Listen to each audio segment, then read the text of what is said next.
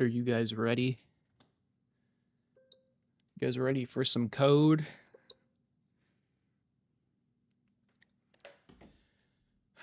Sorry, sorry I'm 2 minutes late. Nothing is set up right now. Give me a second. Oh my goodness. We need this. Oh man. It's been like a week. Holy crap. Let me put my camera on.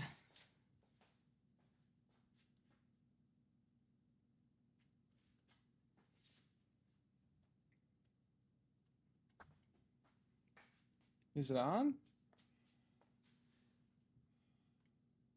Oh, it's on. Wonderful. What up, Dave, Matthias, Bondrew? Bondrew, what time is it for you? Are you even here still? You're probably here. Do I have to like sit really close so I'm centered? Maybe I shouldn't be centered so the hexapod can be in frame more.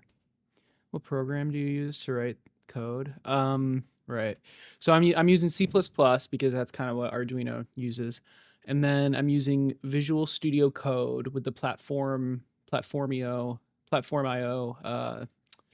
extension, whatever, which lets me upload it really easily to the Teensy. Although you could use Arduino Studio as well, but using Visual Studio Code and Platform.io, I'm able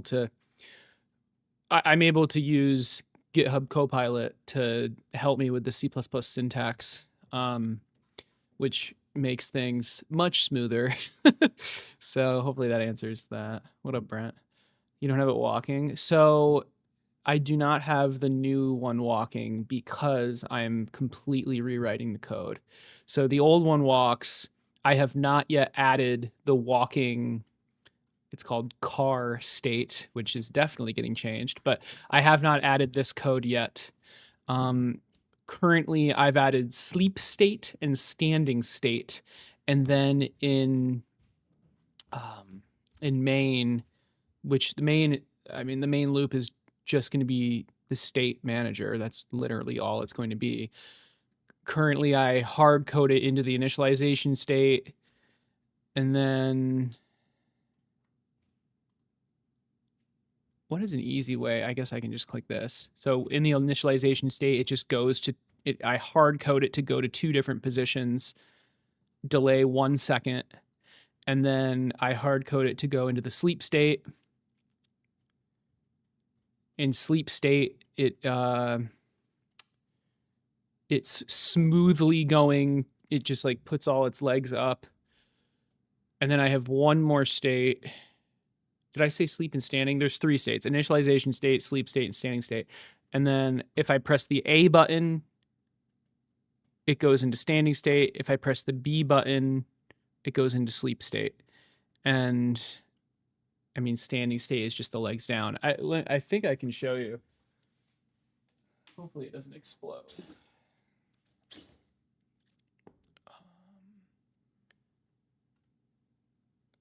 Okay. So you just saw it go from initialization state to, I believe this is standing state. I'm not entirely sure, to be honest. Yeah, this is sleep state. This would be standing state. Sleep state, I want the legs to be closer. I thought I had the, oh, did I? No. Okay. Yeah, the leg should be down more in sleep state, but so this is just me pressing B. So that's kind of where we left off from last week. Obviously, this state machine here is going to be a lot more complex, right?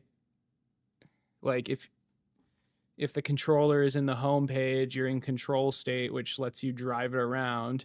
If you don't drive it around for like 5 seconds, it goes into sleep state. If you stop driving it around for like 1 second, it'll go into standing state.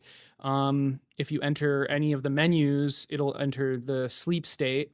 if you go into the calibration page, it'll go into calibration state, but like that, none of that's implemented yet. So yeah. How's the remote kit coming? I'm literally just waiting for the frickin' Arduino Megas. Everything else is here. It's all ready to be packed. It's all over there. I can't really show you, but it's just the Arduino Megas didn't ship until frickin' the 27th. I ordered them on the 16th, and everything else I already have except the Arduino Megas. So it's really frustrating, but it is what it is. And then with Donald Trump just adding tariffing everything, I might not even, I don't know if the Hexapod kits are even gonna happen. We'll see. I mean, because like I'm gonna be importing a bunch of stuff, building the kits, and then exporting a bunch of stuff. If it ends up costing so much to where the users should just source it themselves, then I'm not going to sell kits. That would be idiotic. I'm just going to, I mean, it wouldn't be idiotic. It would just, it would cost so much to where I would feel bad selling them. Like, yeah, it's convenient that you just have to buy the kit. But if I'm going to have to charge so much to where you literally are losing money, you're losing a significant amount of money, and you might as well source it yourself, then I'm just going to sell the plans and a tutorial on how to source it and stuff. I don't know. We'll see. We'll see. I mean, obviously the tariffs aren't actually in yet, so I don't know how it's going to affect the prices. Maybe it's going to be fine, but we'll see. I'm probably going to still do a Hexapod kit. Like, I don't know. Cause like, I don't know. I'm not really sure. Let me put some music on. The dead air hurts my soul. This one. That's very loud.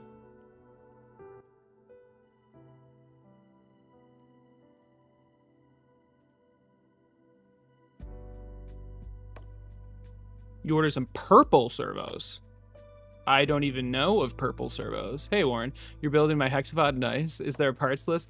Okay, how are you building the Hexapod? Do you want to build the Hexapod, or are you actively building it? There is a parts list. There's no build instructions yet. Like this month, it should be coming out. Well, maybe not the build instructions, but the last Hexapod devlog video. Once I finish the coding, which, I mean, I might finish it today, but probably not. I mean, it's very close. I would hold off on trying to build it yourself for now. But yeah, there is a parts list. Oh,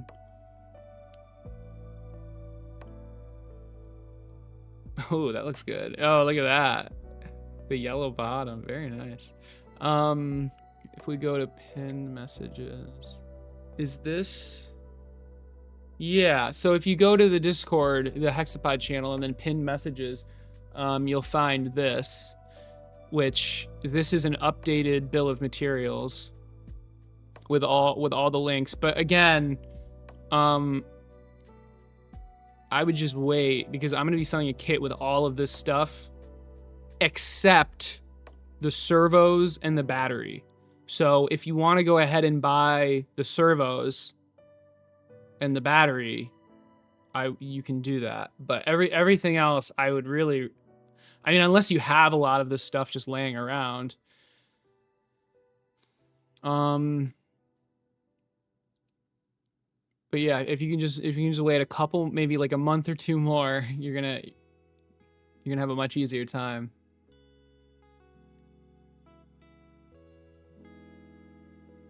Let me here. I'm gonna show you that. Yeah, I'm gonna go to AliExpress really quick. It's really frustrating. I'm definitely not going to buy the Arduino Megas from this specific seller again. I'm gonna just try a different one.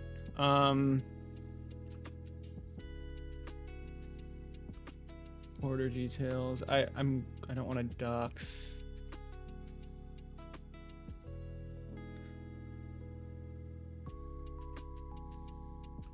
Okay.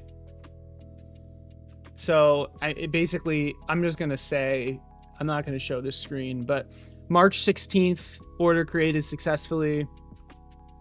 March 31st is when it finally like shipped out. Package collected by carrier, package received, package left sorting center. The 31st. April 2nd exported, April 2nd exported customs, clearance complete. April 3rd awaiting flight, April 4th package leaving. Like everything else is already here. And then the freaking Arduino Mega. So I'm thinking like, even though like this is so, even though it says like 100,000 available, I don't think they had 30 available. I legitimately, like I ordered 30 of them, right? I ordered 30 kits. I don't think they had 30 available. So like they had to order it themselves and now they're shipping it to me. It's just so I'm not using this seller ever again. Like this one, for example, this is a random one. Look at that, 700 available. That's probably a real number. And I wish I had ordered it from these guys because I bet you I would have been able to get it. Wow, this one comes pre-soldered. Wait, what? Does this one come pre-soldered? That's kind of a big deal. But wait, is this the way you even solder it on? No, unfortunately the pre-soldered one won't work because the long pins have to come out the top because it doesn't matter. So I would buy this one. And I bet you it would actually ship on time. But it is what it is. I mean, Jesus, because like I ordered 30 kits. I need 15 kits. Like that's how many are pre-ordered right now. Dude, can you just, I'm not a bot, okay? Jesus. Oh my freaking. So like I order this, it's cost $160-ish dollars. Apparently it'll come by the 19th. I mean, I should get the other ones in like a week. I'm just gonna wait, but it's just annoying. It's super annoying. So whatever. Okay, Brent, what do you mean by purple servos? If you okay, you got the red ones? Nice.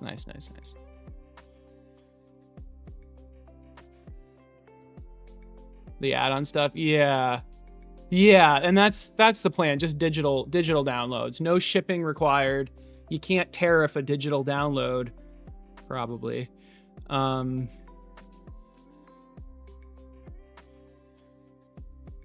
So now that I'm building the Hexapod, there are nowhere to find parts and instructions. Brother, there are no instructions yet. I will, okay, listen. I am actively making the Hexapod. This is the 3rd iteration of the design, and it's the final iteration of the design. Once I finish the code, I'm going to release the last video, something like my Hexapod is finished. That's probably what it's going to be called. My Hexapod is finished. Once that video goes live, the pre-order page for the kit will go live at the same exact time.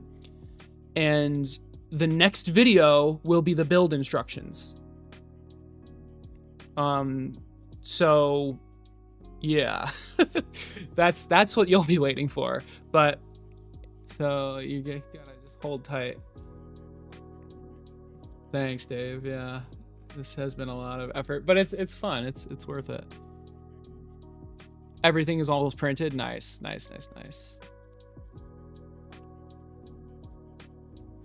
Yo, Shadow. Greetings from Germany. What's up? Loved your project so much that I started building your own from scratch. Nice.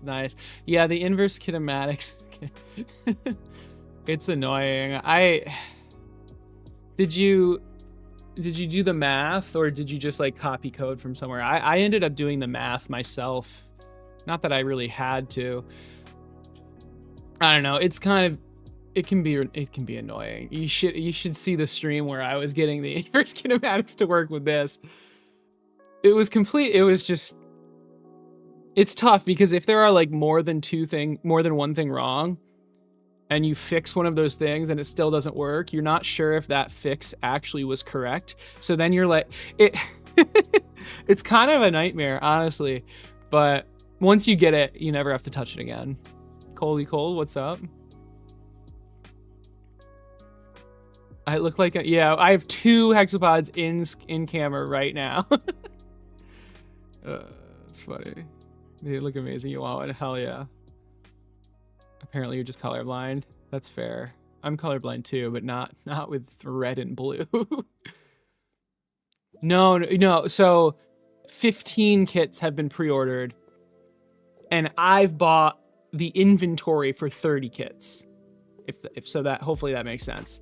But still, I mean, 15 is great. The fact that I'm not selling anything for the controllers to control, I mean, 15 is awesome. Yo, oh my god, you guys are already freaking printing it. Look at that, it looks sick. I love the black and red. Love the black and red. That's awesome.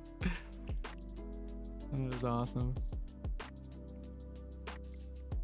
You're having trouble fine-tuning my PID, brother. I haven't gotten into self-balancing robots yet or anything like that.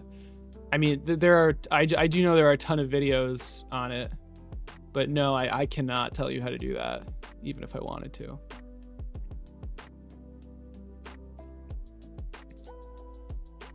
I didn't even know pre-orders were open. For the controller, the Hexapod pre-orders are not open yet. I haven't made the page yet, and frankly, I'm not, I mean, I haven't decided on a price yet. It's probably gonna be $199, maybe a little bit cheaper. You know, $199 is probably gonna be the price not on sale. So the on sale, yeah, I think that's what maybe, no, that might be the on sale price. I'm not sure yet, but it's gonna be around there. All right, I'm gonna actually start. What are you using for communication? If you're talking about the controller, it's the NRF chip. But the PCB, you should be able to add in other stuff. I mean, there's a lot of free pins on the Arduino Mega. If you want to do something like ELRS or something, there's room for it. There should be room for it. Man, I'm draining the battery. I gotta be careful. Although this time, if the battery dies, I'm just gonna let it charge for like 10 minutes. Last stream I just ended, but okay, let's actually like do stuff. So where were we? I did just do a demo for this. ESP now? Nice. Okay, yeah. So you probably can fit, I mean, you've got like 2 choices, right? Basically build your own controller from scratch using a different PCB and a different... Well, okay, if you want to try to use my controller with the ESP Now thing, the ESPs are so small, it's going to take some work, but you should be able to throw a little ESP in here, connect it to the Arduino via, I don't know, serial or something, and then go from there. But it's going to take a decent amount of software, like custom software and some soldering, but or just make your own controller. I don't know. Yeah, so if you're using an ESP32 instead of the Arduino Mega, I'm not sure. I mean, I'm not even sure if you'd have enough pins, to be frank. Yeah, you'd be replacing it. Okay, so, because like, would you have enough pins? Or would you just not include, I don't know. I'm gonna be honest, if you want to completely replace the microcontroller, I wouldn't buy the kit. Or get the kit and then go crazy, but. All right. This music's too loud.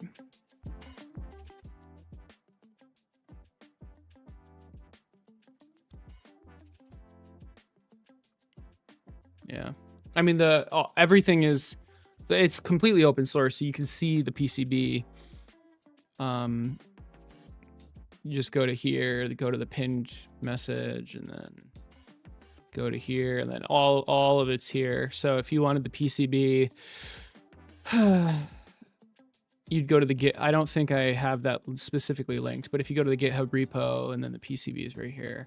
These are all the different versions of it. I mean, I should probably delete the previous versions, but I'm pretty sure you could just open it from here and see what's going on. Hell, you could probably just, Jesus, maybe don't even buy the kit. Just source everything yourself, grab the PCB files, edit the PCB to use the ESP32. Yeah, you probably could do that. That would be sick, man. If you did that, oh my God, you should do that. Hey, Garrett, what's up? Yeah, hey, what I just described, I make literally no money from. Okay, so I don't know what I'm even advertising, but okay. Anyway, what are we doing? Oh, that's right. I think I need to record. No, I was gonna record a new video for YouTube. I think I should record a YouTube video, milestone kind of update, whatever, because I was gonna use the stream, but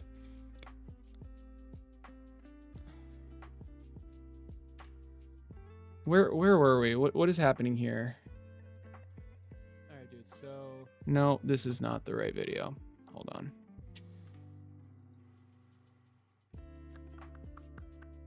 Why couldn't I delete that? Do I have the video player open? I thought I deleted the video player. Okay, I think it's this video. The CAD for the Hexapod is fine. Okay, so I don't have any updates for the code at all.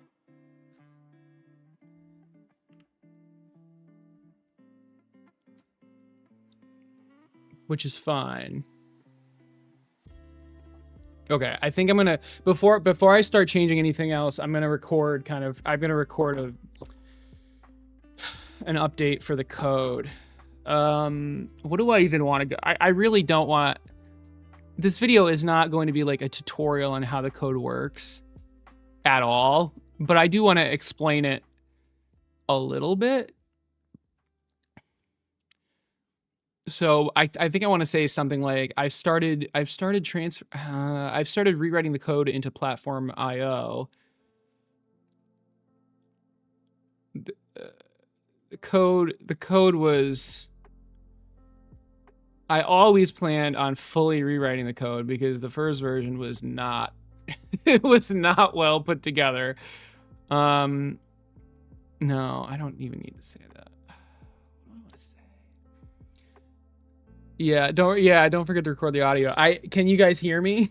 I think that was fun. Ironically though, recording it the second time, it's always better. So it's almost good that I needed to.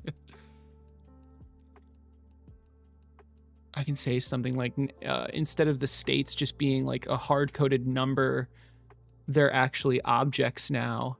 And if a state object is the current state, then its loop is just being run over and over. I think this is too in the weeds though. It's too, no one cares at all. All I need to really say is I've got a super simple state machine and then 3 different states. That's all I need to say. Literally no one cares. That's not true. A very, very small minority cares. And no one else does care. So if I go into it, I'm just going to start losing people.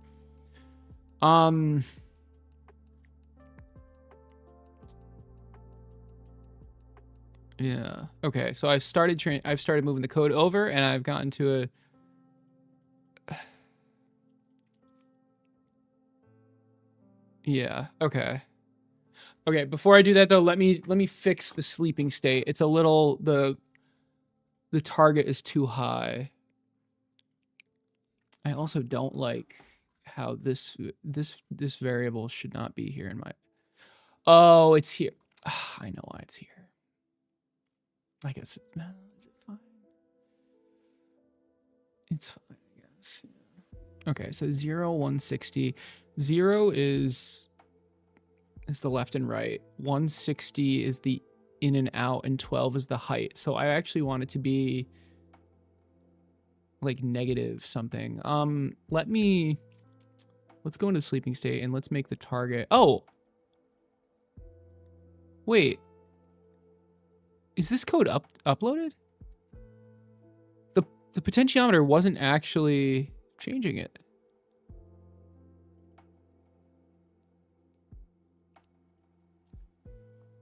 I thought I tried that.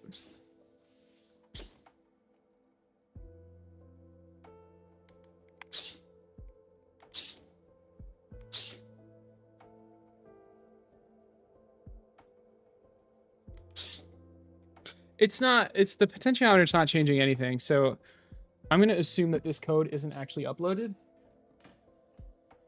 Because I don't know what else would be the cause of that. So let me try, because I'm setting the target.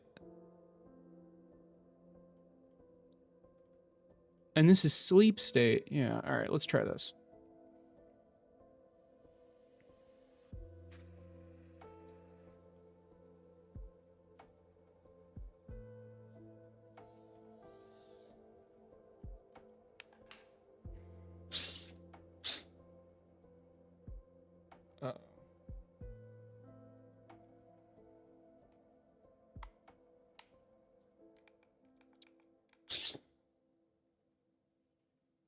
Okay, the potentiometers don't seem to be changing anything, which is concerning. I mean, it's clearly connected because I'm able to change. I'm able to go to sleep state.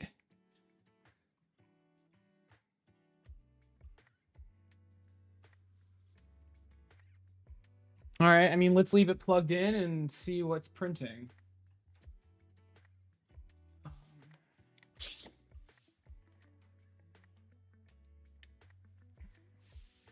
Hopefully this doesn't make it completely freak out.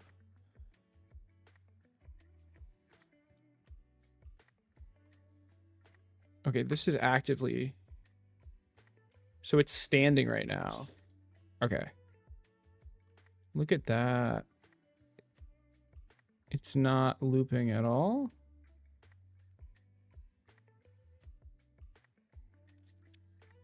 It's just stuck on 186.39. 186.39. Why would it be 186.39? Oh, now it's... Oh, okay. I see. So now it's 200, 100. It's because it's not updating dynamically. So I'm going to change it to 0, 0. And now, see, now it looks different. Yeah. And now the target's 0, 100, 0. So why isn't this updating? It's as if... Oh, because target reached... Okay. Target reached is true, right? It reached its target, so it stopped updating. Okay. Now the potentiometers are going to dynamically change this, hopefully. Yeah.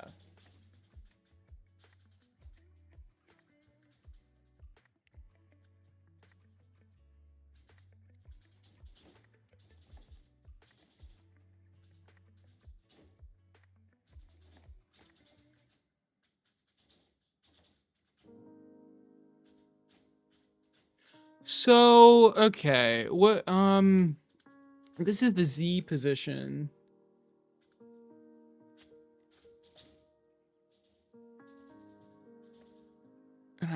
I guess I want it to be 0. And then this just gets it as close as possible.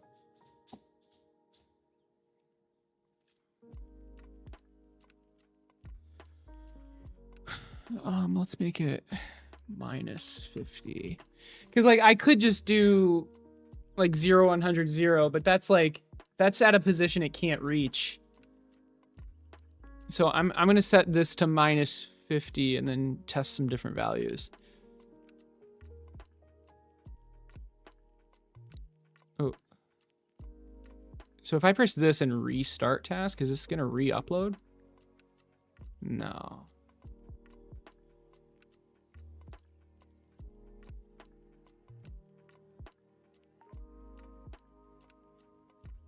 There we go.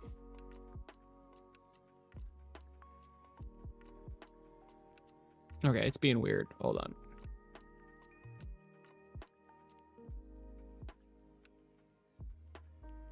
Okay.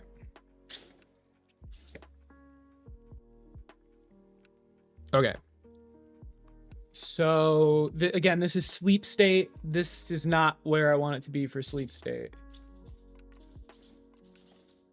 So I'm changing the vertical.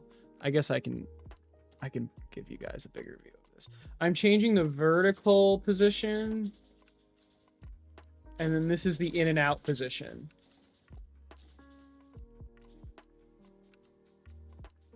So notice how it's moving in a straight line up until here. That's because this literally just can't go back any farther.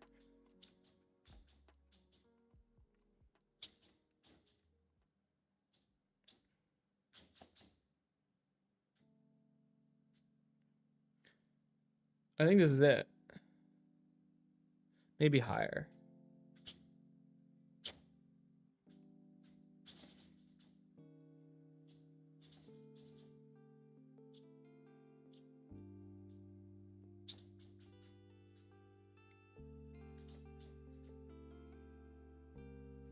Just looking at this, I mean, it would help if I had this calibrated. But this is probably fine. All right, let's do 120 -20.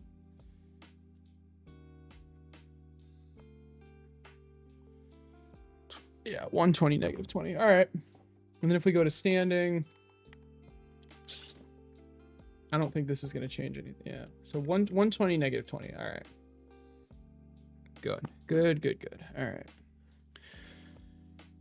We go to state, I guess, and change this to 120. Change that to -20. Go back to here. Target no longer needs to be changed dynamically.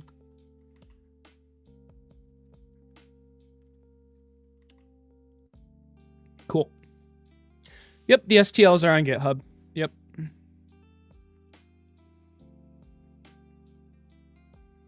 Okay, did this even get uploaded? Why does it keep doing this? It's weird. It's disconnecting or something. Look at that. Sleep mode, all right. Stand, and then sleep. Cool. If it wasn't obvious, sleep mode is just the legs all curled up in a, you know. Cool. I'm gonna turn it off. It still has power from the USB, but it's fine. Okay, now. Now I'm gonna record the YouTube clip for this, I believe. So what the heck am I gonna even say?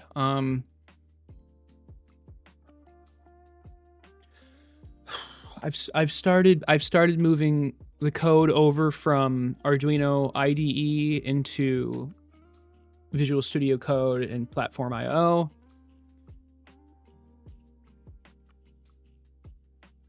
I've started the code I've made pretty good progress on the code rewrite.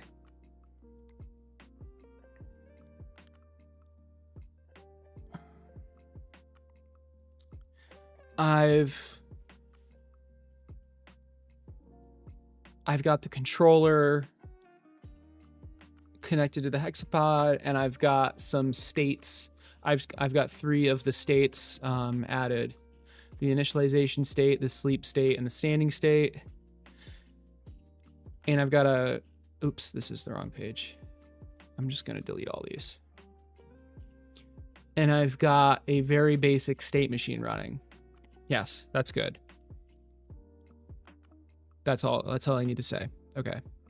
Hey, Logan. Yeah, you made it. What up? I'm just about to record a YouTube video clip.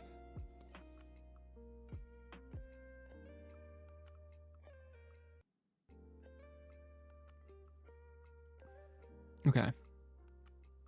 I've started rewriting the code. I've started the code. I've started the code rewrite. I've made a good amount of progress on the code rewrite.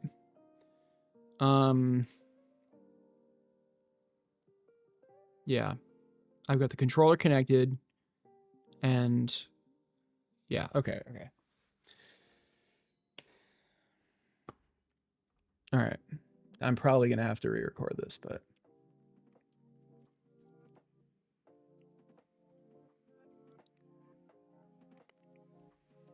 God, I know the moment I hit record, I'm just gonna like completely break down. Oh, we gotta try it though. This is a test to make sure everything sounds correct because I don't want to record this and then have the audio not work.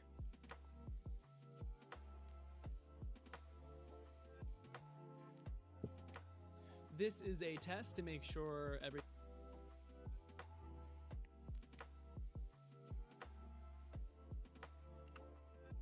Come on. Windows, please. Thank you.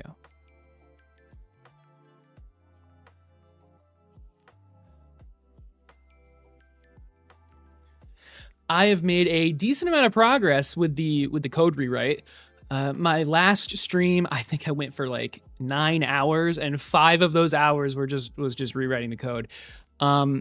I've gotten the controller connecting to the Hexapod, and I've gotten the basic structure of the state. No.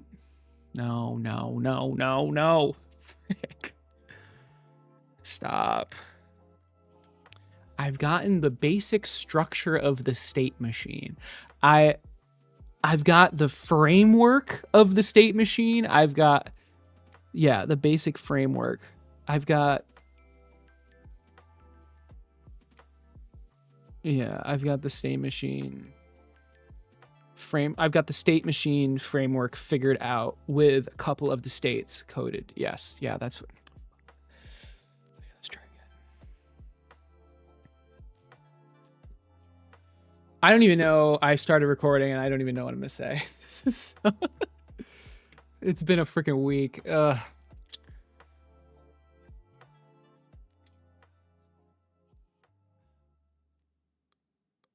Last stream, I think I streamed for like 9 hours, and 5 of those hours. Now, I don't even need to say that because I'm gonna show footage of that stream before I even say this. Okay, I've made a good amount of progress rewriting the code from rewriting the code. I've made a good amount of progress rewriting the code. I've got, yeah, okay. I've made a pretty good amount of progress rewriting the code. I've got the controller talking to the Hexapod, and what was I going to freaking say? I've refact. I have a good I need to write a script. Why not type it out? Because I don't want to. Yeah, no, I definitely should. Okay. You're so right. Where's my notes? Okay. All right.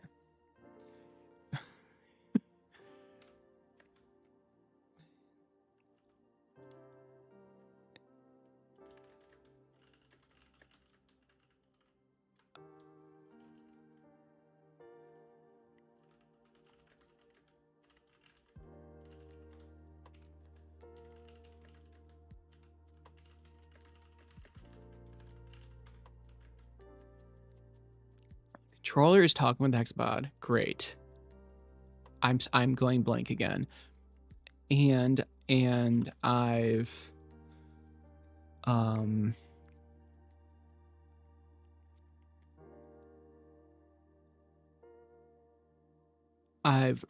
refactored the way states are handled, and I've also coded a few of them. We've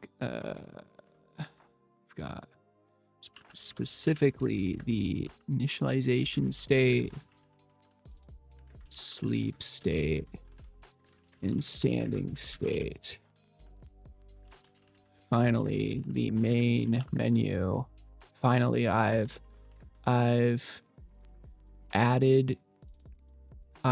created a very basic state machine.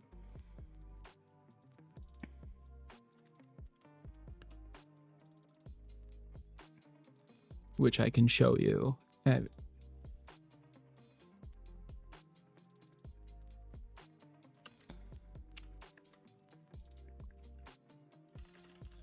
Starts initialization state. Then you can alternate between the standing state and the sleep state.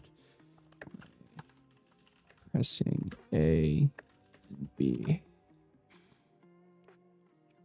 Okay, and then that I'm gonna end the recording there, and then I'm gonna do a second recording saying like what I'm gonna work on next. Whew. All right. I just use this audio. No. Okay, we're gonna put this over here so it's not in the clip.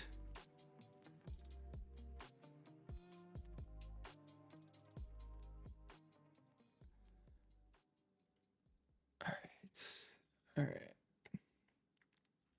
Let's try. Okay. This is just a dry read.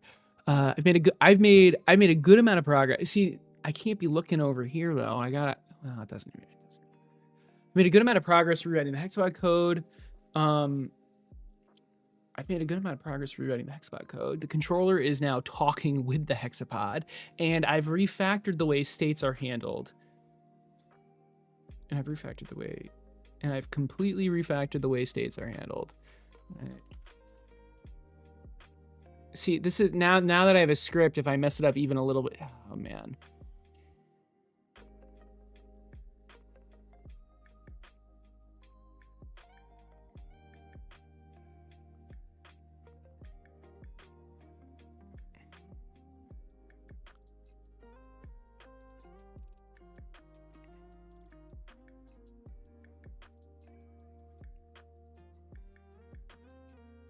Dude, this is for the YouTube. What do you mean I'm trying too hard?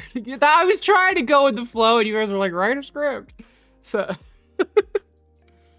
oh my God.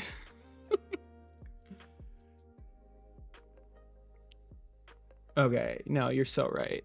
No script anymore, just talking points. Good progress. Controller talking to Hexapod. Refactored state, reworked states.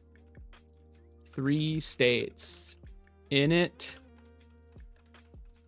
sleep, standing. Super basic state machine.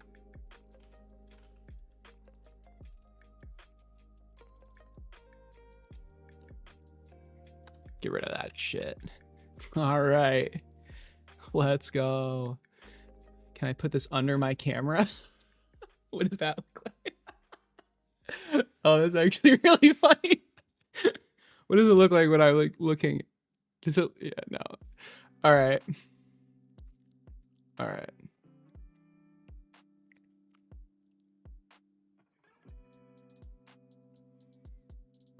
Here we go. I'm going to get this first try. Ready, guys? And it disappeared once I clicked the record button. Boy. It just completely disappears when I click the record button. Oh my God.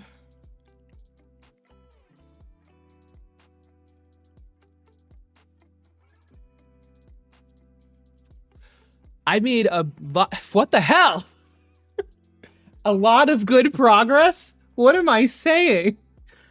I've made great progress. Oh my God. I have to do this now. I'm sorry, because if I don't do this now, I'm literally not going to be able to do this because I'm already going to be like, it's going to be walking. Okay. Please bear with me.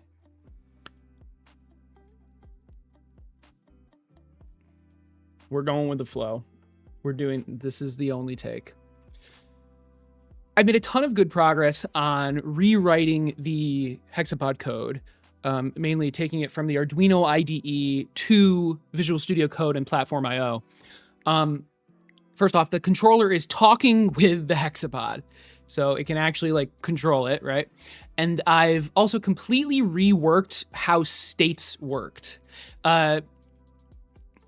Also, I've completely reworked how states are handled. In the old code, it was basically just a number, but in this new and improved code, the states are an object, and it is...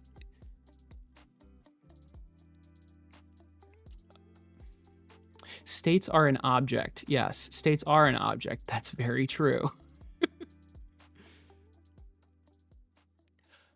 And in this new code, each state is now an object, and I can put that state's code, like each state has its own, nope, that was true in the previous code too. God damn it.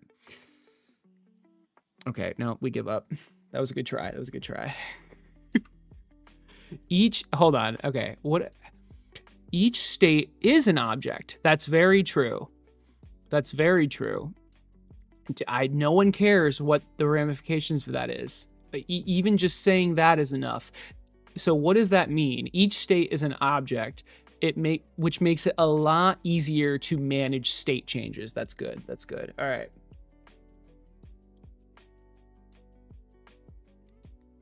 I have made a ton of good progress on rewriting the Hexapod code and moving it from Arduino IDE into Visual Studio Code and Platform IO. First off, the controller is actually talking to the Hexapod, so that's pretty important, especially for testing. I've also completely reworked how states are handled. So in the old code, states were just like a number. In this new code, each state is its own object, which makes it so much easier to handle state changes.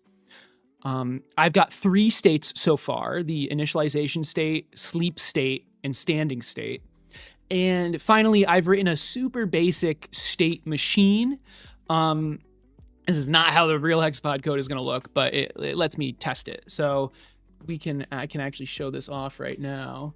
If I turn it on, you'll see that was initialization state. So that first second, that was where the legs are like this. That's initialization state. And then if I turn the controller on, all right, I can alternate between this is standing state. You can see if it wasn't on this, well, standing. We're gonna put this back though, and then I can alternate between standing state and sleeping state.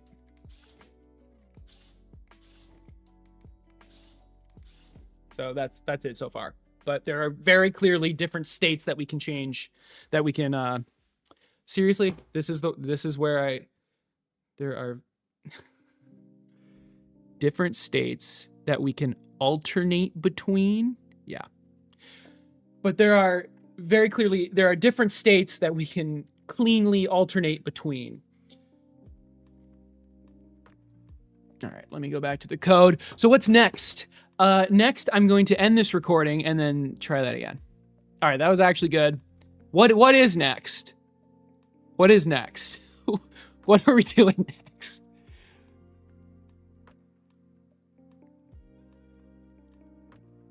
I'd like to get the car state, which is the state where you can actually make it walk, working.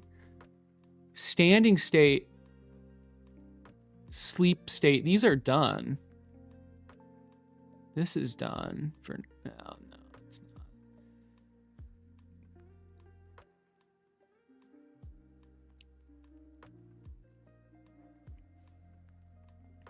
So I'd like to get the car state, which I'm definitely going to rename, working, and then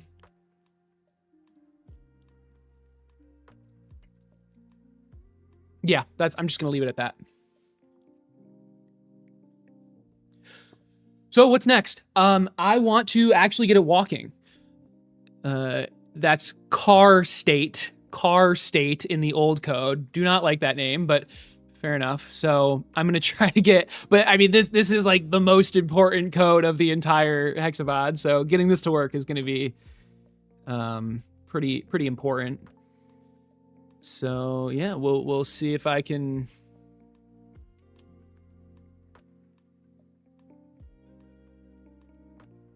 So yeah, let's see if I can do it. Jesus Christ. Okay, that was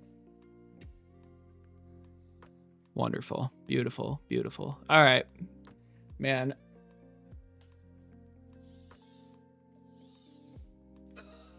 Okay, guys. I'm actually gonna work on this now. Holy crap. This is why I need to record when it's fresh in my head. I should have recorded this last week, but instead I just didn't. And then after I ended the stream, I didn't. And then I did.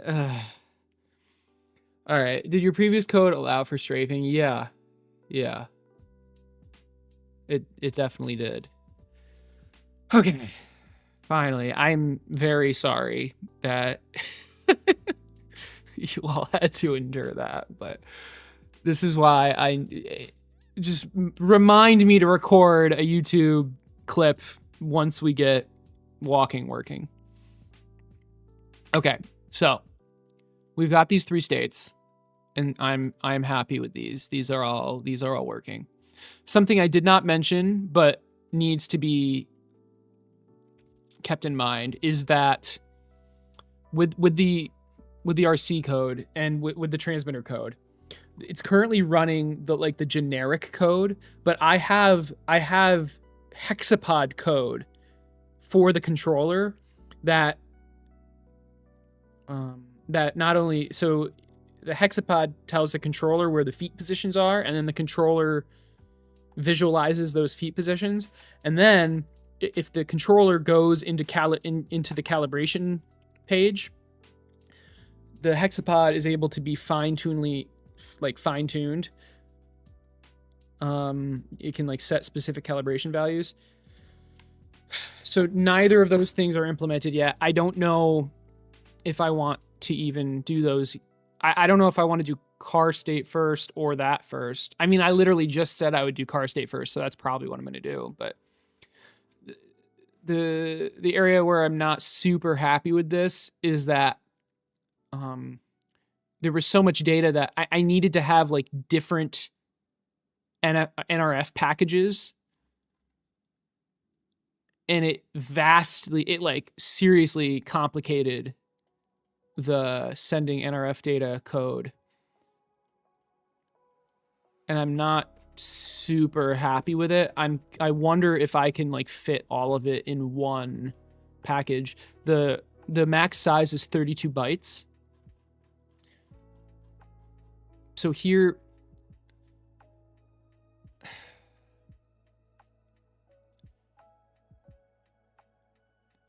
we've got the joysticks, which is 4 bytes. The potentiometers, the joy buttons, push button 1 and 2. So this code This is pretty old code. This is from when I didn't even have this controller. It was from the controller that only had 2 buttons. Like, notice how there are no bumpers here. And then we have the states. You've got idle, sleep. Shouldn't this be standing? Whatever. And then this setting, I don't even use this setting anymore because I couldn't get it to work. But anyway, so and then the type. So this is the type of data package. Ideally, we don't need to do this. 1, 2, 3, 4, 5, 6, 7. I feel like this doesn't need to be a byte, but fair enough. 8. So 8 bytes. I have 32 bytes. RC control. So this is what it's sending to the Hexapod. This is 8 bytes. Okay, and here's where it gets a little... Wait.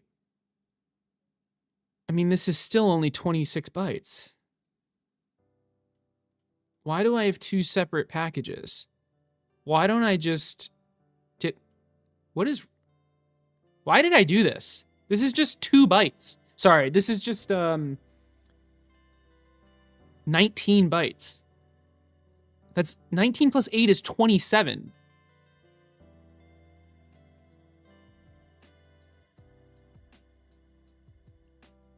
Did I literally think... Okay. Okay, I can definitely combine these.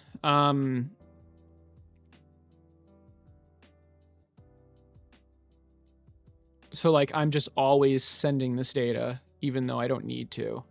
It just simplifies things. It just significantly simplifies things. And then what is the Hexapod sending back? So when the Hexapod is moving, it's sending back its foot positions, which is frickin'... So this is 28 bytes. That's... I wonder if I can simplify this, because I doubt the current sensor value needs to be 4 bytes.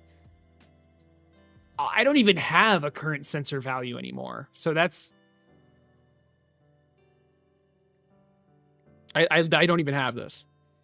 And then, okay, and then what if the Hexapod is in settings mode? Yeah, it has 18 bytes. This is where, yeah, each servo is 1 byte. I don't think I'm able to get around that. So, I mean, obviously 18 plus 24 is too many. I don't think I'm going to be around. I don't think I'm going to be able to get around having 2 different data packages for what the Hexapod is sending back to the controller. But that's fine. Probably. So, like, we're getting and sending the NRF data. Keep in mind, this code is the Hexapod code. So now I don't have to do this. All I have to do is... There's no current type. It's just the incoming data, which simplifies things.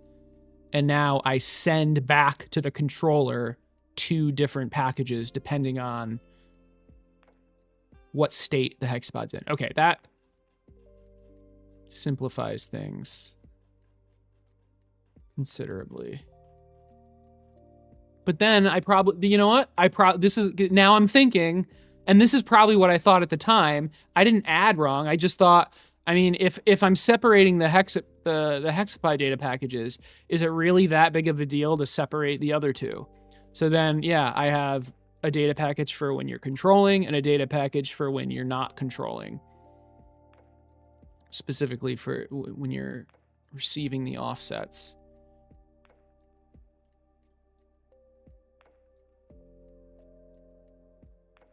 I just...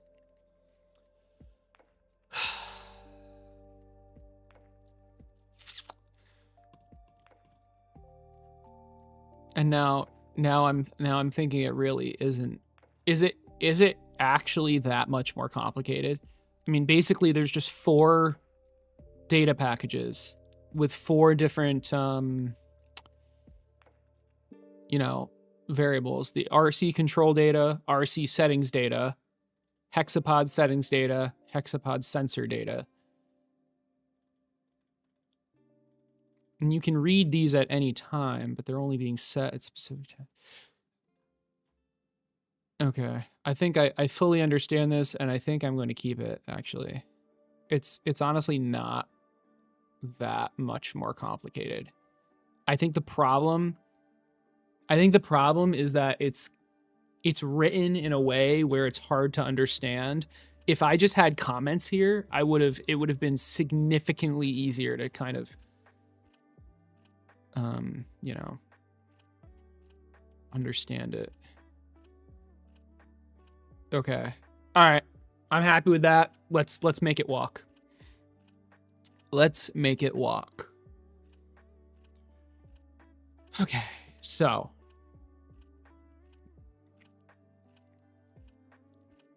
it's going to be called walk state. Car state is just an idiotic name that doesn't make any sense. It's going to be called walk state.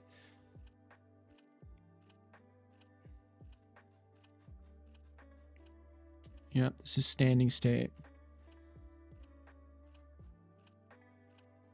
Can I make standing state go slower, by the way? If I just add more points, I wonder. But no, that's not a good idea.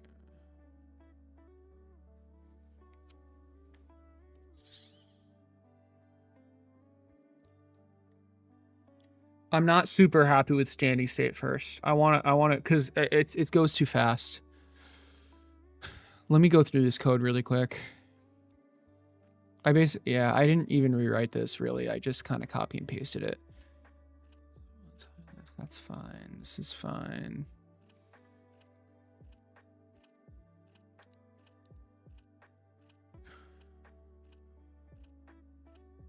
I could, but I want to understand it.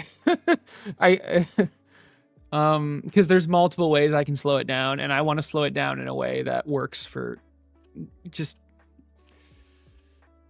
that works consistently.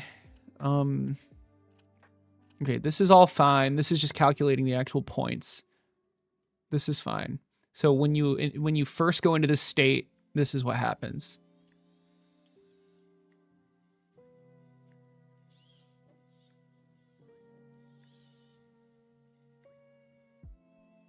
Okay. Okay, and now this is what runs over and over until it's standing.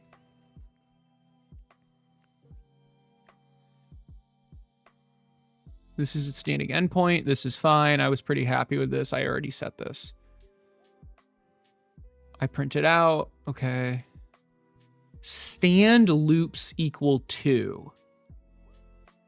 I think what this is doing, what this is doing is it does 3 legs and then the other 3 legs. That's fine. Previous state equals sleep state, move all at once equals true.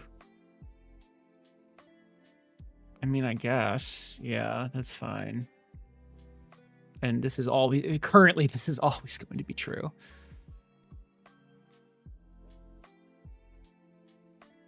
Okay, I just realized, shouldn't this be... This should be here.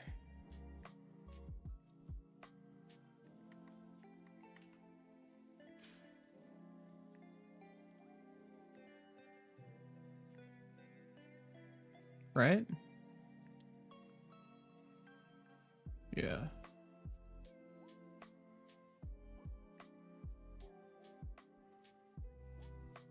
Okay.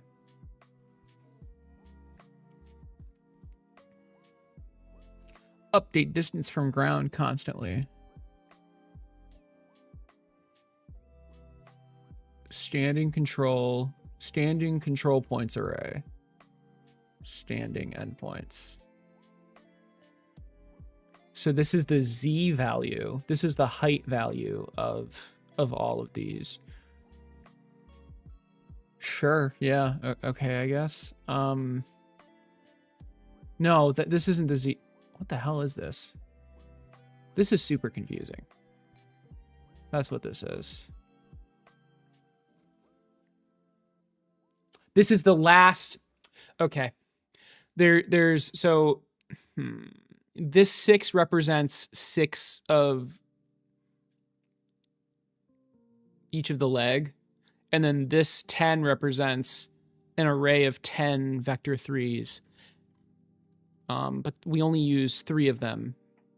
God, this is super confusing. Holy shit. This is like actually insanely confusing. It's the 3 points, 3 control points in a Bezier curve. And then this is the last point. And we're setting that last point. Why does this need to be in the loop? This never changes. Yes, it does change. It does change because you're able to on the controller change the height.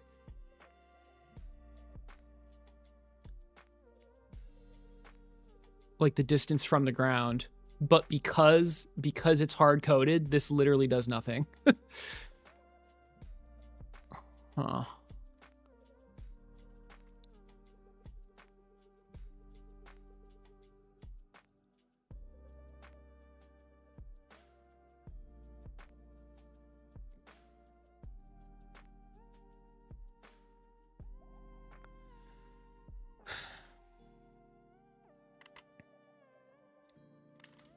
Should be up here. So this does nothing until I add the ability to control the distance from ground.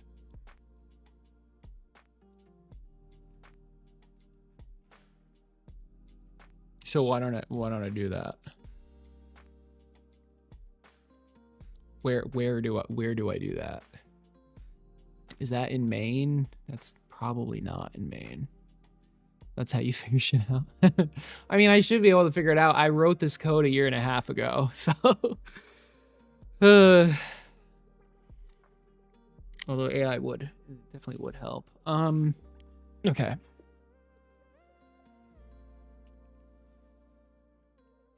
Where would I put something like that? So when I rotate this potentiometer, a distance from ground variable changes, and then that is used, for example, in standing state, where it's this number right here. This would be distance from ground, which is being updated constantly.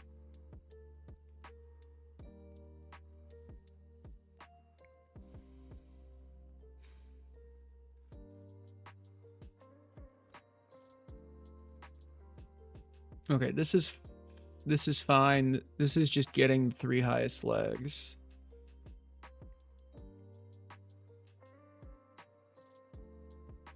I wonder if I can make that more sense. But constantly move to the standing end position. Standing. So it loops twice. And then after that, it's just constantly moving to the end position. Yeah, that makes sense. What does this even mean though? Get point on Bezier curve. 3, 1. Move to position. What do these numbers mean? Oh, that actually makes sense. Okay. Oh, yeah, get point on Bezier curve. So you have your points, which is just an array, yes. Then I give it the number of points, and then I give it t, which because t is 1, it goes to the very end of the Bezier curve. So now it's just constantly moving. Yeah, that actually makes a lot of sense. Okay. So it's basically animating through the standing motion, and then at the end it's just constantly moving to the very end, and then that very end can be updated with the potentiometer. So I actually do like all this. I'm probably going to comment it a little bit better, but so really what I want right now is I want to be able to change the potentiometer to update a variable called distance from ground. Where the heck would I do that? It's not related to the states. This is almost like a global. It's not a config. These are just constants. It's a parameter?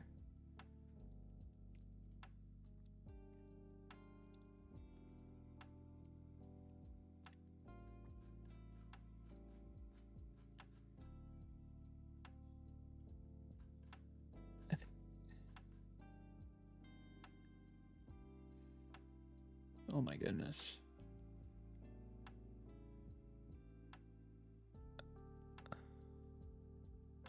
Because like this isn't the only variable that's going to change. Well, actually, that's not true. This is, so what else? There's going to be other things, other variables that change based on what the controller does, and then every other state will be using that. For example, gyro mode.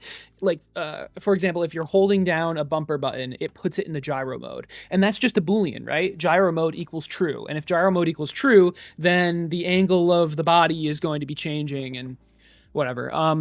And other states are going to need that. So but these aren't things that are going to be changed in code ever. You're not going to be manually changing these in code.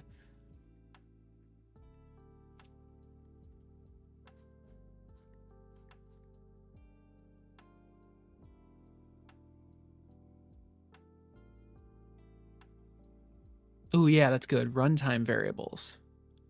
That's good. That's good. That's good. We're going to use that. Naming is half the battle.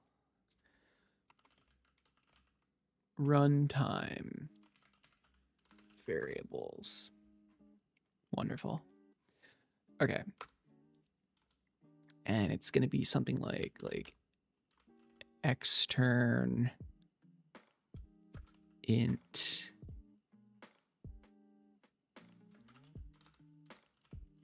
distance from ground. Wow, I just auto completed that. Not sure how it knew that's what I was gonna. Okay, extern int. I'm a web dev too. I'm just fucking. I'm cooked. I don't know.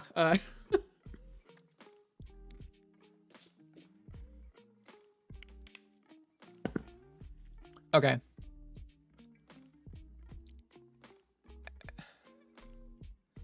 Yes, this is good. This is good. No, I'm just gonna try. I mean, I think we want to do negative because positive would make it like negative would be like here. Does this need a .cpp? I don't think it does, but it might. I don't know. Does main? Do I even have a main.h? I don't. I guess I don't need it. Where are these states? So I have these extra. Doesn't this variable need? Doesn't this need to be defined somewhere? I think I'm doing this wrong. Oh no, I mean, these are constants. I'm definitely doing this wrong. Okay, so we have this. I don't need to include any of this stuff.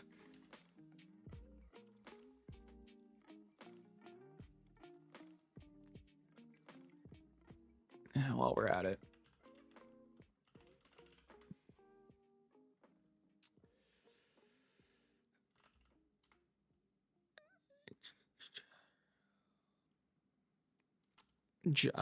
Gyro match or something like that.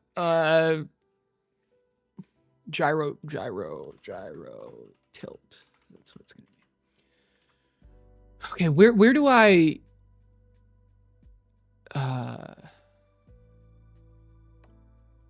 where do I initialize these? Do I just make it? No, it's not gonna be a .cpp. Do I just put it in? I mean, I could just put them here, but that doesn't feel great. I mean, it doesn't feel great that I put the states here either. But I guess that actually, does that make sense? Oh God, I hate C++. I hate it so much.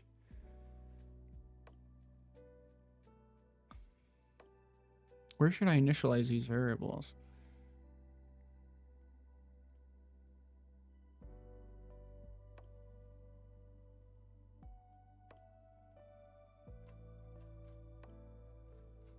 I mean, this is just a bunch of functions.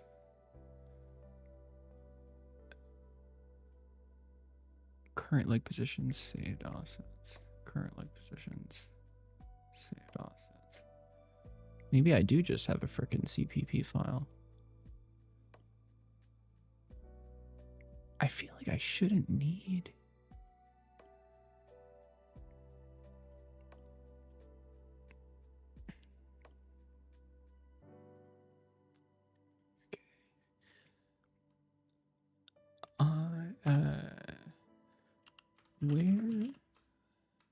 Where need the most?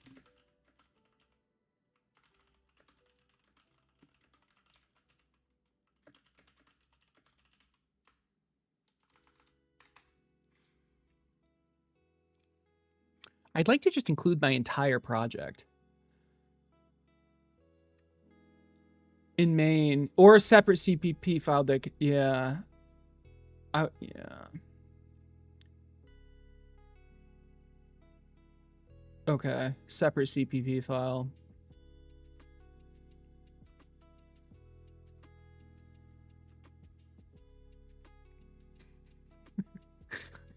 I'm laughing because it just writes itself. Okay, it's amazing.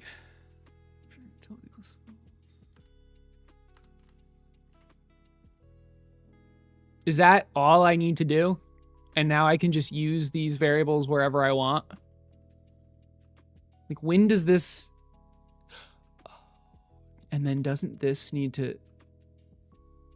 Oh, I see this. I don't understand. Like, so yeah, I have this file. When does this file run though? Like, when does this get called? Do I have to add it here? Do I have to add the runtime variables.h here? Oh yeah, I do. Can you guys read that? Yeah. Or is my camera blocking it? In your main, ensure that it's included. No changes are needed.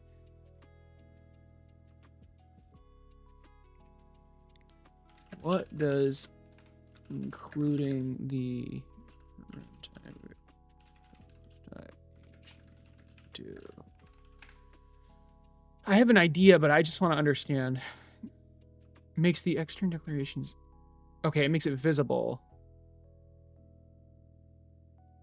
Okay, so when does runtime variables.cpp run? Or does it run? Like, when does this, how does this work? It doesn't run. Okay, it's compiled along with the other code. And the variables defined within it are initialized when the program starts before. Interesting. Oh. Okay. What order does it? Whatever. Okay. Cool. So this is really all I needed to do. And then I just need to add this into main. And I assume into any state that needs it. That needs to use these variables. So really, main doesn't need it. Main doesn't need this. Standing state needs this. But the AI didn't know about the standing state, so... So, okay, standing state. I have runtime variables. Great.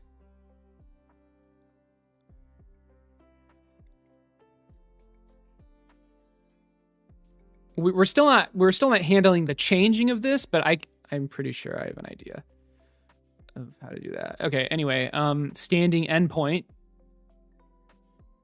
This is probably fine.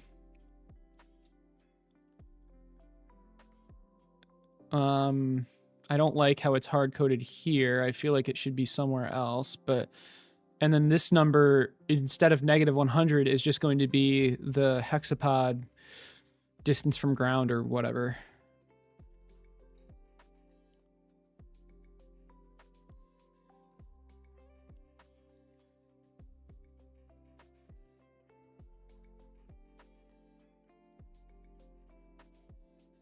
Oh, what is happening here? Oh, that's not good.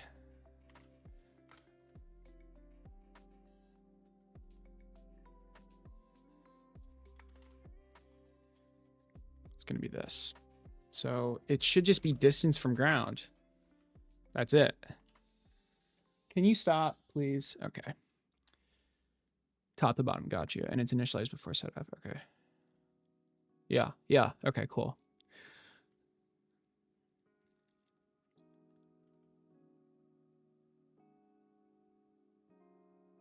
In JetBrains Copilot is plug on the whole project. Oh, Copilot's plugged into the whole project? Yeah. No, I mean, it is, but I think I have to explicitly, because like right now it has, it's kind of covered by my camera, but it has the current context of the page I'm on. And like I can give it, can I just give it the entire code base? Do you have access? Can you see my entire code base? Specifically,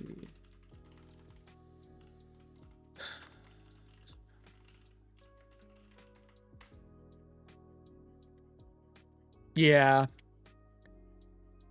can I do?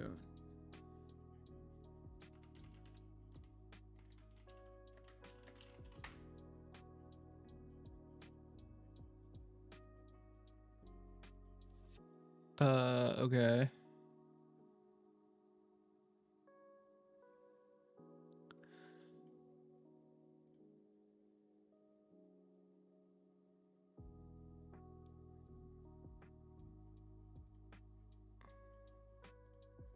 Am I gonna actually have to 2 auth? Oops, I just canceled it. God damn it.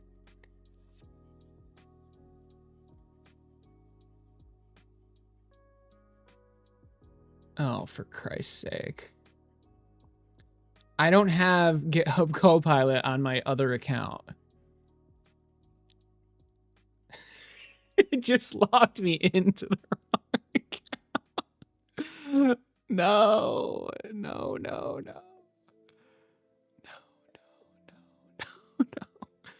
Please undo. How do I undo? Oh my god. Oh my god.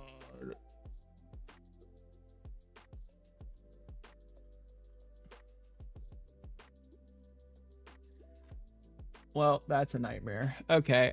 Does anyone know how to change the login? I literally just got it, found it. Okay, found it. Yep, I found it. Okay, well, can't do that. Noted. And I lost the chat, which is cool. That's all right. Hashtag. Okay, well, I can't do codebase. Is there a way I can give you the entire project as context?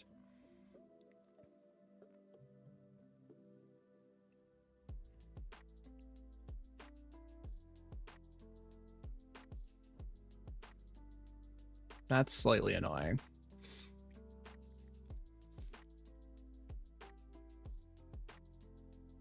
And it's probably for the best. I mean, I can literally just manually... Logan, it logged me out of my account that had GitHub Copilot and logged me into a different account that didn't have it. And then but I figured out how to log back in, so we're back. Yeah, quickly fork my project onto the other. Invite yourself. It's fine. Oh, really? I can give my other account access to this account's GitHub Copilot. Invite your other account to the main account that owns the repo. Okay.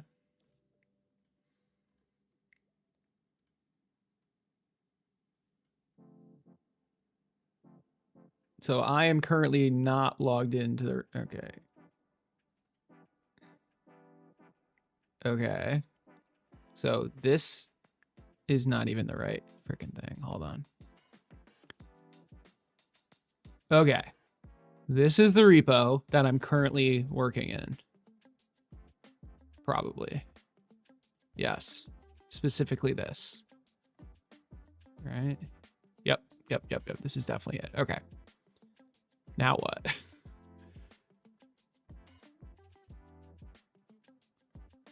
Invite your other account. What? Like collaborators? Can I add myself?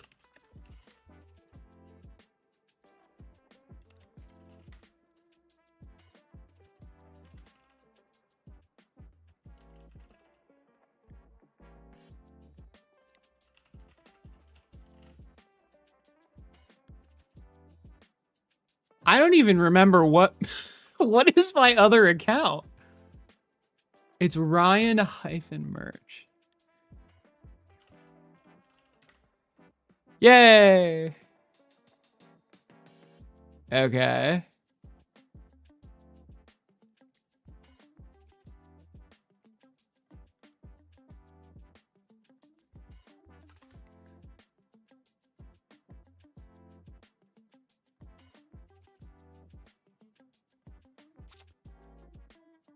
Now what? Do I have to like go to my email? Hold on. I got a package. That's fun. Oh, wait. Yes, I invited. Yeah. Okay. Yeah. Okay. We did it. Let's go. Now.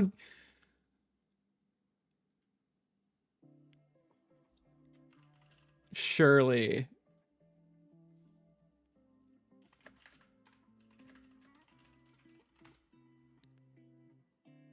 Oh, Lord.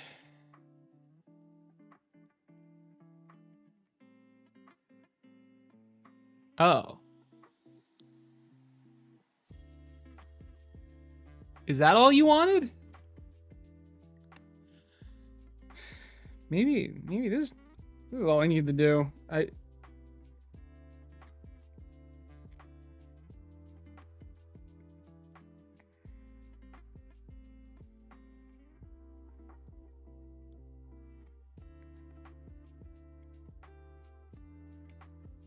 I'm doing my auth. Give me a second. We've been authed. You are being redirected to the authorized application. Did it work?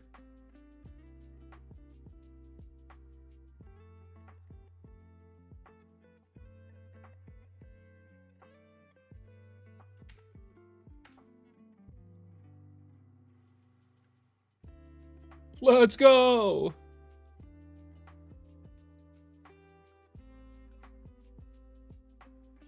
Oh. Wait, then what does this even do? Wait, what's happening?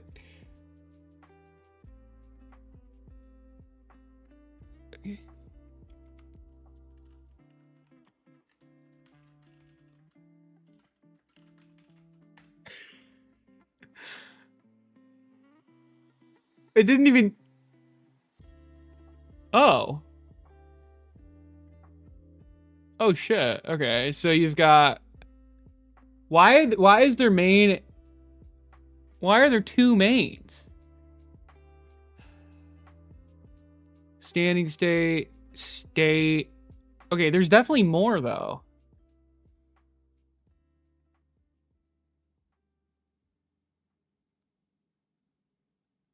Okay, I give up. Don't care. Let's keep going.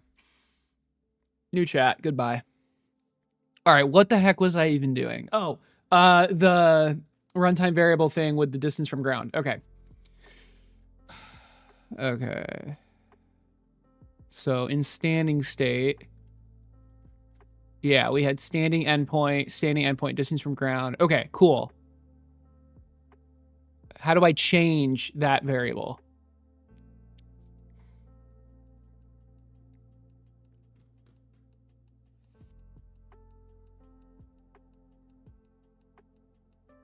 I mean, I'm going to be honest. I think in the main loop, I need to just be constantly checking what the controller is doing. Right? So I need a function called update runtime variables. And then just straight up distance from ground equals, well, hold on, we need to include leg manager? Is that? I think we need to include NRF. I don't think we need to include the leg manager. We definitely do not need to include the leg manager. We need to include the NRF so we have access to the actual controller data, which is, yep. Okay, so runtime variables, uptime, yep. RC data, it's going to be, I mean, it's either left or right. It really does not matter. AI wants left, AI can get left. All right. Distance from ground just straight up equals the potentiometer left, negated. So I think I can just do negative. I'm just going to multiply it by -1, but this should be from 0 to 100. And then gyro tilt, we're just not going to do that right now. And when does this get called? This can get called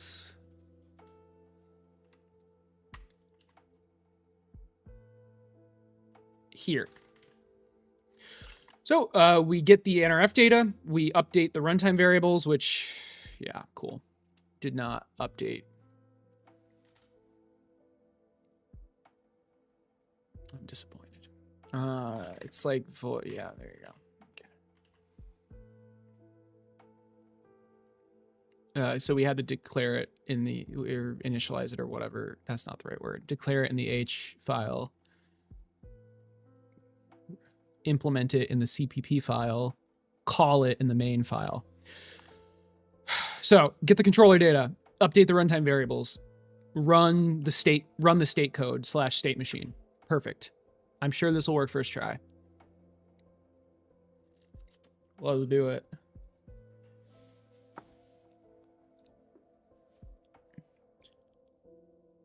Give your rights once invite is oh, did I not give the rights properly? Dude, it's whatever. it's whatever. Okay. If I turn this on, I think it's gonna freak out. I need to turn it on and then plug it in.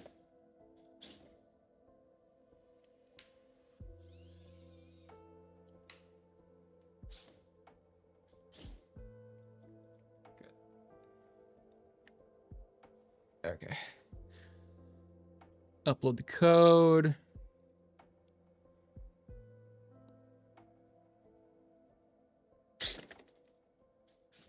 Jesus Christ.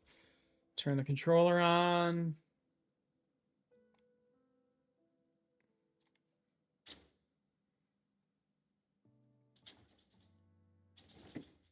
So this is standing state, and I'm able to change it. It's not smooth. I'll fix that, but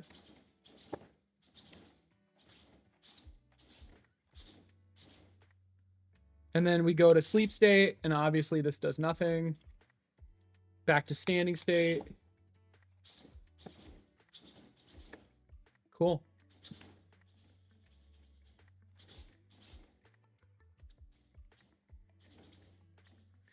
Distance from ground. I mean, you shouldn't be able to go. What is this? Like, what's it on right now? 50? So what's 0? Okay, it looks like 0 is lining up with, I want to point to the one you guys can see, with this axis right here, which makes sense. So really, Jesus, really, I want to offset everything by this distance.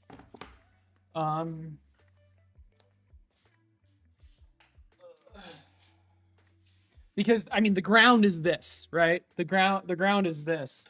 So I want... I can probably measure this in Fusion. It's 40 millimeters. Let's see how close I was. Yeah, I definitely should measure this in Fusion. I don't even think this is going to work exactly, but...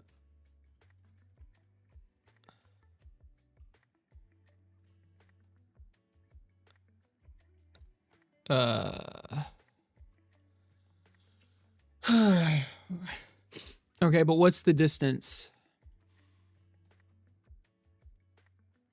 I feel like there should be an easy way to find this distance.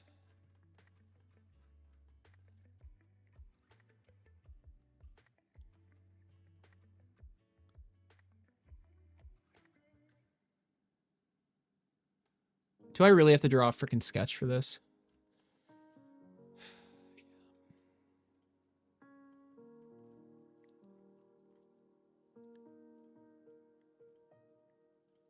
Yeah, 40. 39.95.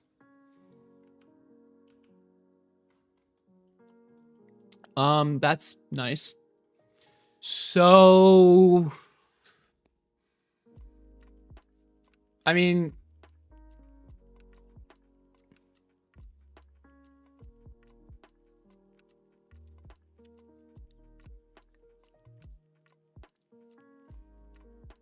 Zero is actually 40.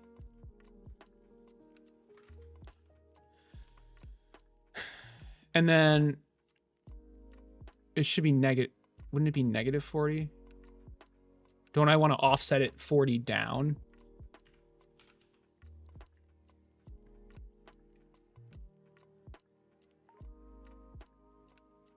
There you go.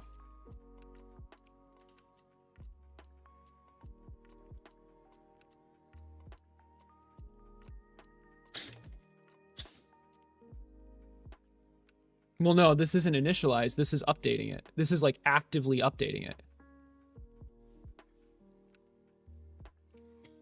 I know. I'm going to at least comment this so we know where the 40 is coming. I completely agree. Okay, so it's at 0. Yeah, this is perfect. It's at 0. I know this isn't calibrated right now, but so like this point is right here. So if distance from ground is 0, it's sitting on the ground. Now, in real life, this has a little bit of slop, so but whatever. So, okay. And then if we do 100, that was weird.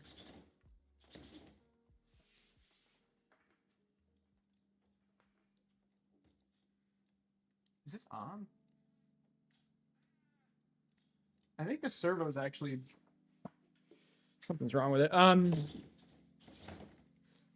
So if we do 100, this distance should be 100. I'm just gonna eye it.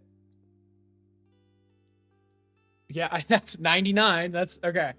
So now this distance from here to here is 100. Cool. Cool. All right. So this is working. Now I want to make this smoother. Do I actually have to replace that?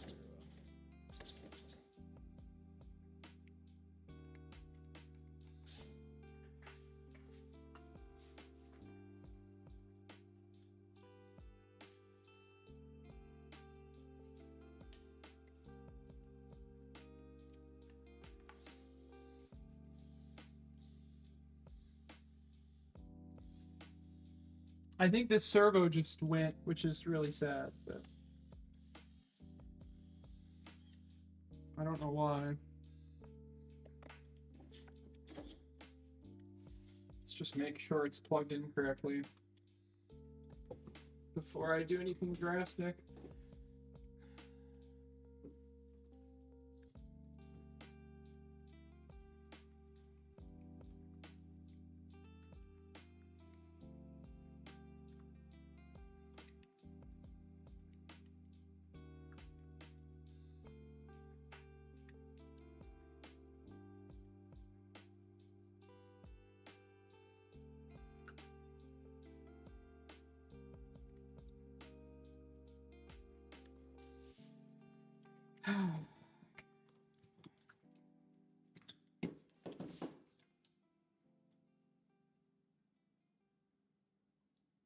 Looks like it's plugged in.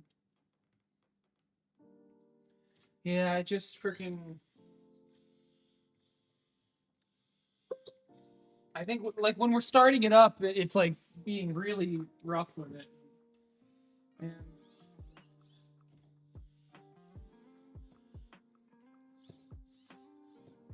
well, not much I can do right now. Shouldn't be an issue once the code is actually working, but I'm just gonna leave it for now. I can change it later. Change out the servo later.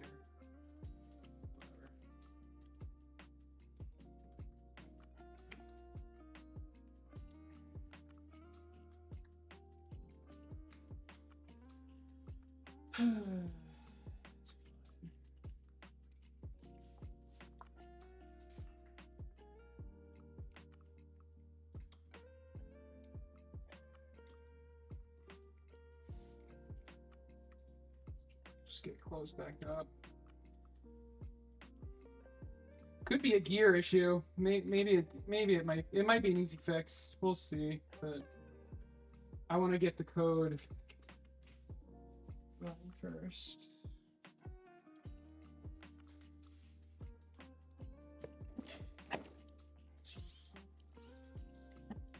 Yeah, it's like significantly harder to turn.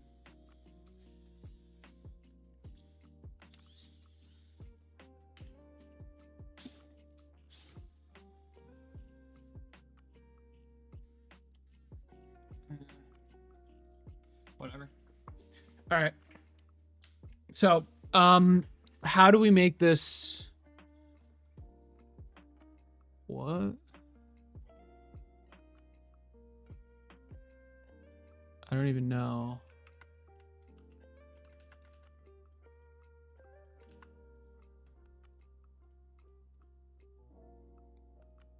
What did I just do?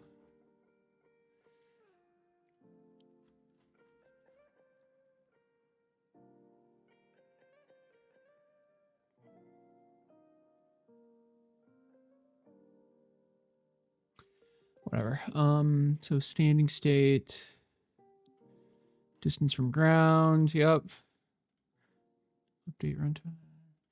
Distance from ground. Okay, so this is working. This is good. This is really good. It's not smooth though. It's very jerky, which is understandable. I mean, I'm just immediately setting this. So do I have like a target distance from ground and a current distance from ground? That's how I would solve it normally, but I wonder if there's an easier way to do this or a better way to do this. Before I forget, let me comment this. So this 40 is actually,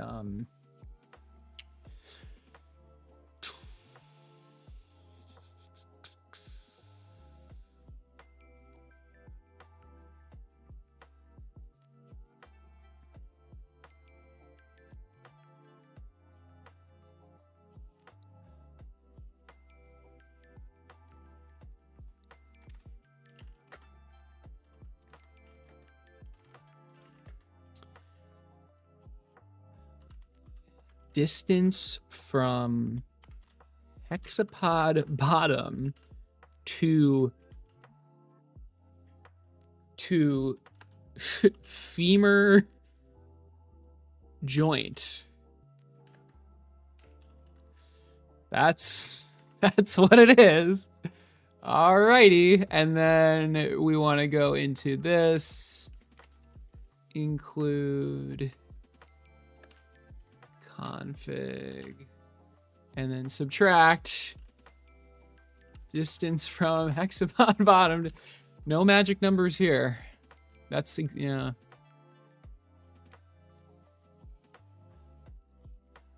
And then if you look at this, it's 40. Cool. All right, how do we make this smooth? Ooh, ground to pivot offset sounds better.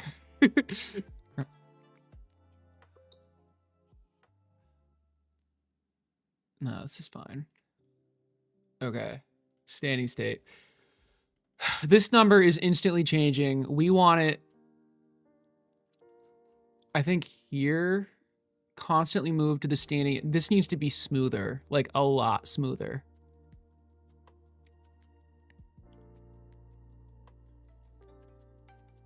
What the hell? Why is Natalie calling me?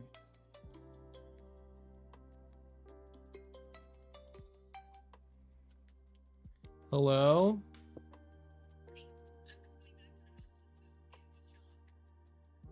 Okay, I'm streaming, so okay. Then why are you calling me? Okay. Oh, like dinner. Oh.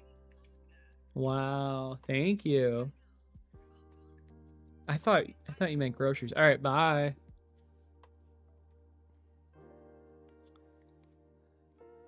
Natalie's bringing Moe's. Okay. I already ate though. Like right before stream. So I'm thinking here is where I can smooth this out. We have the point that's being updated here.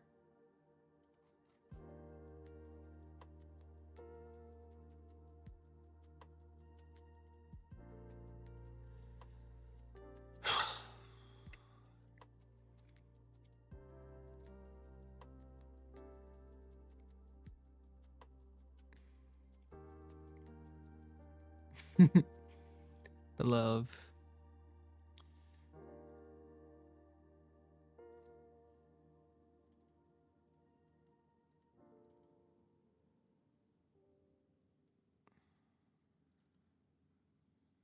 I mean, this just straight up writes the angles. This doesn't have anything to do with smoothing at all, which is fine. The smoothing should, I mean, I can put it in the leg manager probably. I wonder if like move to position, but like smooth, but I mean, wouldn't that just be like, how do I handle this in a way that is easy? I mean, really what I want to do is just not instantly move to the end position. I want to move like this number. All I need to do is change this number.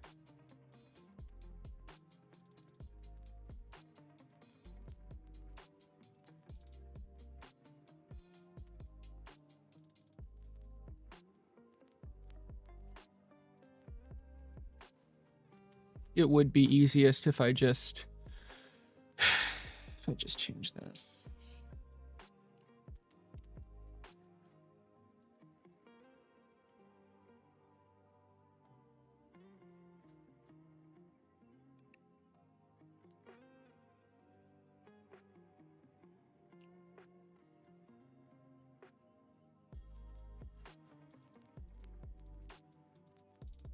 There's so many ways I can do this. I have this number that's changing. And I'm instantly moving to that position, but really I want to smoothly move to that position. So wouldn't the easiest solution be just go into here and smooth this number out so it's not changing so fast? That has to be the easiest. So we have distance from ground. I mean, this is where AI can come in. Make the distance from ground variable change slowly and smoothly instead of instantly. Let's see what it does. I mean, this function is being called extremely quickly. And I do know how to do this, but why? Yeah, yep, exactly. We have distance from ground and we have target distance from ground. Yes.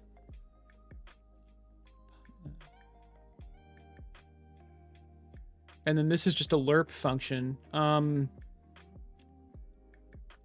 oh, is it calculating a moving average?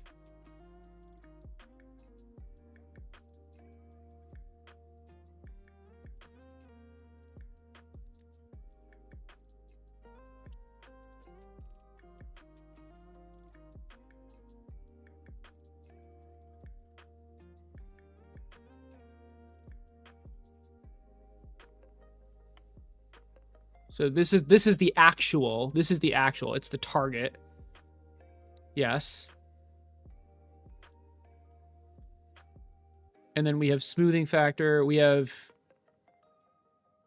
Okay. Yeah. And then this just gets called...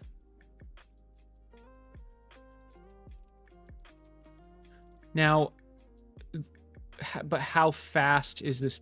So this is where it gets a little bit interesting, because in main, like, I don't actually know how fast this function is being called. So really, I only want this loop being called a certain amount of like once every, what, 10 milliseconds or something like that. Because right now it's just being called as fast. This is running as fast as possible.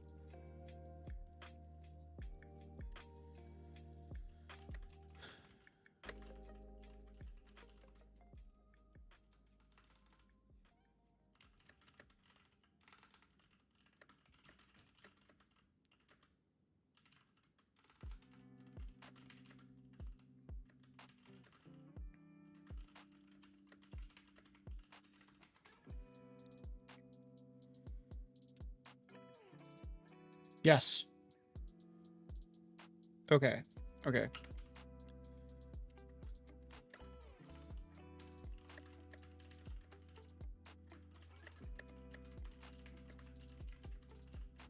Please implement a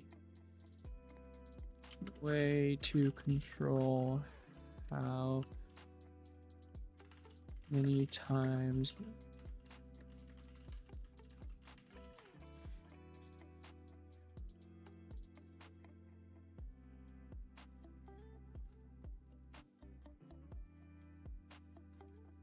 Yep. This is perfect. Code for me. Don't you need the start, end position, target duration, and intermediates to match duration? Okay, don't you need start, end position, target duration, and create intermediate points to match duration? I'm not entirely sure what you mean, but I do. I mean, the start value is -100, right? Can you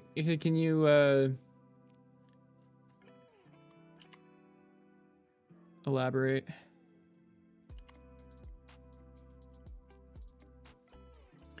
Okay, current loop time, loop elapsed time. And now it only runs if, yes. 50 Hz, adjust if needed. Yeah. Okay.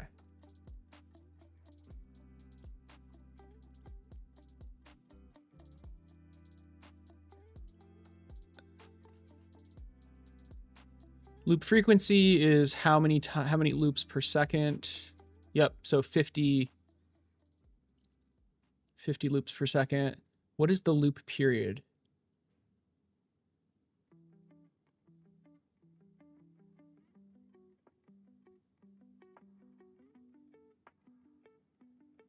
What is loop period? Loop elapsed time is greater than or equal to loop period. Is this even being used? Oh, loop period is this. Oh, I literally didn't see the divided by loop frequency. Sorry. Okay, cool. So really, I mean, really, this is just. Yeah. All right. I see. But I mean, this code was literally just written and I didn't even realize that. So I need to comment this in a way that makes this more obvious. I mean, this is just 1 second, right?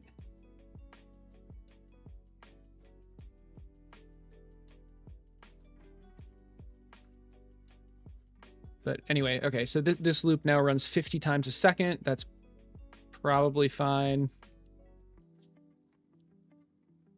And I can increase or decrease that. I'm using a teensy 4.1. What would be a reasonable I don't even know. Loop. It's probably going to say 50.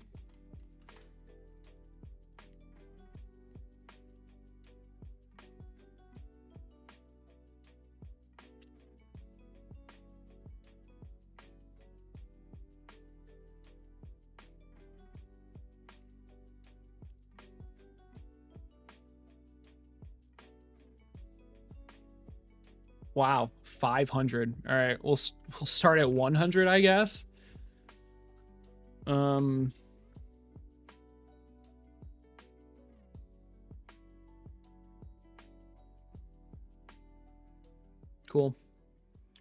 You might not want to synchronize the loop like that as you're receiving it. Yes, that's true. That's you're receiving NRF data on the same thread. You'll lose. Well, hold on. Why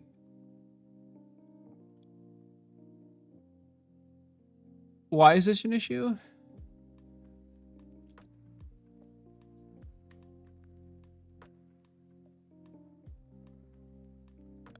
I mean, all this is doing is slowing it. This is basically slowing it down.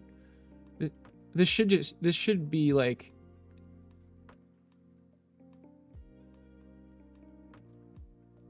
I just want this to run at like a constant rate, right?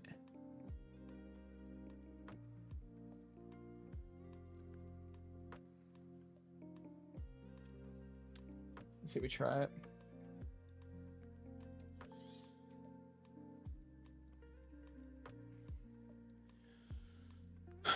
So with the loop running 100 times a second, which wasn't really necessary for the change, but more importantly, I wanted this. So this is running 100 times a second. This should make distance from ground smoothly change. And now even in standing state, yes, we are just immediately moving to it, but this value is changing very smoothly and slowly. So this should work. We'll see.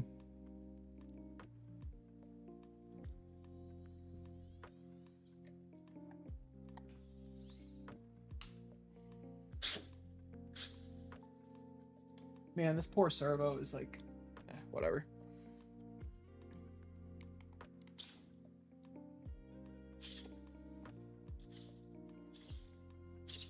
That's a lot better. That's a lot better. Wow.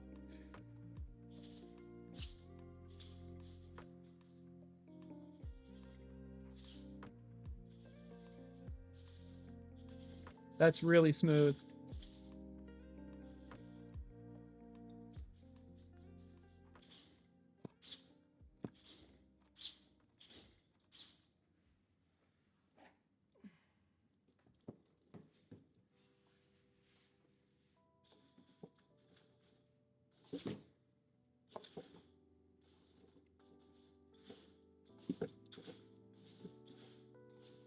That's perfect. That's like actually perfect.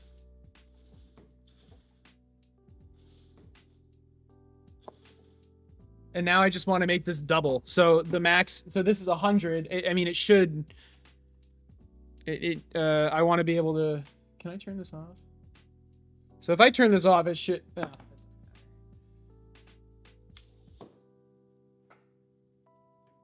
gonna say it should automatically go to sleep state, but I haven't really updated the state machine that much at all.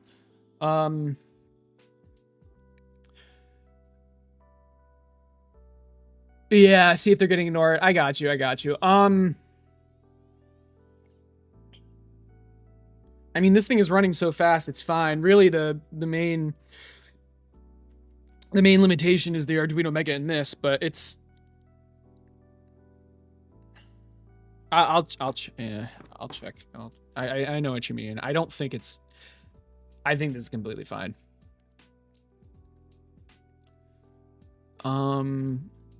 Okay. I mean, it runs so fast. Yeah, it's not getting ignored. Okay. What was I gonna do? What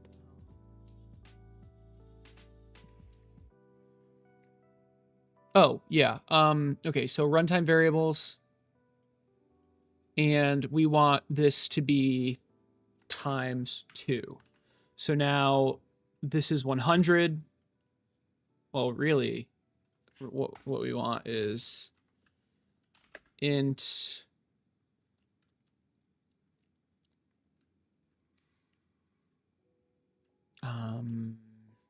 left pot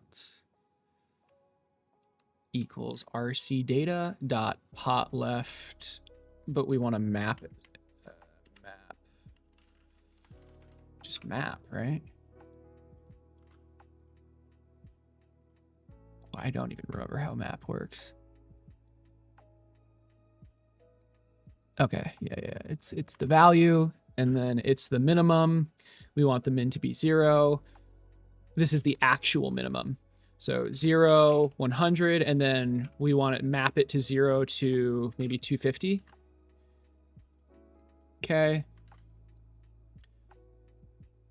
Or I guess 0 to negative 250.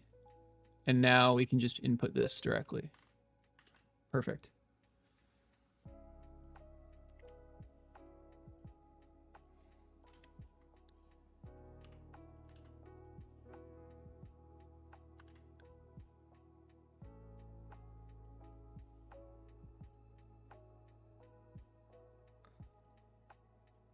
Cool.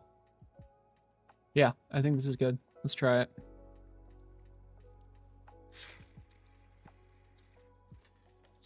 Dude. Okay, you're entering A if every X milliseconds. So if you have an input from control when it's not... Yeah, I hear you. The thing is, this is only running like 10 times a second, the controller. So 100 times a second is so much faster. I know what you mean though. It's fine. I do know what you mean though. But the thing is, the NRF, I'm pretty sure how it works is that I think it's just like constantly receiving that signal, and it stores it in a buffer. So then when I ask it for that data, it has it. Does that make sense? I think that's how it works. Because otherwise, yeah, like if how you're describing it is how it would work, wouldn't it need to like send and be reading it at the exact same moment? But that's not how it works, right? It's it reads it when it comes in and then stores it, I think. But whatever. Let's try this. Man. Such a weird bug.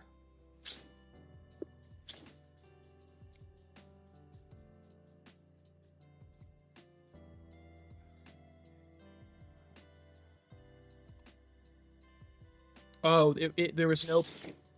Oh my god. Okay.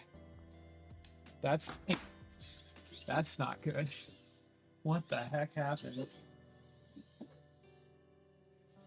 Oh my gosh, this port. Okay. That is definitely not correct. What the heck did I do?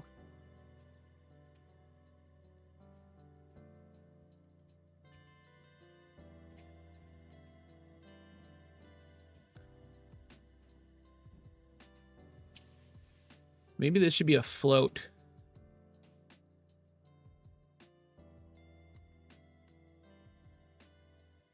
Even so, like that.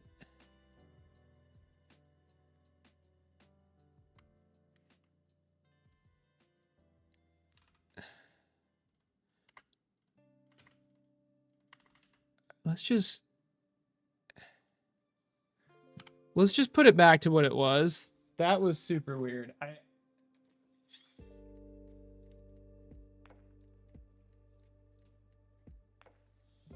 That was really weird. Yeah, hey, that would, if you want to check how that works, that would be awesome.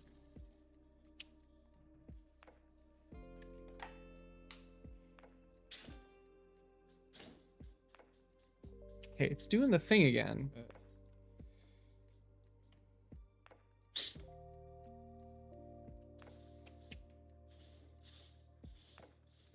Okay, so we're back to how it normally works. I'm gonna leave the controller on. Turn that off. Plug this in. Let's go to utils. Do I have a map function? I have a map float, and it takes in floats.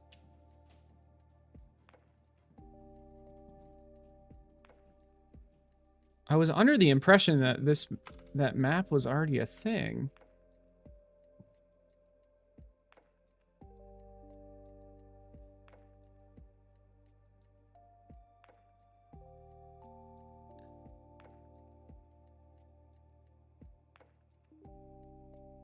Did I do...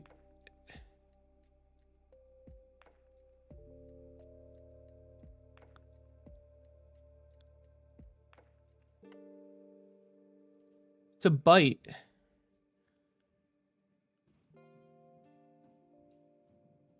Do I have to like convert this into an integer first?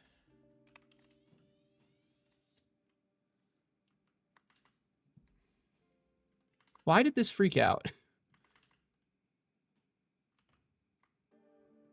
Let's try it. Let's just try it.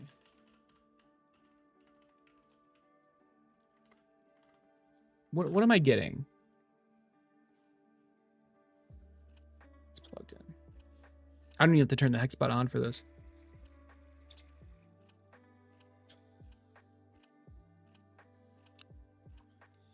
Okay, I'm getting negative 70. Yeah, that's exactly what I expected. Well, that's working perfectly.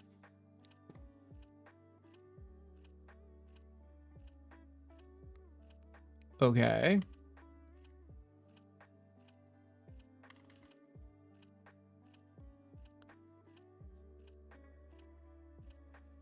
So, what the hell happened? Seriously. Did that even work? Let's try pressing the garbage can first.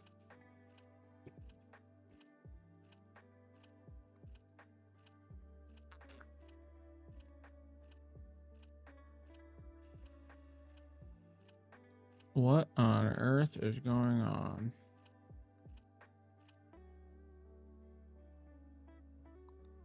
Did it work or not?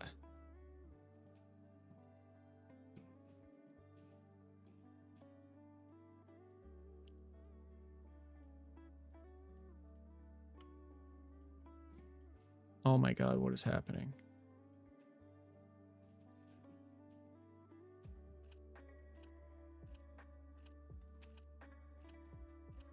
Okay. I mean, I have a feeling this is just gonna fail again.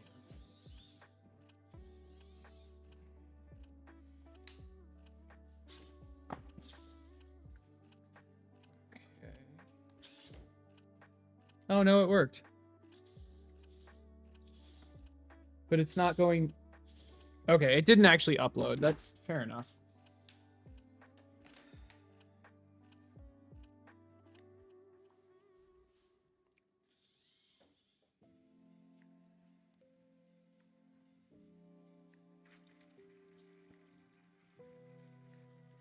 Dude, it just can't upload now. What the hell's going on?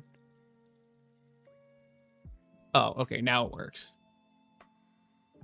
I just had to like open this or something. Whatever. Okay, that worked. Beautiful. There we go. There we go. That's going low enough. Oh. So when I went too low, it started spinning and freaking out. Yeah. Interesting. That's not good. Okay, so what's the lowest I want to go? 70? I want the lowest to be 70. So 0 to 100. Oh gosh. Can I just change this to 0 to 70? Would that work? I don't think that would actually work. It might work.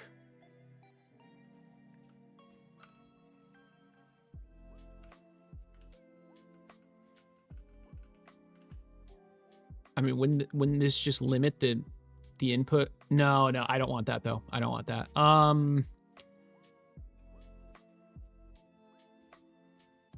God, there's a better way I can do this. I mean, I am printing this, right? So what I really want to do is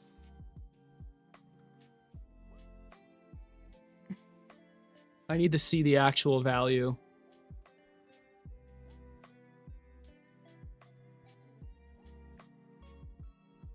That's not ideal.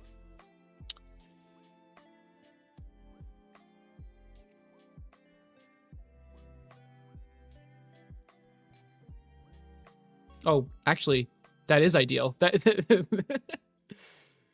that number is perfect. That is what I wanted. Okay. It's kind of funny.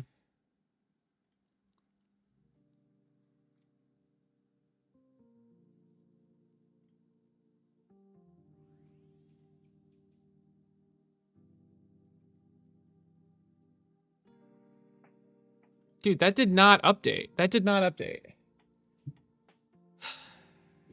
Can I garbage? How do I now upload?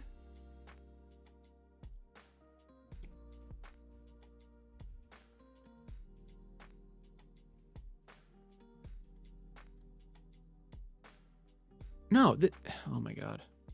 What do I need to do? Like, okay, unplug it, turn it off, plug it back in, upload.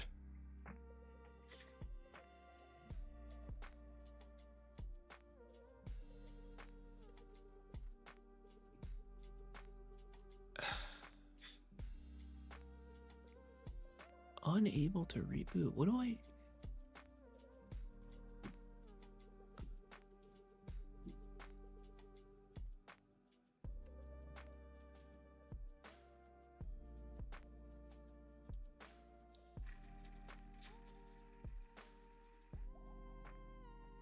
Do I need to like press a button on this thing?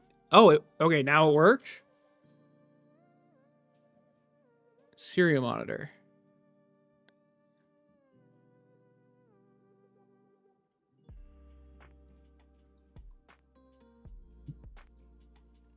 Dude, what on earth is it?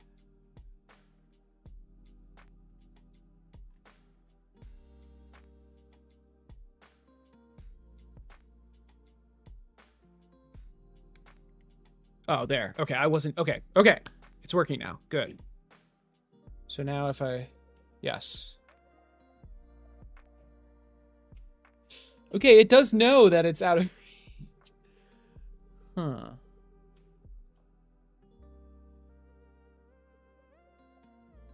Yeah, all right. I don't think I can turn this on without it freaking out, so I'm gonna unplug it, turn it on, and now plug it back in.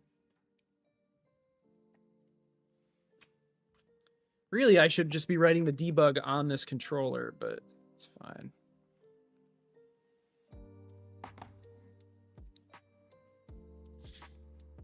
Okay, this number's not changing. Can I press this? There we go. Okay. So now let's figure out which value I want. I think the lowest should be 200. Okay, so it's gonna be, what do I want? Keep in mind it's minus this, so really it's like 160. So I want it to be 200 plus, yeah.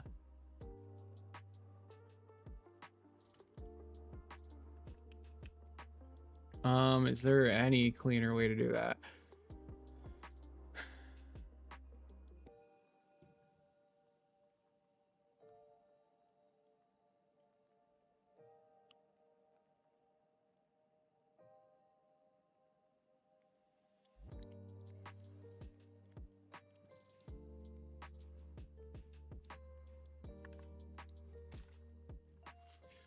Distance from hexapod bottom to femur joint.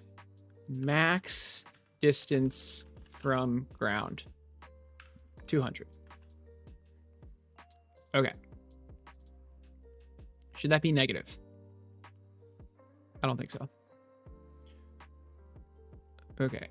So this is negative max distance from ground plus distance from hexapod bottom to femur joint. Does that make sense?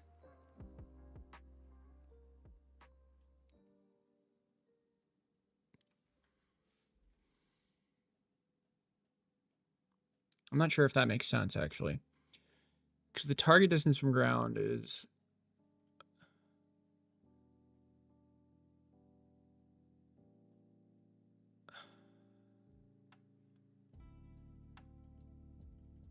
Really, it's net.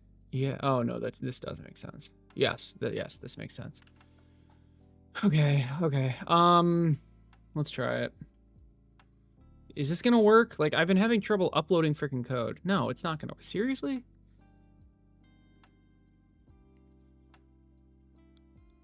Window, and now we're back to the shit. Where? How do I get back to?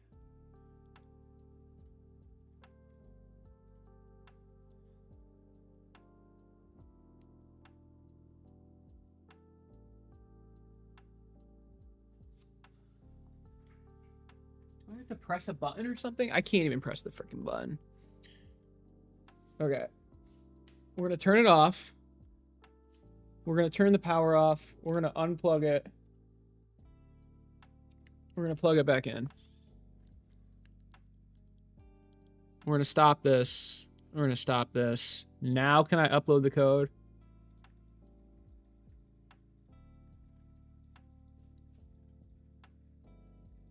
There we go. Okay. I'm pretty sure if I turn this on, it's gonna freak out. Yeah, And that's what broke the servo, probably, that shit. Yeah, this servo's completely... I think it burnt out or something. That's a shame. Whatever. Okay.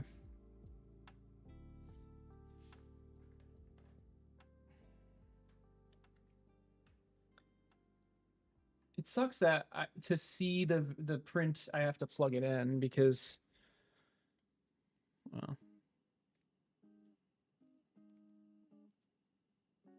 And it's not even showing me...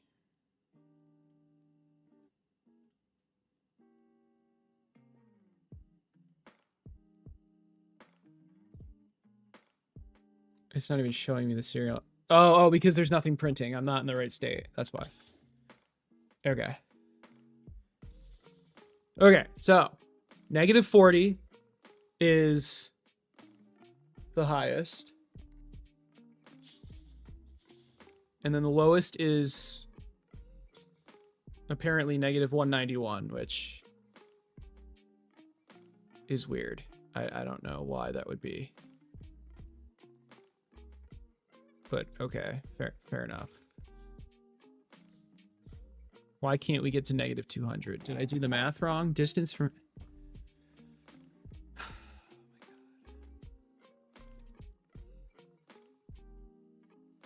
40, 200. So isn't this... Wouldn't this be 160 negative... Wouldn't this be -160 minus 40, which would be -200? But I guess the smoothing factor has something to do with that. So it's never actually reaching this value. Whatever. I don't know. But anyway, I just know that this is a good range. It's actually smooth now.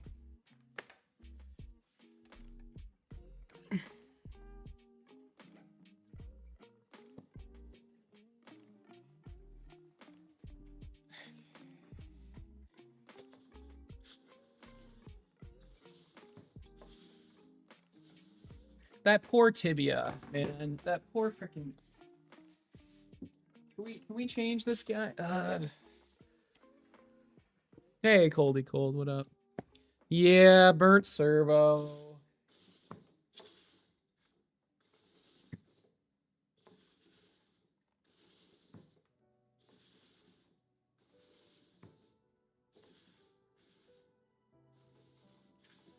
because I'm turning it on while it's plugged in, which like makes it freak out. At least I think that's what happened.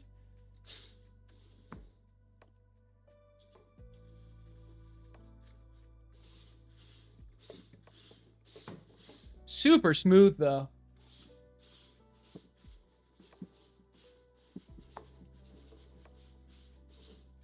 Like before it was really jerky. This is great.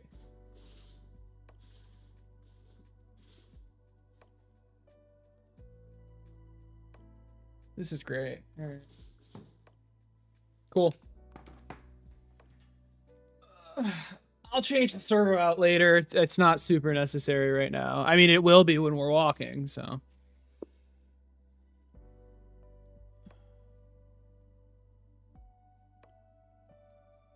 Just annoying.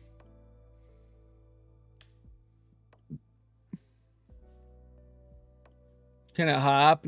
No. I mean, maybe, but if I change the smoothing factor for specifically that to be fast enough, then yeah, it would be able to hop. Although with these red servos, probably not. Look, if you want to just burn out your servos, close the monitor terminal before uploading. Okay, thank you. Yes, good. Okay. I mean, honestly, I'm just, yeah. Okay, before uploading, I'm just going to close all of the terminals. Okay, that's... Burnt servo sounds like I'm doing it wrong. I think it's because, like, a couple of times, man, more than a couple, when I've turned it on, it, like, the servos go to, like, their max positions really, really aggressively, and it won't be happening after the code is finished, hopefully. When it's not uploading, it's because you have access denied on the COM part due to the fact that you keep... Yeah, okay, fair enough. You're the king of burnt servos. Yeah. No, I have a couple extras. And I think this issue is the circuit board. Right, okay, well, we have the runtime variable thing. This is fantastic. Now they're actively being changed as the code is running, and I can access these whenever I want. I mean, really, this is really the distance from ground is like the only thing that you're actively changing. Although the gyro tilt would be another one. So this is great though. This is really good. I think it's actually time to get it to walk.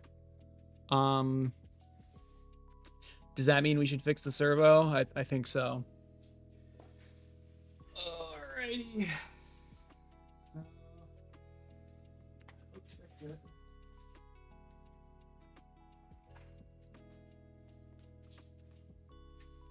I'll move the I'm just gonna do it right here.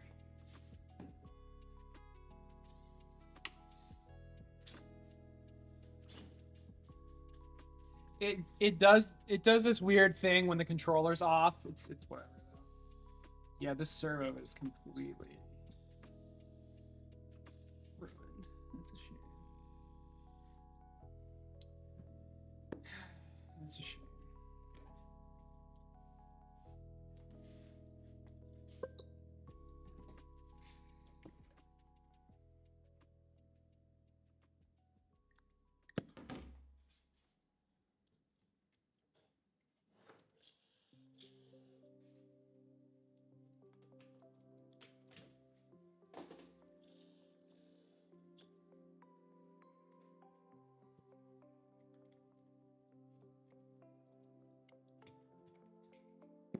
This definitely does not need to be turned on while I do this.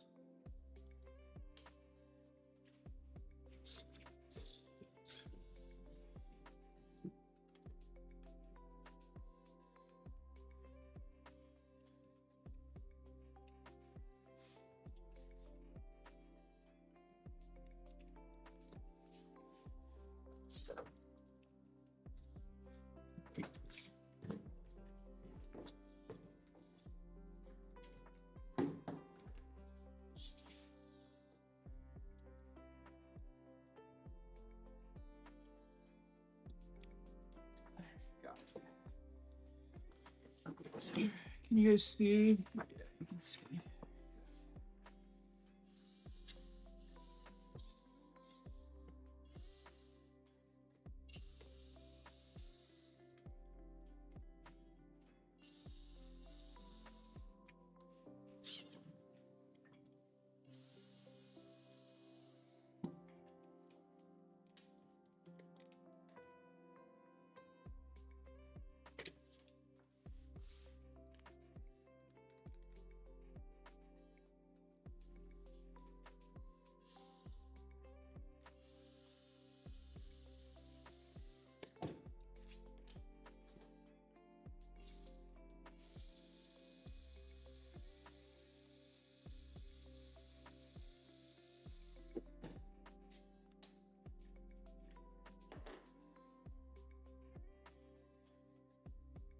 Really curious what caused this.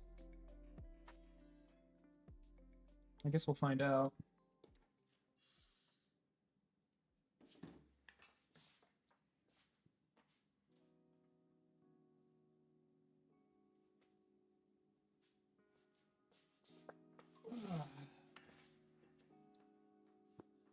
No, I don't throw them away. I have a bag of used ones. Yeah. You're absolutely right, though.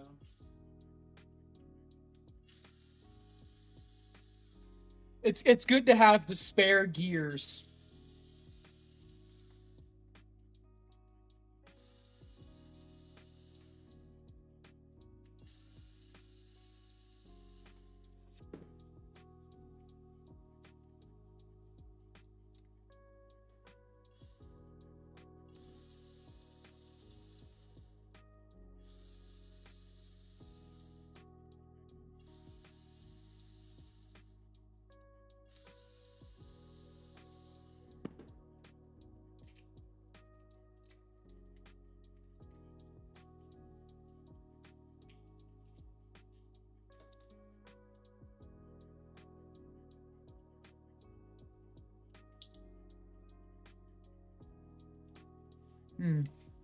Nothing looks blown up. Or like black. What the hell happened? This looks completely fine. Normally, like, the chip is burnt or something. The motor. It's probably the motor. So the chip itself is fine. That's a shame. The brushed motors can cause issues. That's a shame. All right, well, fair enough.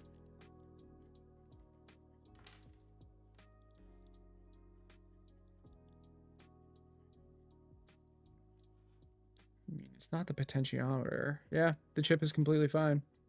Cool. All right. Like, I could take a motor that I have that isn't burnt out and replace it, but I'm not gonna do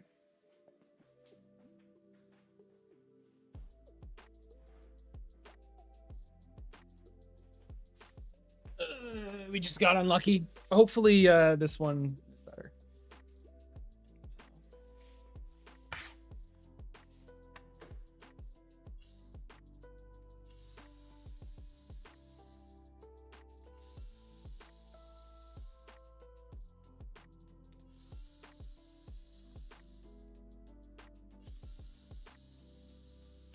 The kit's not going to come with servos, so when you buy your servos, you should definitely buy extras. They come in packs of 4, and you need 18, so you'll probably end up with 20, which is 2 extras. Although, honestly, you should probably buy more than that.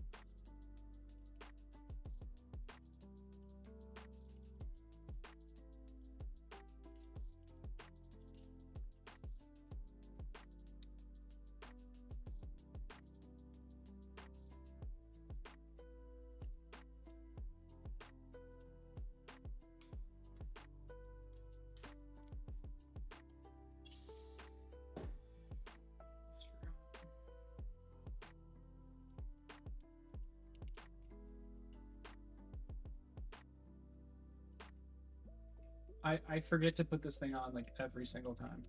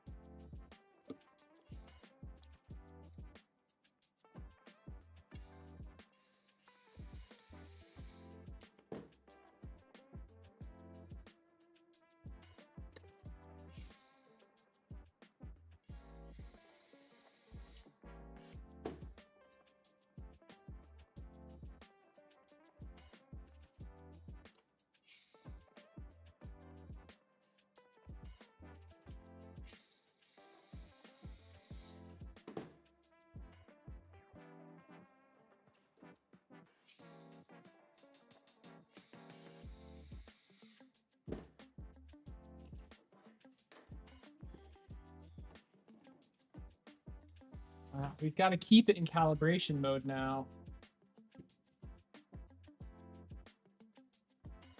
That's annoying. To upload code for that.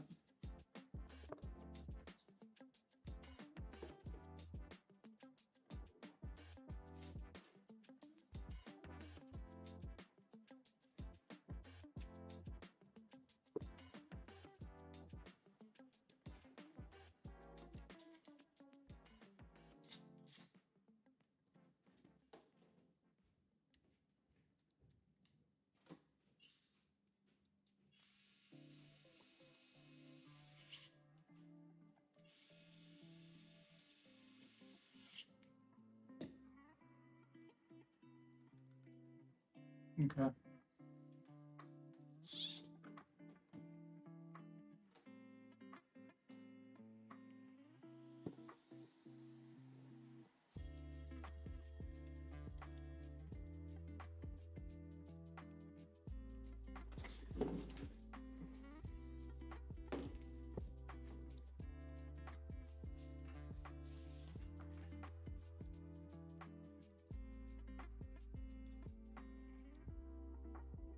Oh my god. I can't do this. I need pliers.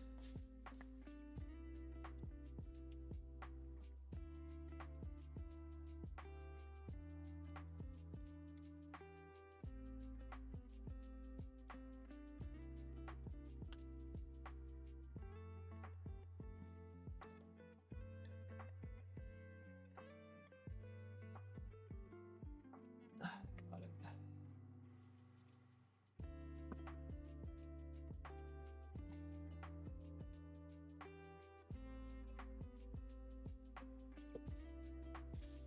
This is very difficult.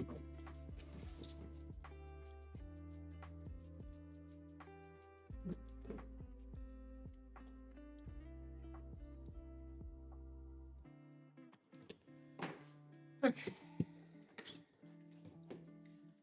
Should be good.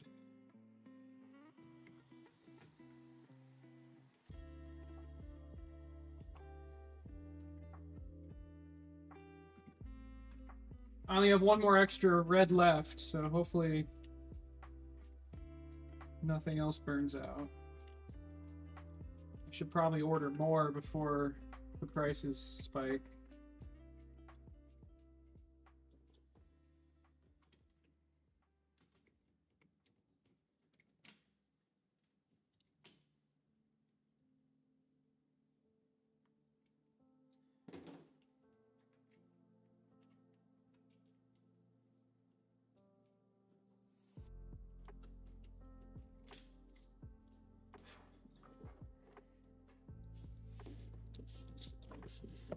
All right, I need to force it into calibration mode now. So how do I do that? Because right now, yeah, calibration mode, right? Or is that initialization state?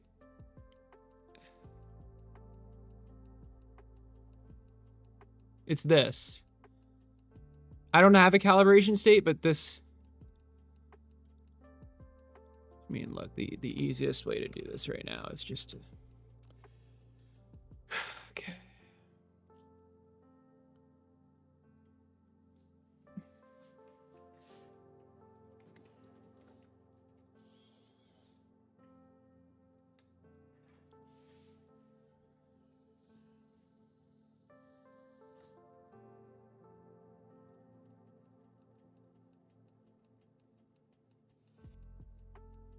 No.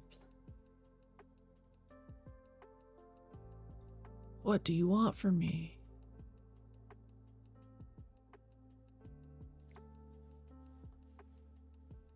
I can't press the button. Oh, did it work?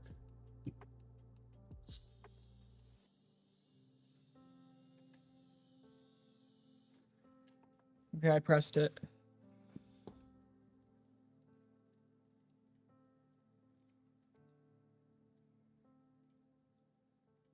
Oh, I think it worked. Okay, it actually worked that time.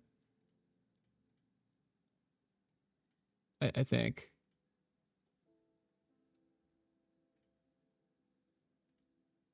What is happening? What is... Okay. Well, anyway, so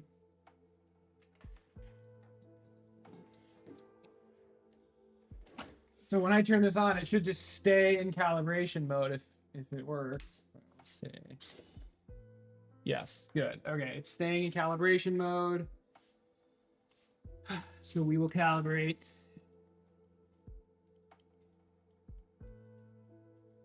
It is calibrated. All right.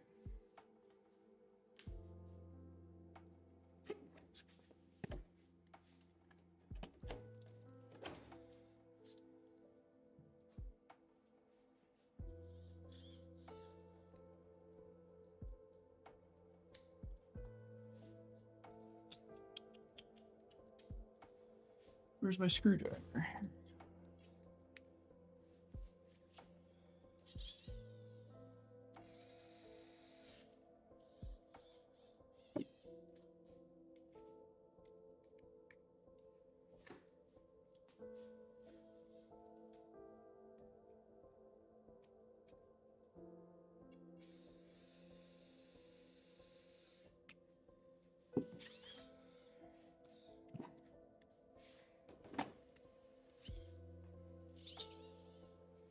All right, let's see if what you said is correct. So I'm going to... I don't think it's going to work, though. Yeah, we've got this. I'm going to just delete this. Plug this in.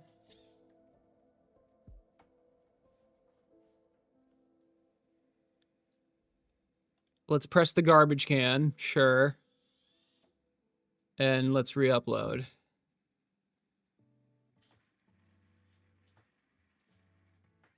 Why? It doesn't... It normally takes 2 seconds. It's being weird today, but whatever. Okay, cool. Turn that back off. Hit the power button. I forgot to change the code. That's depressing. Okay.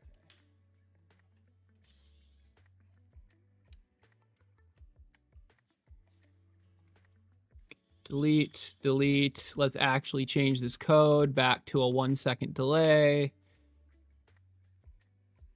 Build. Maybe we build it first. Beautiful. Upload.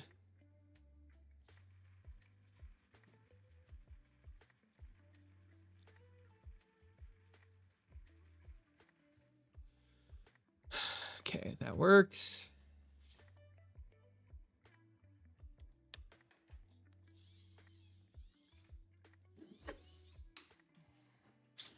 So keep in mind, this was the leg that was causing issues. This was the leg that was causing issues.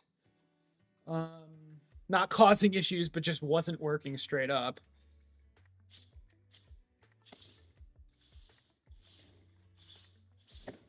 And it is clearly working now. Do I have room to like, can I demo it here instead? Jesus.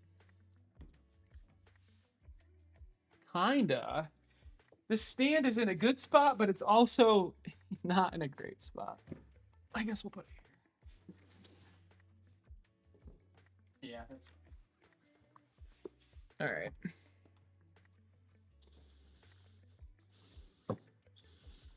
Beautiful. We need to be able to fine tune this. Maybe that's what we should work on next. I need to get the settings, like, I need to be able to calibrate these leg positions properly. Because, like, some of the legs aren't even touching the ground.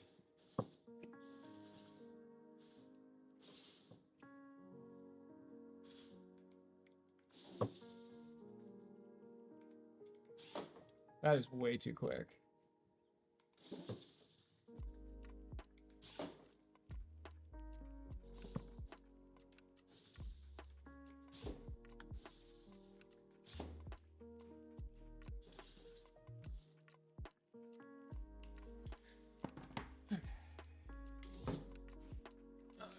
Anyway. Let's see here. I mean, it's going to be a little jittery. There's nothing we can really do about that, but it's pretty smooth overall.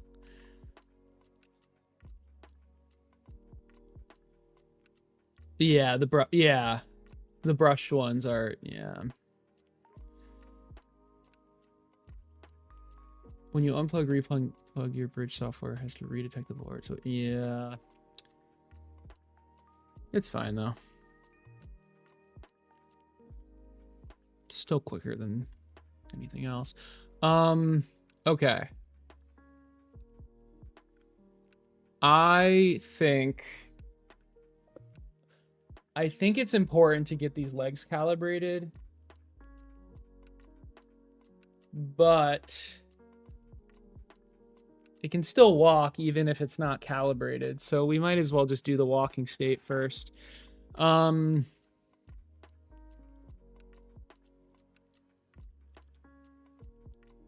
With that said,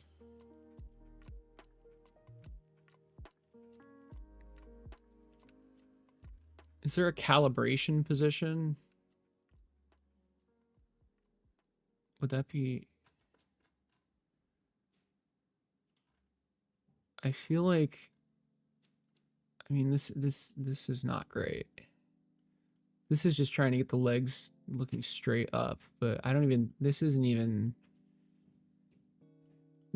being used, to be honest, because 25 milliseconds is such a short amount of time. It's immediately going to this, and it's going really fast, you know. It sucks. Like the servos don't really know where they are. So it's up to the user to, like, before they turn it on, you need to put the legs in a relatively good position. But anyway, I'm going to delete this. In config, it's not a runtime variable.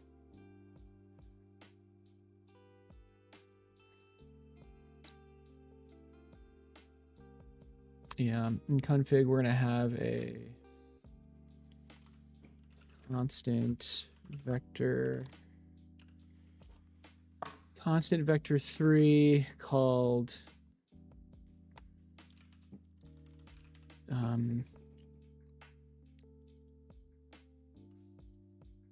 base configuration position or something like that.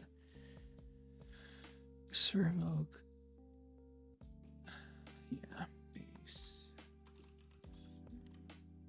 base leg configuration position, and this equals 225.115, and this number is coming. Where is this coming from? It's coming from this. Apparently, no, this isn't even right.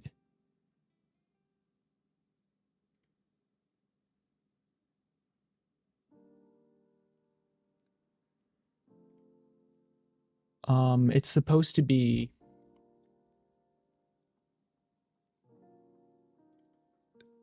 the femur. Okay, now I'm really confused. Where's this coming from?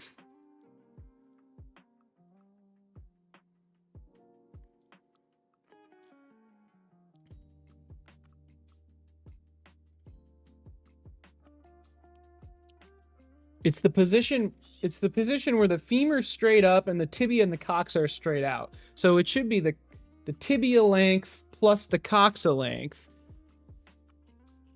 which is 220, not 225, it's 220.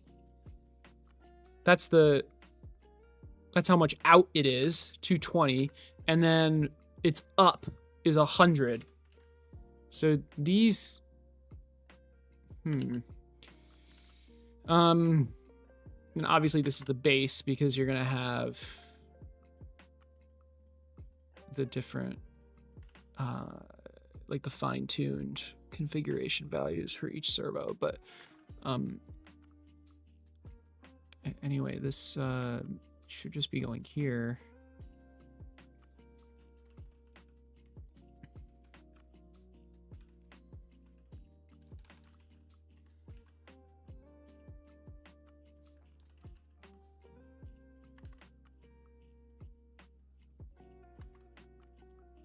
I mean, really, this should just be a for. This should just be a for loop.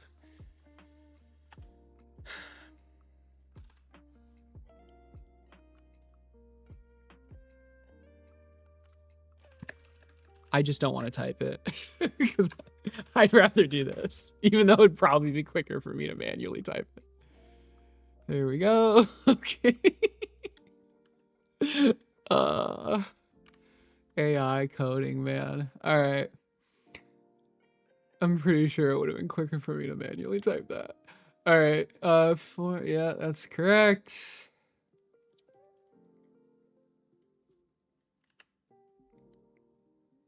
There is no loop for this. It just sets, yeah.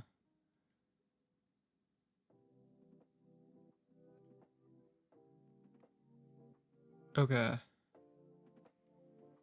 So do I want to go into car state? Do I want to set up the walking state, or do I want to set up fine tuning the leg settings and stuff? Well, that would require me to go into this and completely change it, and I don't want to do that right now. So yeah, I don't want to deal with that at all right now. So we're gonna do the walking state. All right. Let's save this to GitHub first. Okay, what did I just change?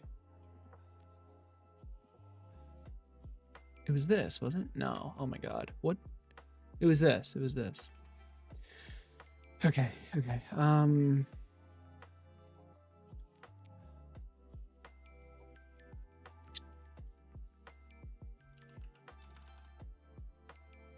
I made multiple changes that loop time.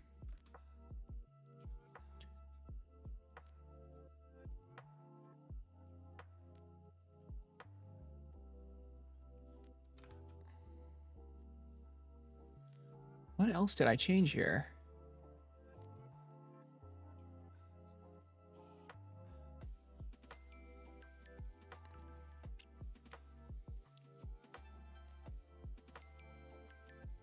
I'm just...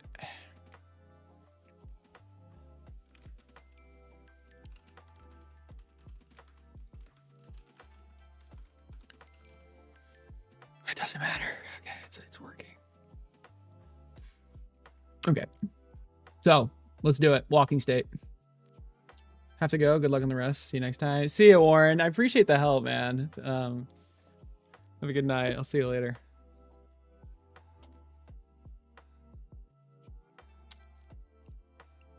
Okay. Walking state. Let's do it. So we're going to take...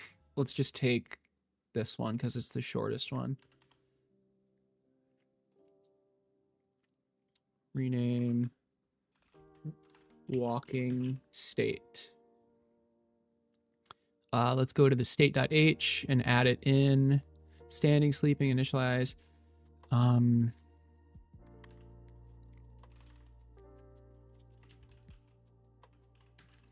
Walking state.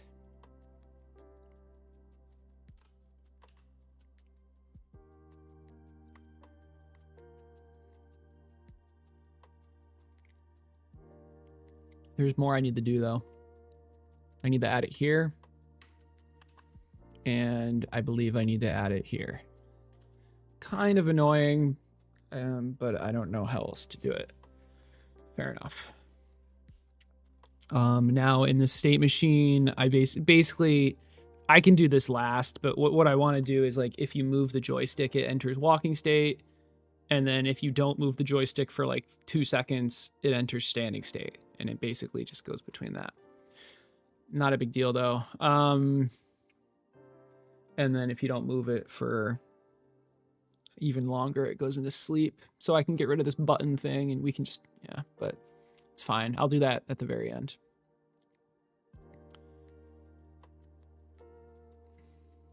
So.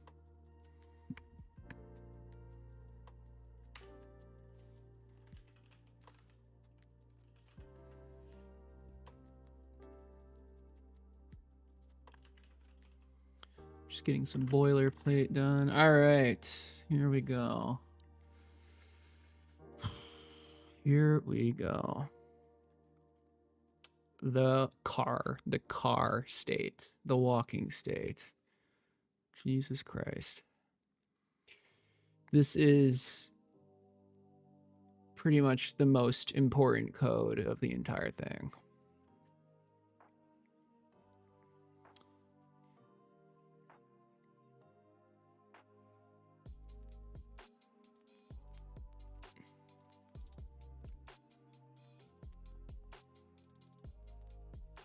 So much of this just doesn't make sense.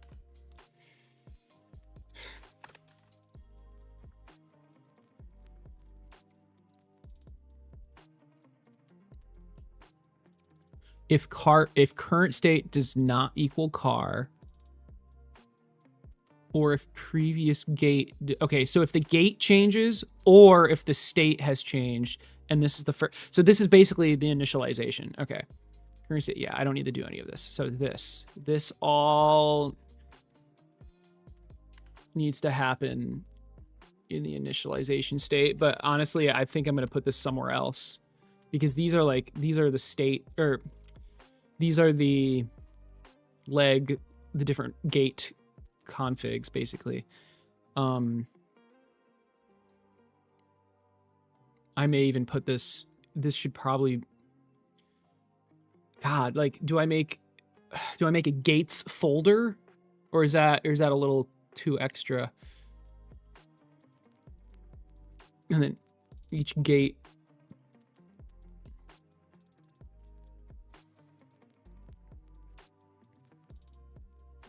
I'm not sure. Oh my God. What is beeping?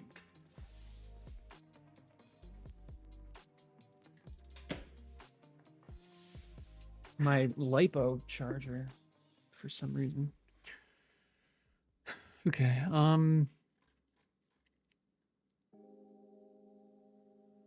yeah, I mean, basically I'm getting the current gate.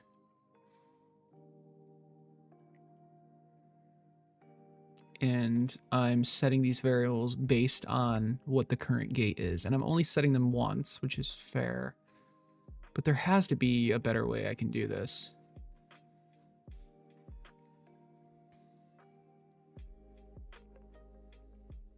Yeah. Well, the problem is the code I'm copying from is not necessarily simple.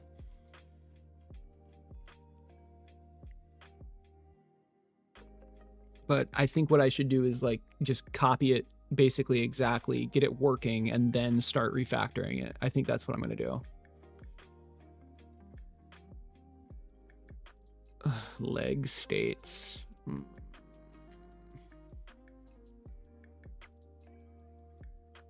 Frickin' leg states. Why do I have leg states? This isn't even, oh my Lord. Leg states.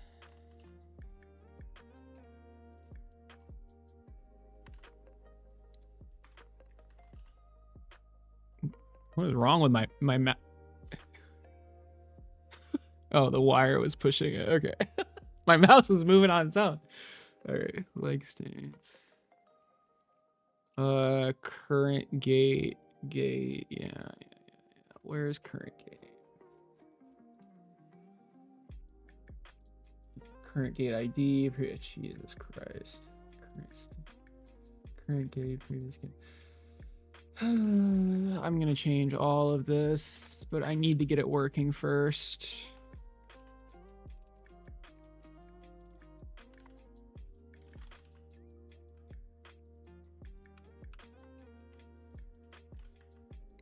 No, stop. I didn't do that. Stop.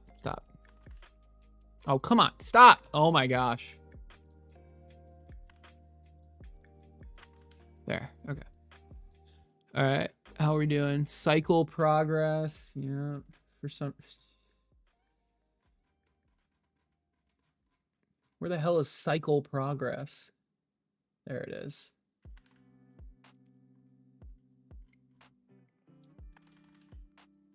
All right. Anything at points? So many variables were not on this page, and I don't know why, but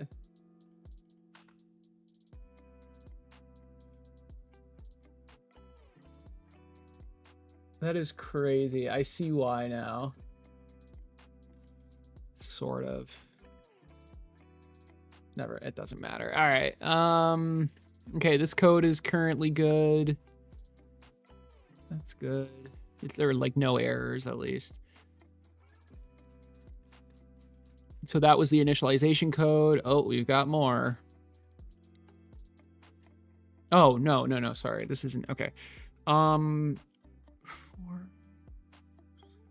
Okay, I'm setting the cycle progress based on the times of each leg. Each leg has their own individual cycle progress times, basically. This is really complicated. But does this happen? I can't even minimize. Oh, I can. Okay, bam. So this group of code only happens once you, like, only happens a single time when you enter the state. So this code is constant. So the rest of this is constantly happening. All right.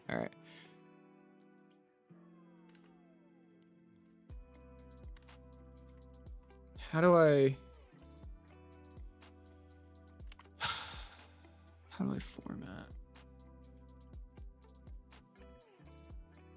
format selecting, Control K, Shift Alt F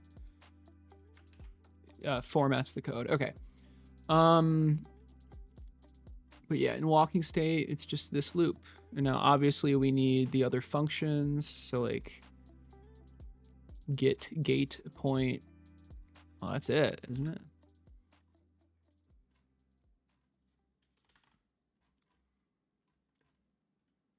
And then there's a bunch of variables that, oh my goodness. I can't wait to refactor this. I can't freaking wait. I can't, but I got to get it working first. I cannot refactor if it's not working. Message retracted. Uh-oh, what did you, what did you say? Yeah, links are blocked.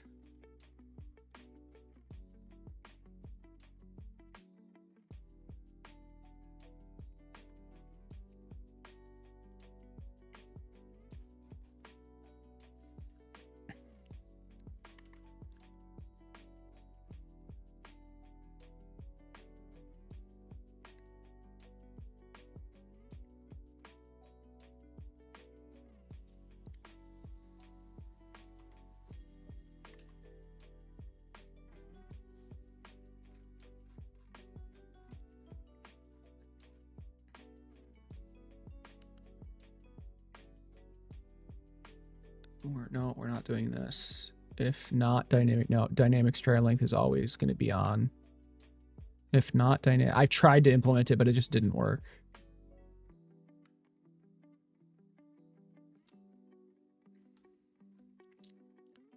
Joy1 current vector. Okay. Joy1.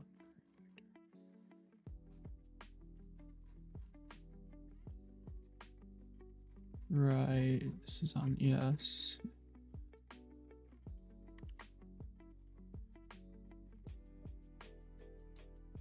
So this is smoothing it. Okay.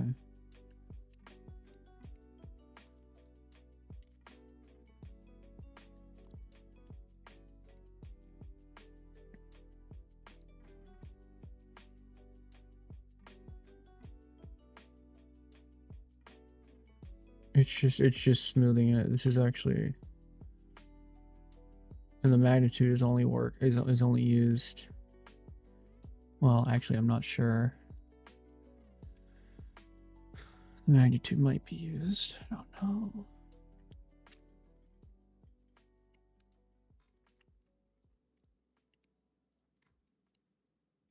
This should, yeah, this needs to just run. Honestly, it should just run here. It should just be run here. But I guess the question is this being used in other places? I mean,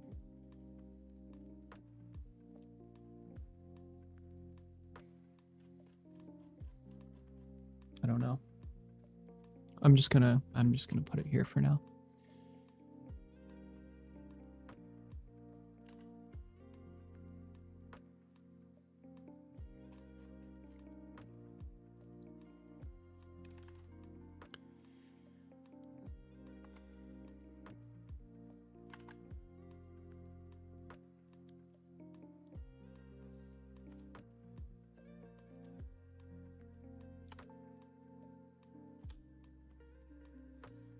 Are these floats? There's probably...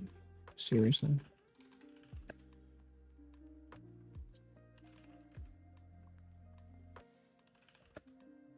I don't think I need the magnitude, but I'm gonna get them anyway.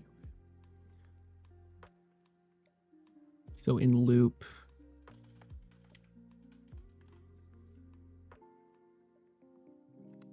And then we have the target. Okay, we have the current and then the target. The target is what the joystick actually is.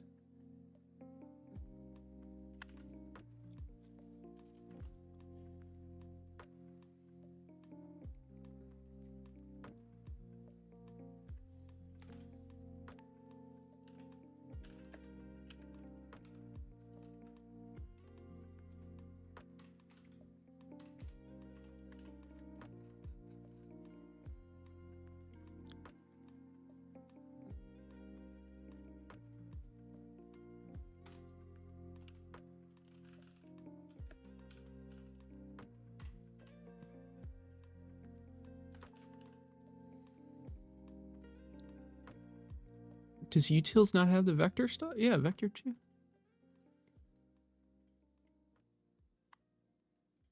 Oh.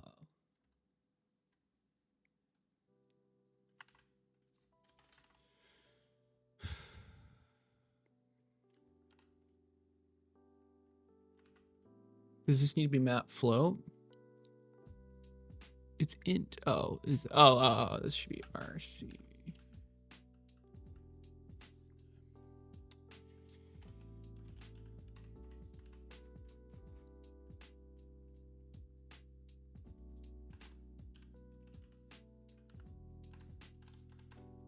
Is it joy left? Yeah.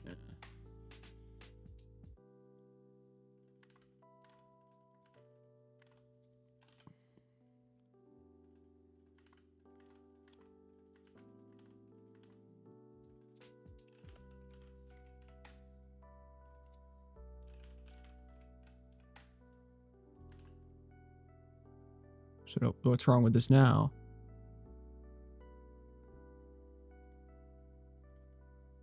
Did I set this as a float? Whoopsies. That should be a vector. So the target vector... Yeah, okay. This is all... Literally all of this is just to smooth the joystick out. So it should just be vectors, obviously. Is that the only issue? Probably. I don't think I need any of the magnitude stuff. Let's find out. Oh, I do. Never mind.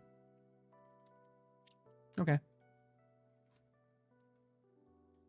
Really, this should just be like a function in...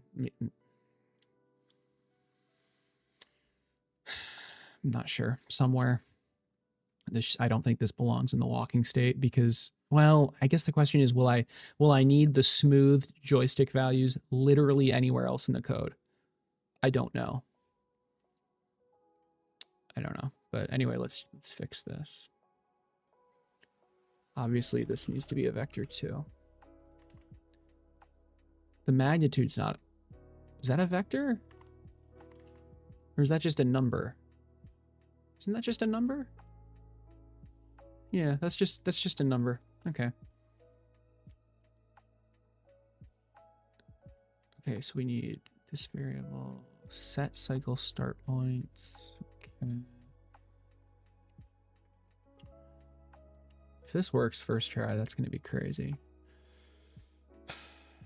A lot of these probably need to be changed.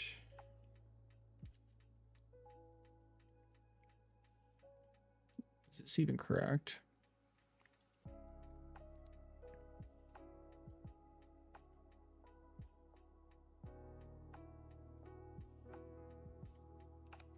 Should be 55. Like this belongs in the config. This is never changing, right? This should be a constant.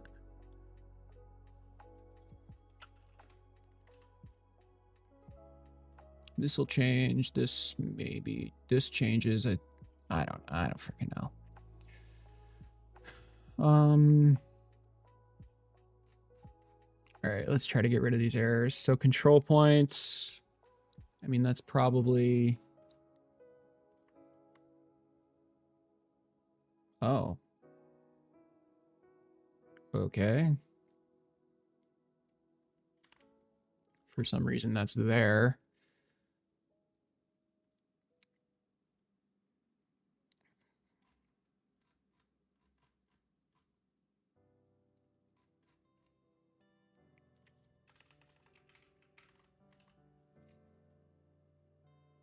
Cycle start points.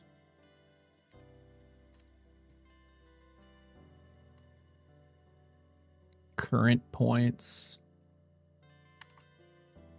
Stride multiplier, rotation. Do I need that stuff too? Oh, nope, I already have that stuff. So current points. I think I have current points already. Cycle start points. Do I have current points already?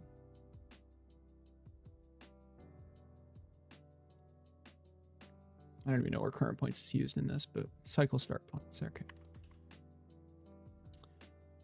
Set cycle start points. Where's that? It's just... Okay.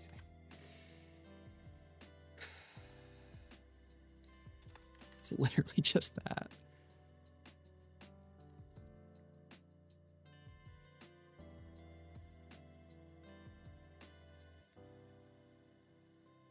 Where's it? Where does leg get? Oh. Oh.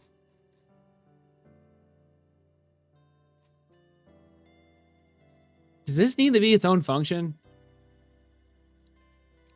Current points is also...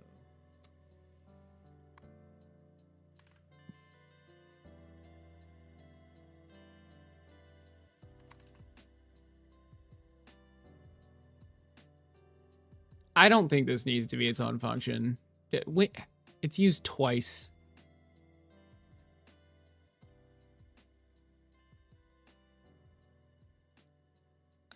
Set seconds.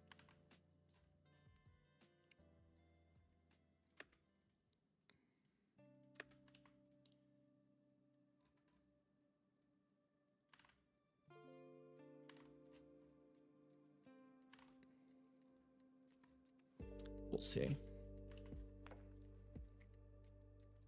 Distance from center. That has definitely... Well,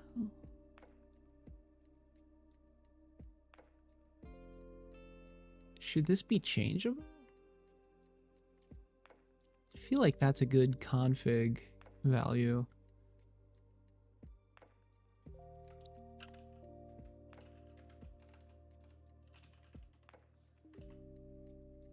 Don't freaking comment my code unless I tell you to.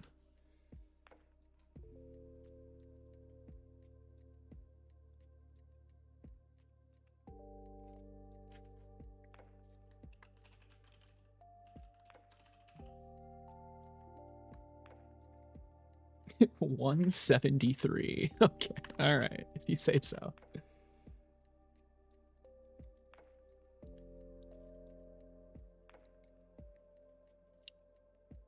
Distance from ground. Okay, I know I have that.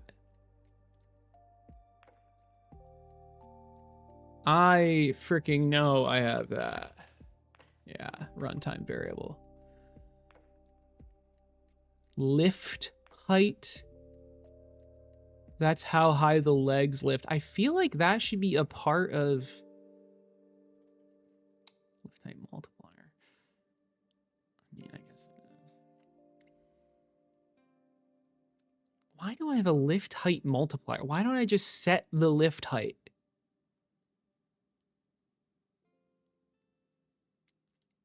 All right, what's the lift height? 130? Okay, we're gonna...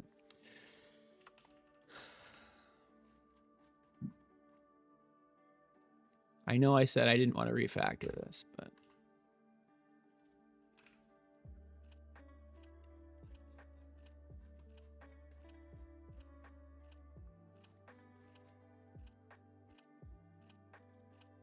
I'm just gonna... This math probably isn't correct. I don't really care.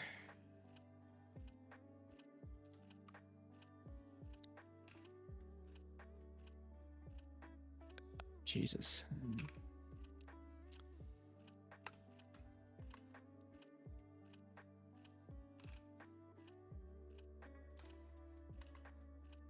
Oh my God, why am I lifting it so high? Oh, because it's the hop gate. I think that's too high. Right.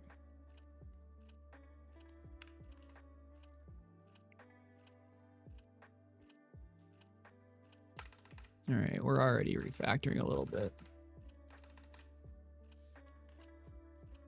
All right, and stride overshoot. Sure. Why not? All right, I'm sure this will just work, right, guys? I'm sure this will just work.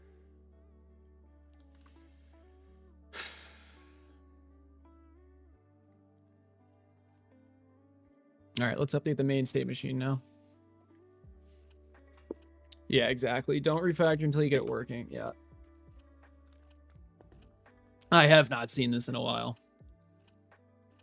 A better way is a sum type for state with a variant for each thing state can occupy. Then in code that uses state match on... I'm not sure I know what you're saying. A better way is a sum type for state with a variant for each thing state can occupy.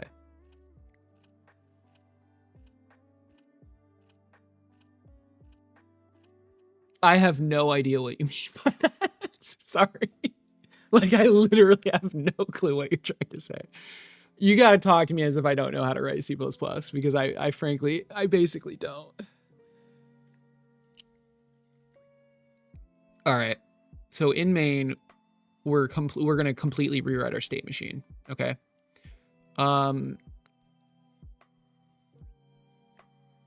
Okay. So setup, current state, initialization state, sure. Current, and then you enter. Entering sleep state doesn't really make sense. Let's enter standing state. Okay. We have our loop. If loop elapsed time is greater, really then I'd want to do, if it's less than, stop. If it's less than, just return. Then I don't need to indent this. Okay.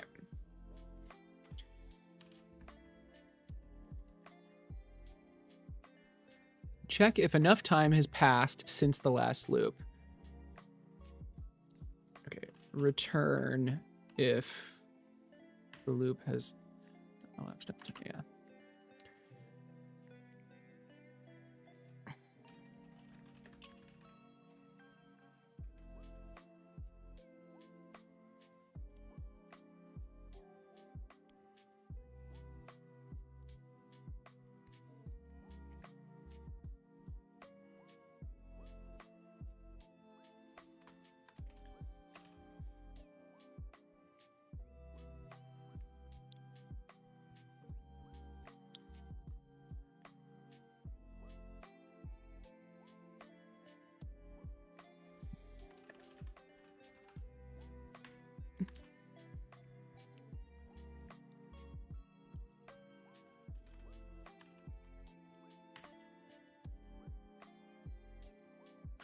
I need to go to the bathroom. I'll be right back. Smiley, I will read your comment when I get back.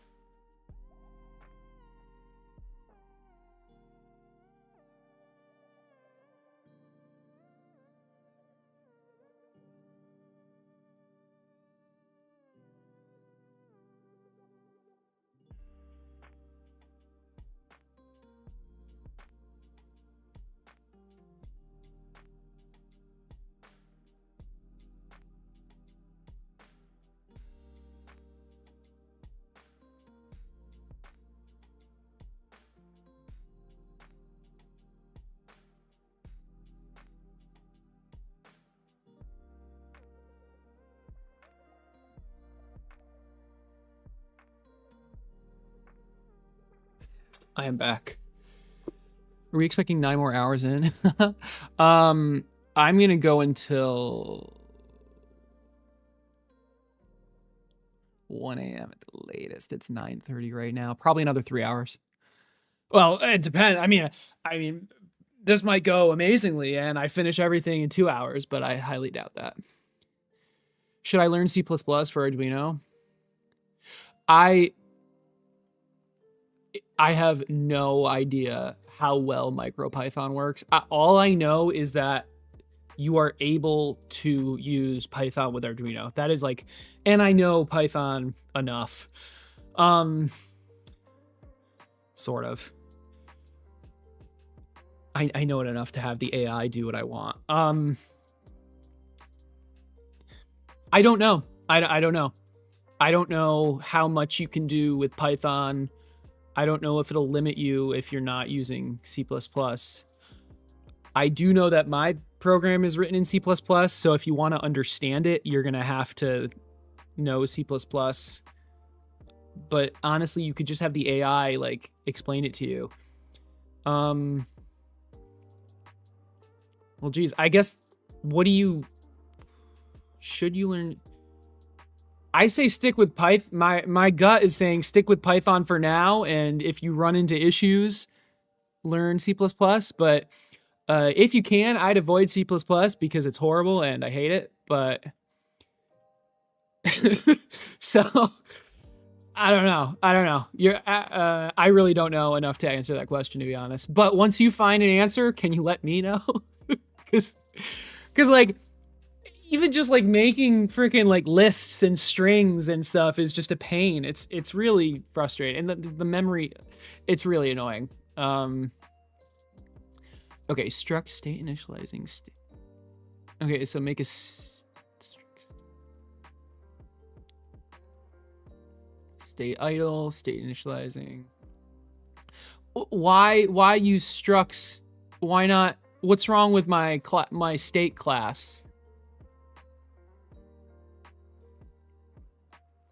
I guess yeah. What's wrong with how I'm doing it? So I have a bunch of state classes, and they're all I think this is inheriting. I don't know if that's the right word. Class state, and then in main, I can literally just like say current state, initialize current state loop. Yeah, Coldy, it's all on the GitHub. Is it possible to use the old code? Oh, wow. Is it possible to use the old code on the new hardware? I mean, yeah, it's possible, but you'd have to change it quite a bit because like all of the pins and stuff are messed up. You got your teensy? Nice. Just wait till you rewrite it in Rust. Oh my lord. Classes that inherit from a base with subclass. Yeah, that's fine. Yeah, that's, yes. Okay, cool. I mean, because this way makes sense to me, and it's pretty clean. Well, this is not clean, but like I like each state has its own C++ page. And each state has an initialize function and a loop function. And then in my state machine, I can just handle everything from here.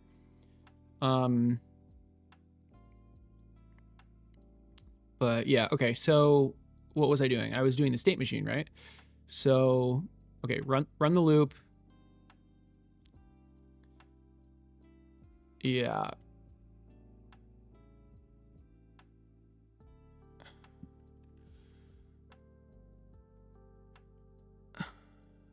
Okay.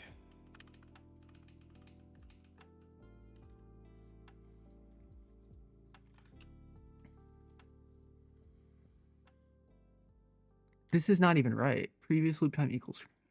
That's not set.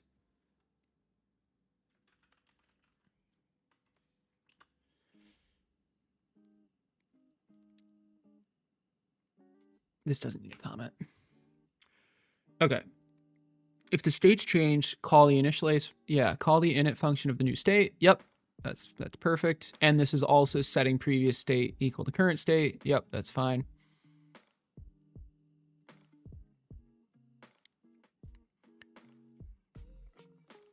This does not need comment. I'm sorry. This does not need a comment. Frankly, this doesn't need a comment either, but.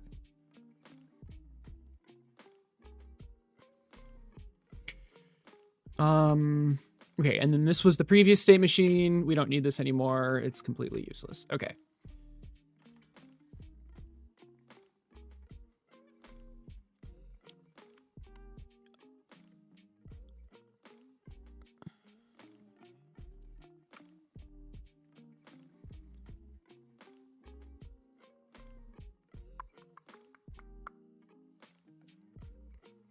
So here's the state machine.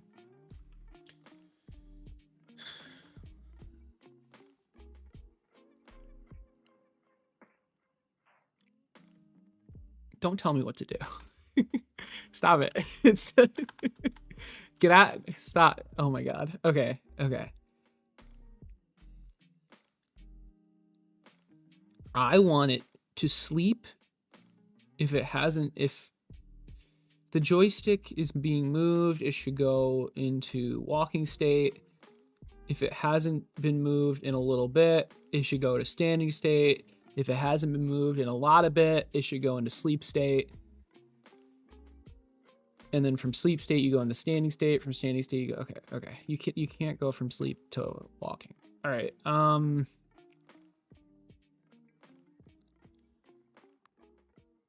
mean, I could have AI write all of that. Yeah, let's try it. It'll be kind of fun. All right.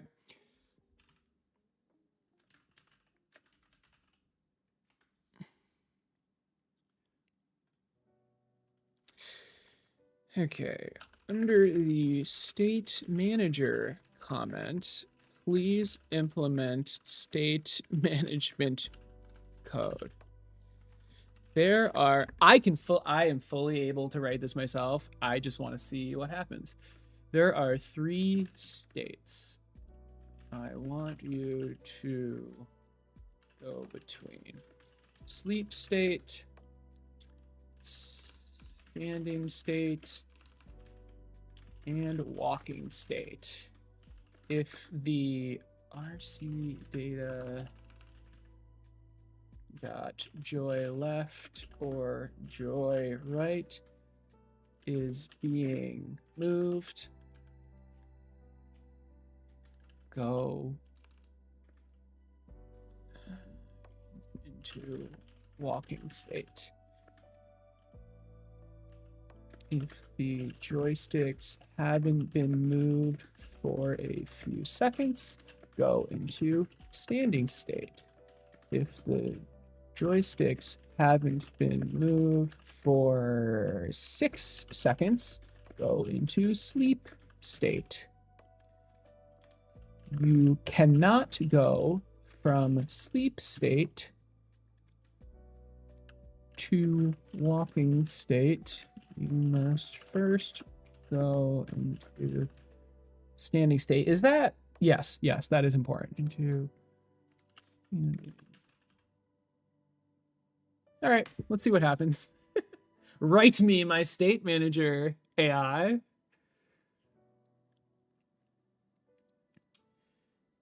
It's more C++. Okay, hold on. I just ordered the batteries. I have a week to finish the code. Okay, thanks. Well, this video needs to be out by the 20th for a sponsor, so it should be out sooner than that, though. Much sooner, honestly. I think that C++ is more customizable. Got you. And you're not limited by... Yeah, you're not limited by anything. Yeah, that makes sense. Big important ideas are to associate data and only the needed data with each state. Yes, I 100% agree. The old code did not do that well at all. The second that C++ won't help with is to ensure you handle each variant or explicitly ignore it.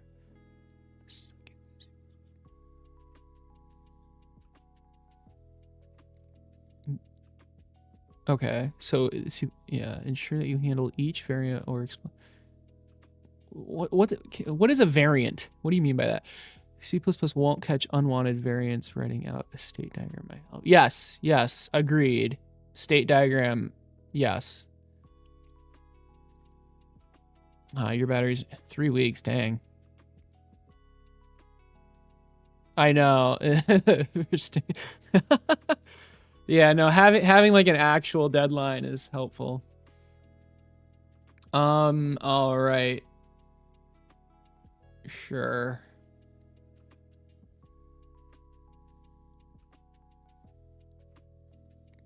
Please explain your code.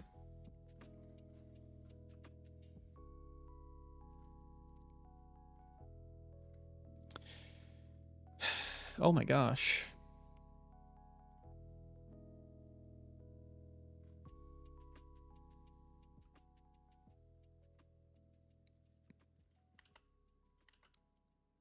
Okay, so I can't keep this because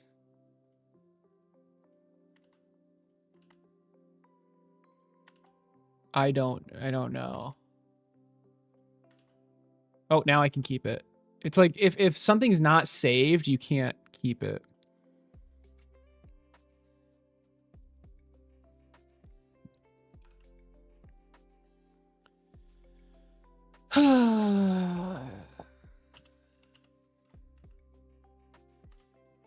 No, is it just capital, really?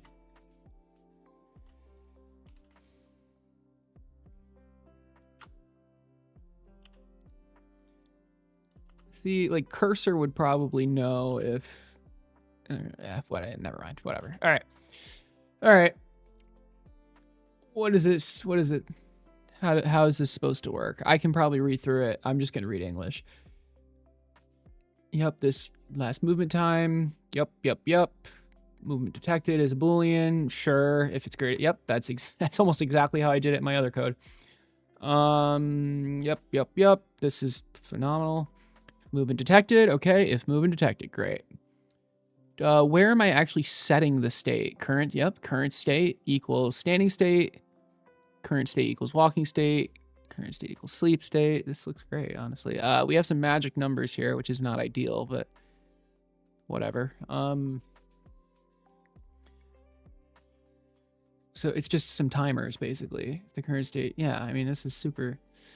So if movement detected, else current state is standing, current state is sleep.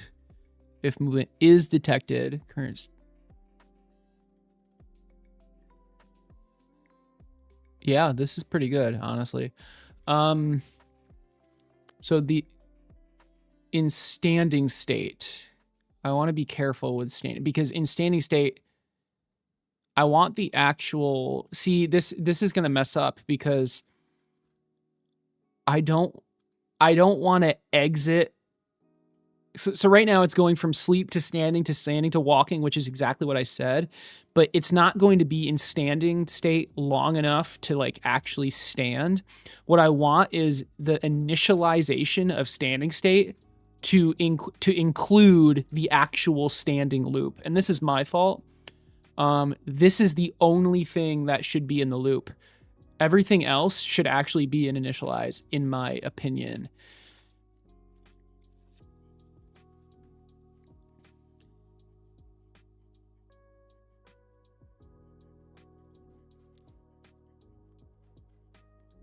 Let me just make sure.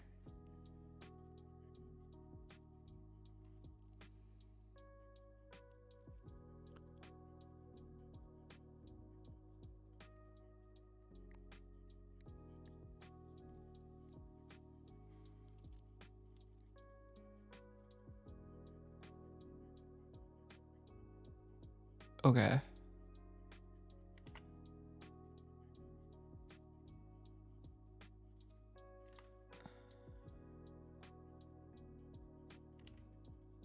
I need to refactor this, but this stays this, specifically this.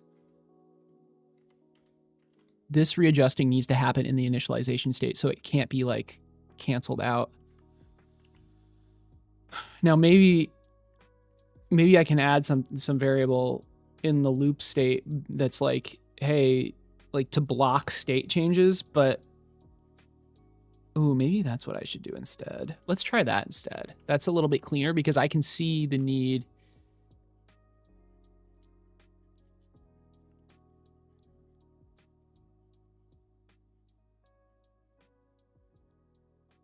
Yeah.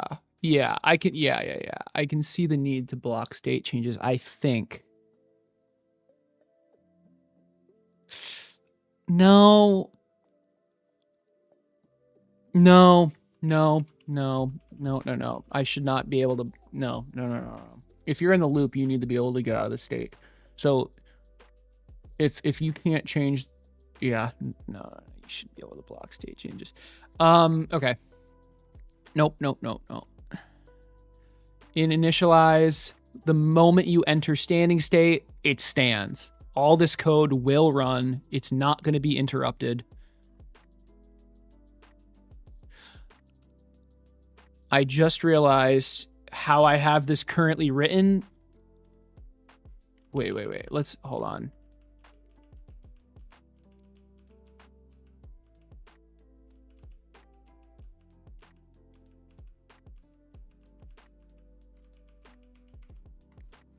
Let me just hold on. Standing loops. Well, standing loops. This is already going to happen. That's already going to happen. This code can't be interrupted because you're inside the while loop.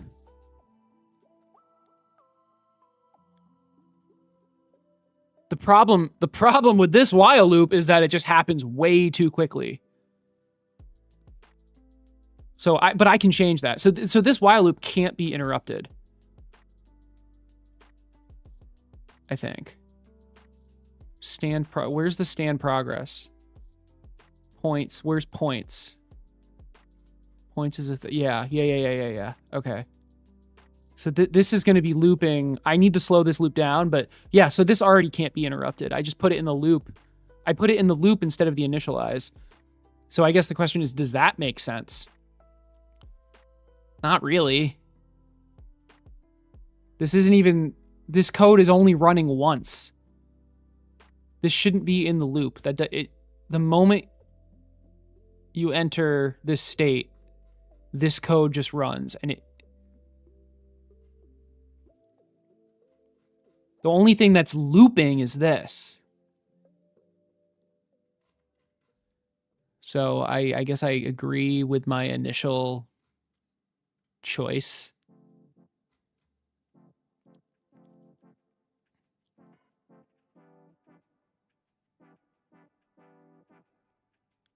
Like all of this, actually.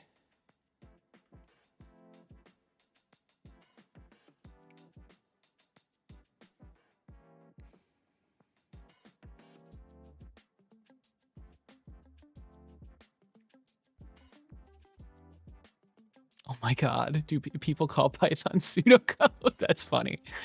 No, Python's not pseudocode. That's hilarious, though. What you're doing in code is defining each state it can occupy and the graph of transitions that the state machine... Yeah, no, exactly. I can draw the state machine out for you. I mean, but yeah, that is exactly what I'm doing. Now I'm just trying to decide whether to put this code. Yeah, this should go... Okay, so this while loop right here. Oh, hold on. So standing endpoint equal... Okay, we're gonna put this here. So standing endpoint.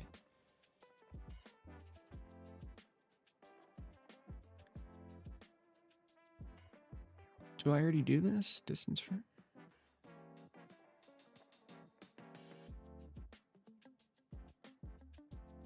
Yeah, I do it right here, so I don't need to constantly do it. Okay, now I take this.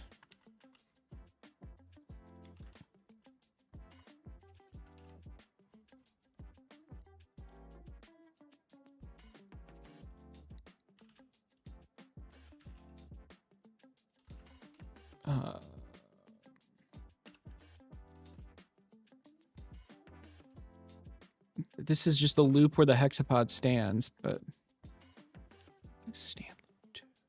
Oh, I see. This is to make, yeah, whatever. You need to run it twice because the 3 legs stand and then the other 3 legs stand. Okay, and then in the loop, yes, this runs.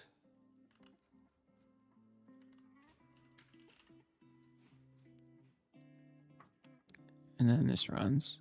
You're just constantly moving to the end position based on this.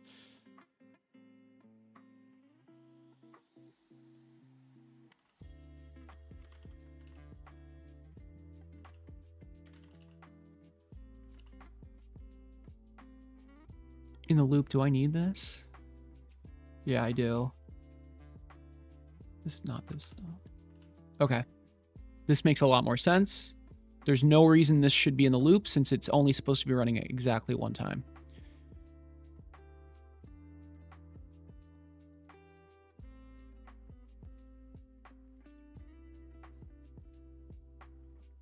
Yes, this is good.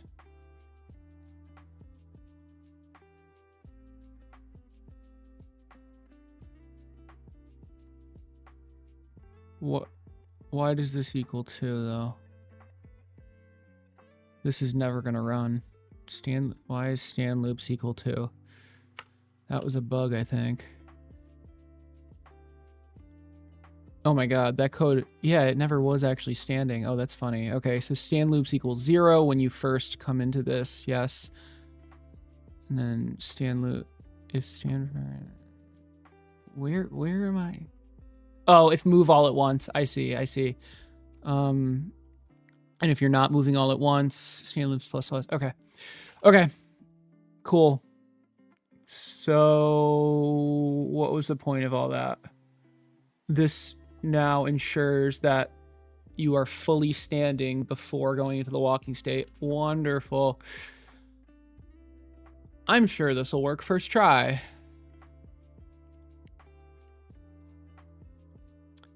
Let's try it. Okay, what did you say I needed to do? What did Warren say? I need to let's get rid of that. Plug her in. I don't really remember. Okay. So plugged in. Yep. I'm sure this will work. Let's try doing that. I don't know.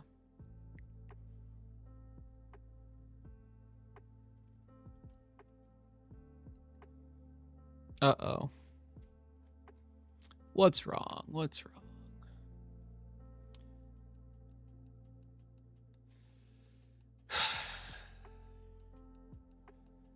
I don't... Okay. Is this an issue? Land height? Oh my god. I didn't even see it. I didn't even see this issue because it was off the page. Okay. Land height. I do know what that means. But land height.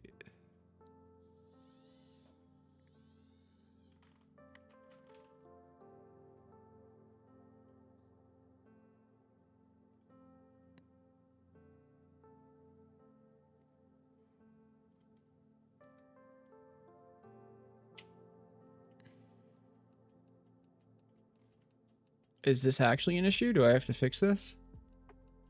Aren't these just warnings?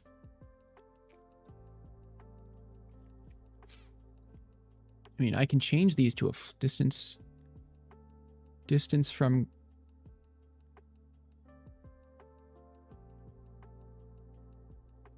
I can just make it a float. I don't care.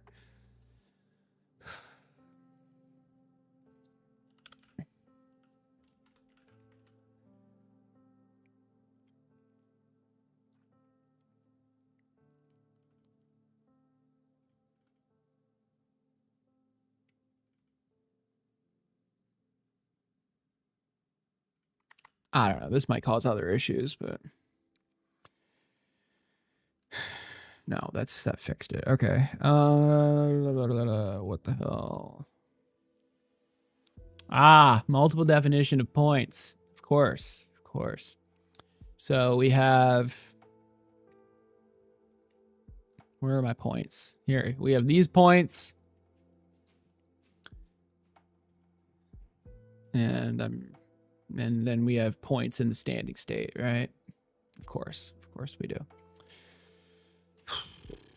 Okay.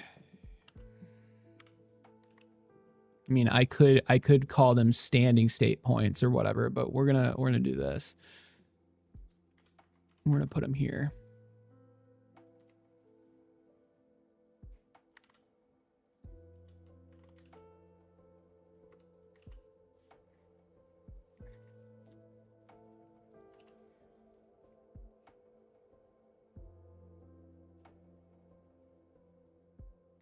I don't even think this matters, to be honest. Like this number, I could just hard code this number. I don't think this number is actually ever changing. Oh my God.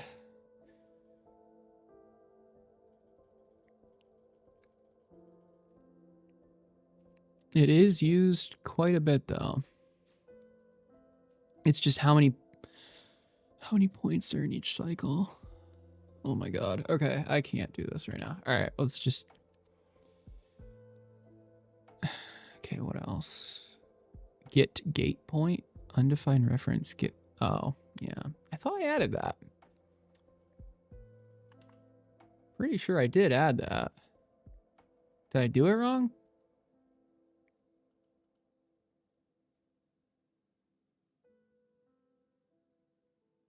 Isn't this the function definition? Or should this be in private? Why did this work? Why? Oh, I got it. I gotta remember. Yeah, I gotta remember to do this. You need the little state : thing.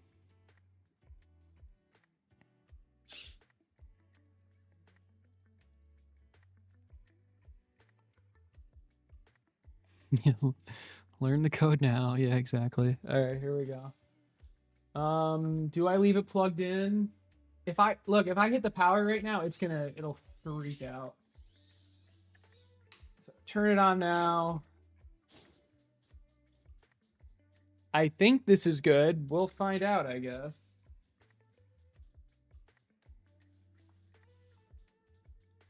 Okay, I plugged it in. I press serial monitor.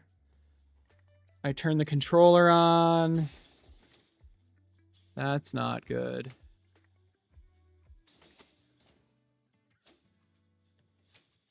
Okay, we're gonna turn this off. Oh gosh.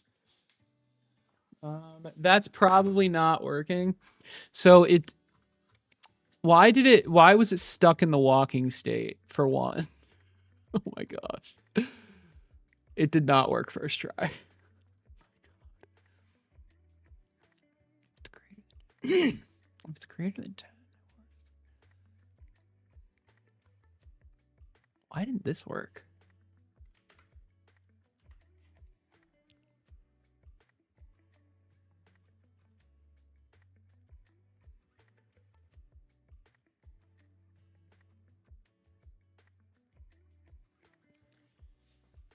I think they're all possessed.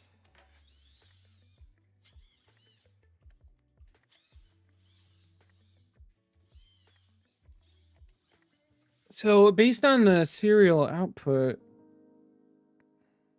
I mean, it went into walking state and never left. I waited more than 3 seconds.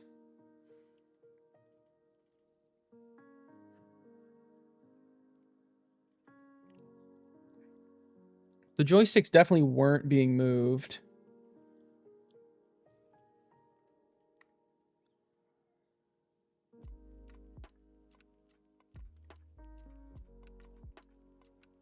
Here's an issue. It's not greater than 10. It's it's 127 or whatever. That's the middle value. So there's a bug.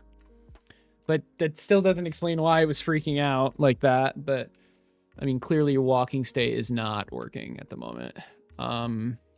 For who knows why. We'll have to debug that, but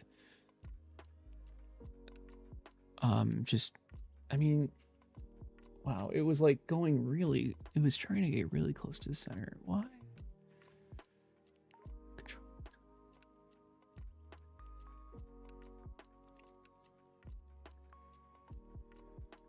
Left slider.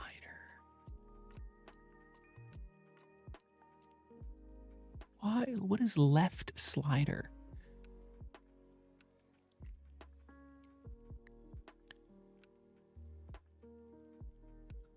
Also, what is current gate? Okay, it's set to try gate. Okay. So it's set to this for now. 1,000.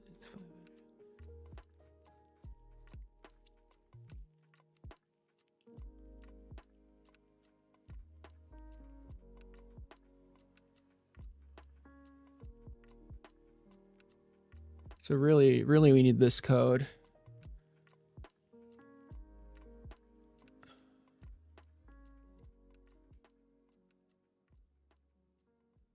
It's fine though. I'll just, so 127 is.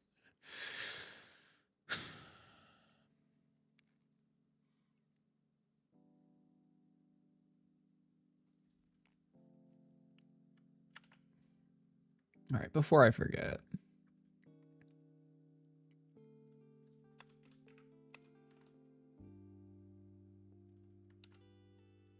So it could be -10, it could be 10. Yeah, this is okay.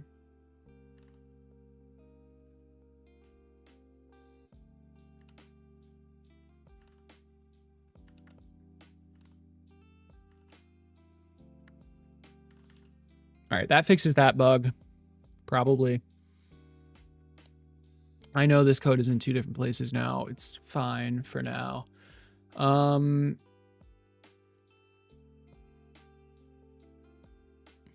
So the current state, it was standing state. Movement was detected even though it shouldn't have been detected. Okay, so this should at least stop it from going into walking state. But the moment it goes into walking state, it's going to explode again. And I guess the question is why. I can start printing things out. I think that is what I need to do.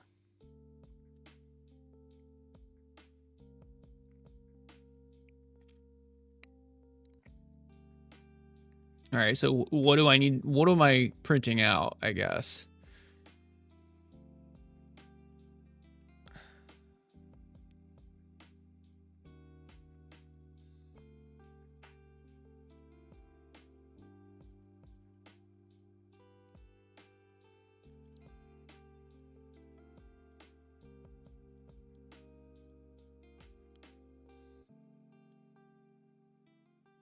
Current points, maybe.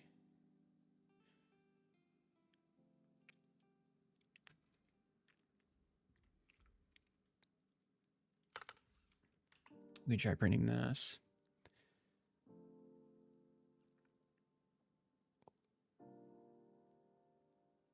Oh, I had like a helper function for printing.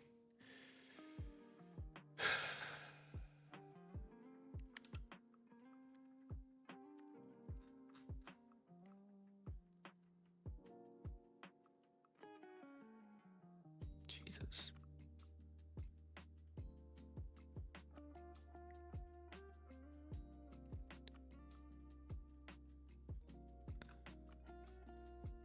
I wrote all of these myself. Holy shit.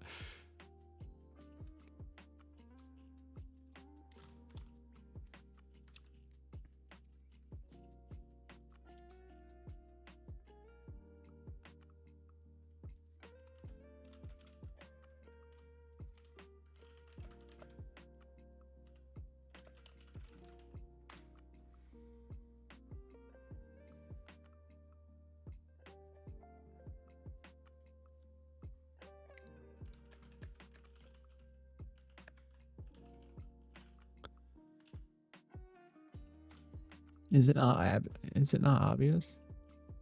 Bro, I literally just with the ones that are missing.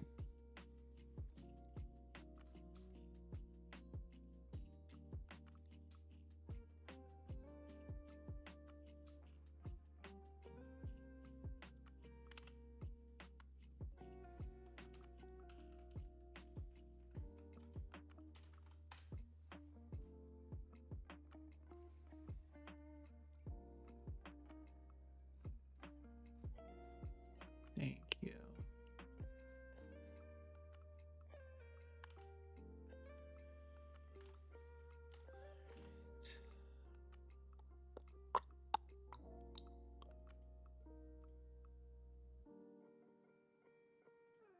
Okay, now, do I not have utils here? I do have utils here, so what?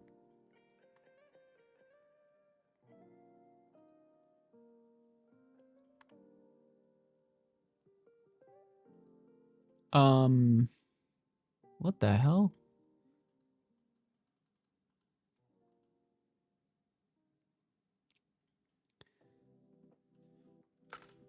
Did I change? Oh, I had changed. I commented out this print function, and then I changed the print function, and then I never updated this. That's cool. Yeah. Okay. So,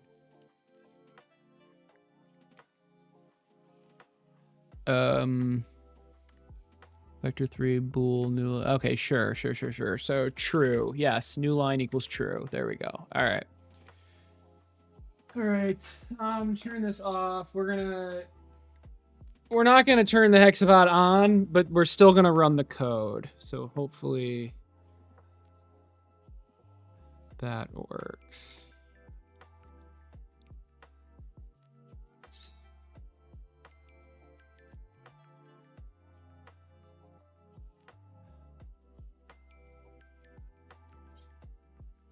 Okay.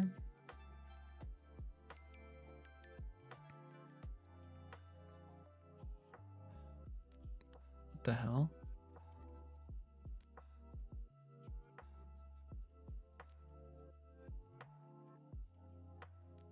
What is happening?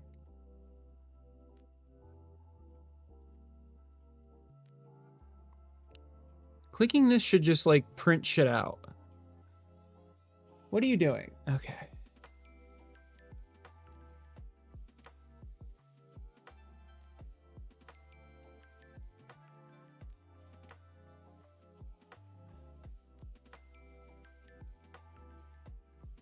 Shouldn't it be printing like which state it's in? I'm scared to do anything, but okay.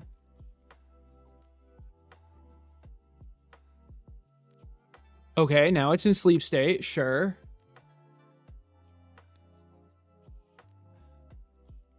Now it's in standing state.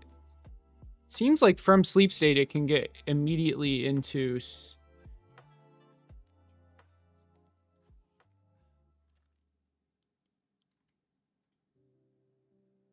Okay, so it's in sleep state right now. If movement is detected and current state equals sleep state, current state equals standing state.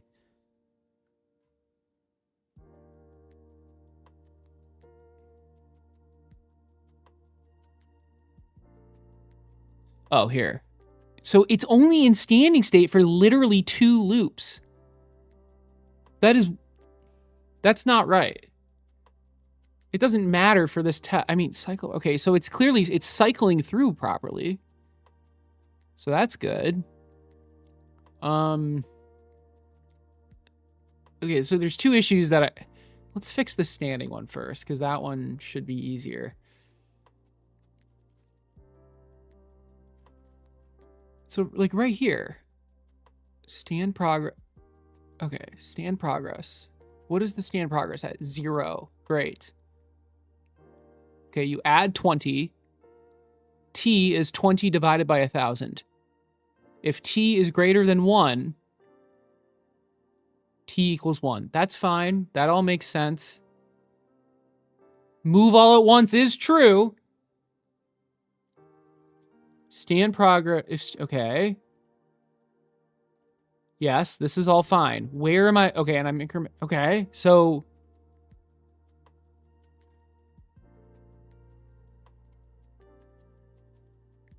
So that should have looped. Oh, it did loop.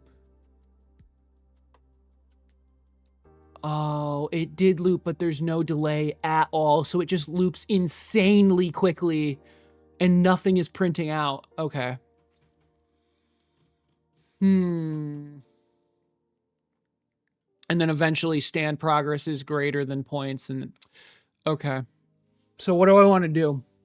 Because clearly this is not enough time.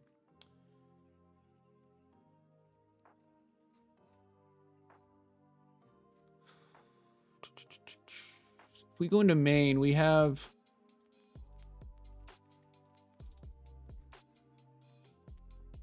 Oh, this is super annoying.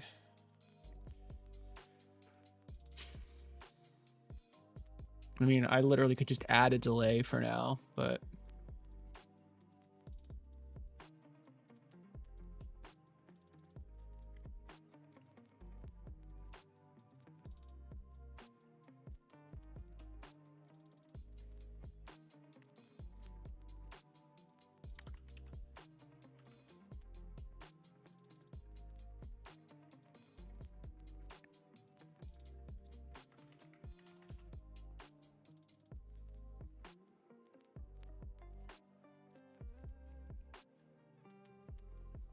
Okay, in standing state.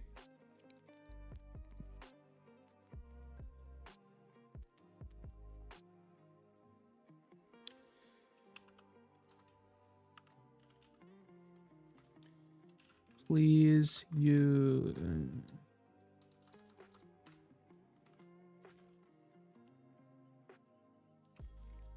Oh, there's multiple mains. Oh, that's weird.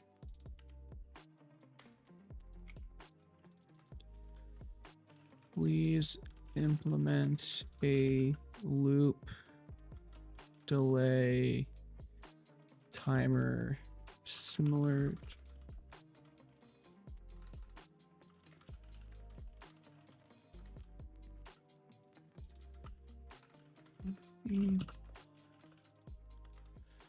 This might be confusing, but let's see if it understands what the heck I'm saying. Yes, it understands. Okay, this will allow you to control. Yes, yes, exactly.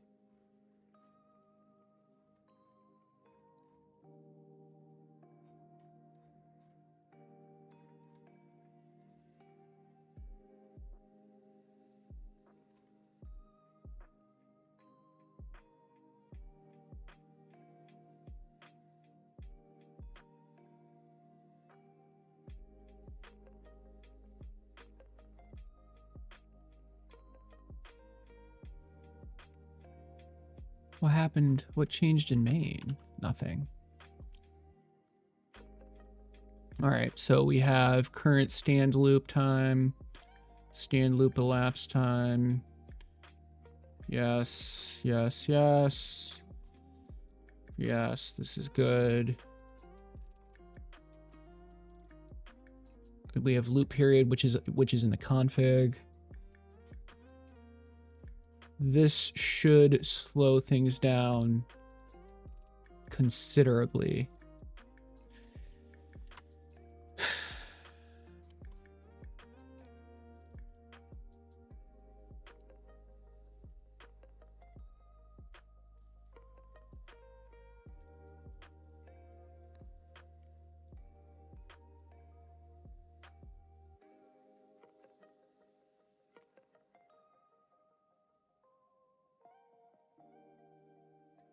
You just ordered your fasteners? Nice.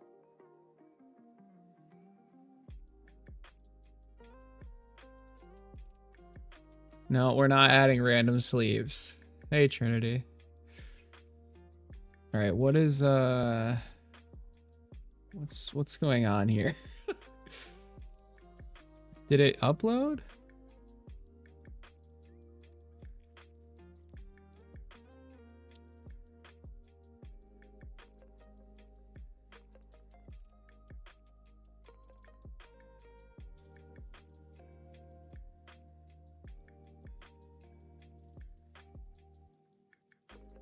Good.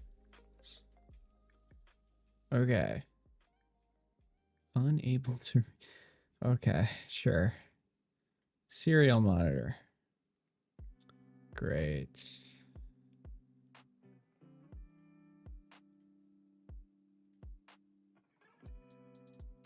Dude, why?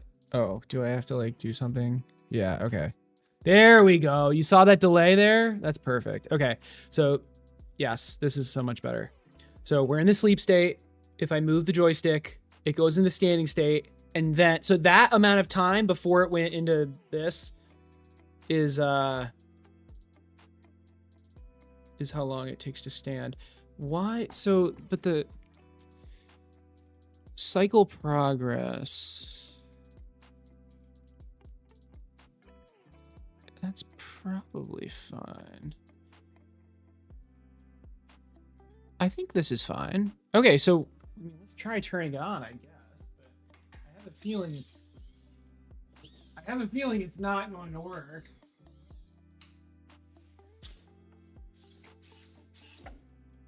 Okay, that did kind of work. And then it goes to sleep. It's just when I do this, it's gonna like explode.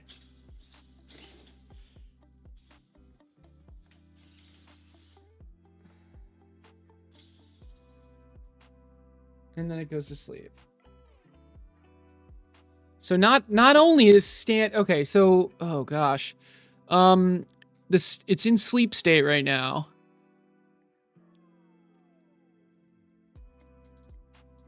If from sleep state it goes into standing state, it's supposed to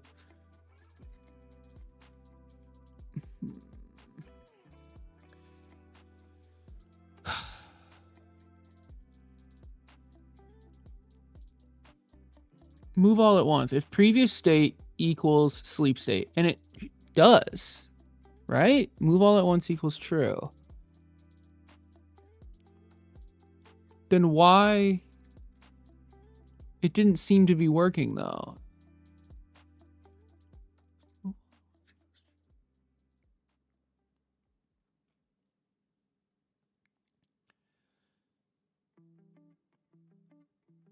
It should be moving all the legs, but it's doing this instead.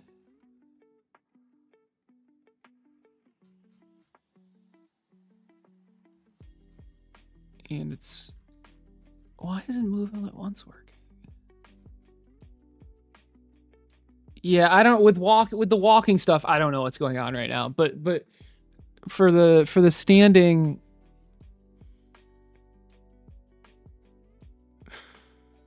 Okay, let's go into here. Previous state.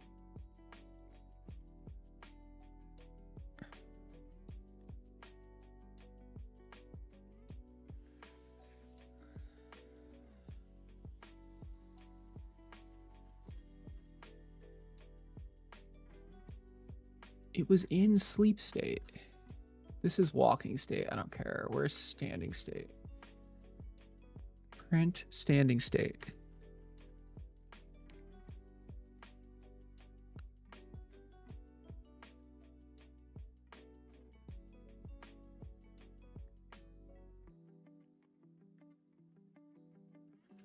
My issue is from sleep state. Here, sleep state. And then it goes to standing state. Was that working? It didn't look like it was working. The previous... From standing, it goes to sleeping.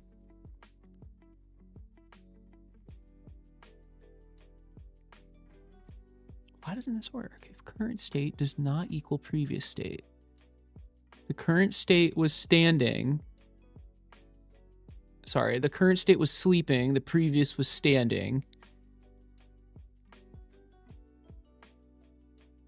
Oh. Oh, I see. This code runs after the previous state was reset. I need to run this before previous state equals... Yeah, there you go. That's why it wasn't working. Okay. Okay. I see. Who wrote this code? It must have been the AI. It wasn't. It was me. Yeah. Yeah, I mean, I was setting the previous state equal to the current state, so the current state equaled the previous state. So then when you got into standing state, previous did not equal sleep state. Previous equaled standing state. Anyway, we run the initialization and then set it. Oh my goodness. Okay, can I... What order do I do this in? Can I just upload this code? Is this gonna even work?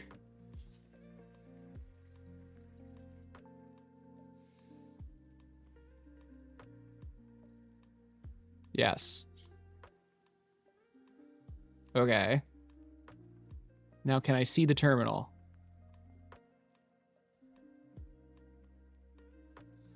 Do I go to output?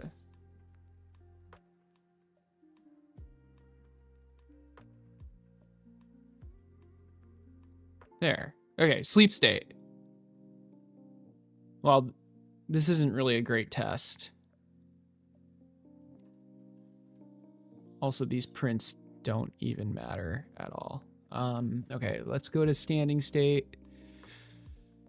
Get rid of those prints.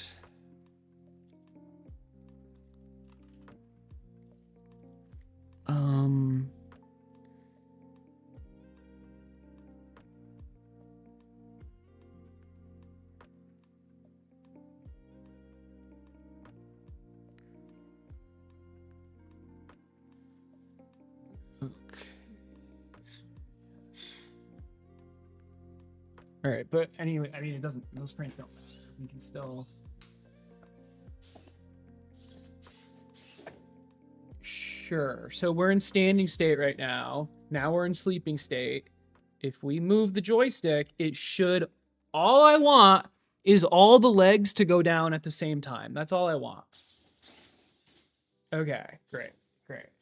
It worked. It worked. That's actually worked really well. So now, what the heck is wrong with the walking? What, like, it is seriously messed up. The walking is very, very messed up.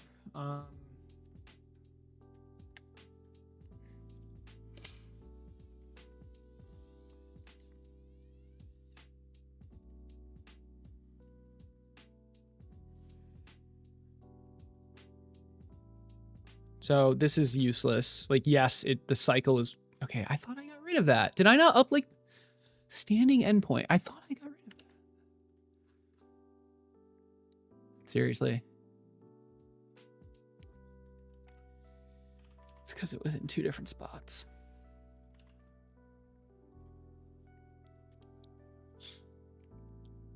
Huzzah! Yeah, maybe make the state transition into a method. Maybe.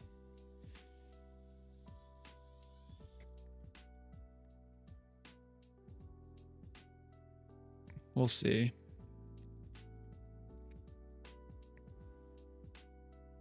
Okay. Let's see what's going on with this walk state. So walking state, stand. Okay, this is all good. Where am I printing this crap? Because it's useless. I mean, clearly, yes, the cycle is working. This is great. The cycle progress is working. It's going up by 1, I guess.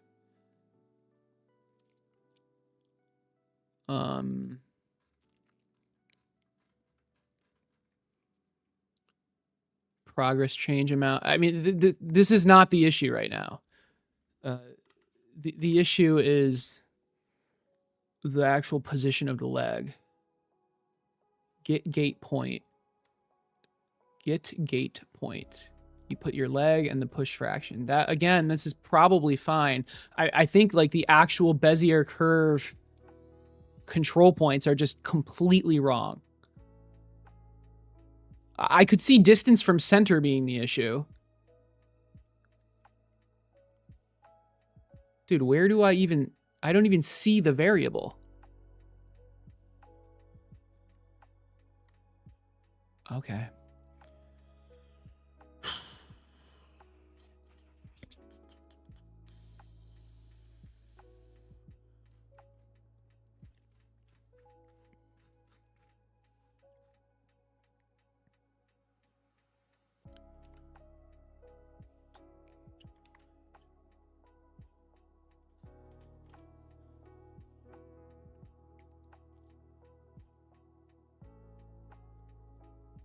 This is just the position of, yeah, this isn't like the Bezier curve control points or anything. This is just the final position. Okay.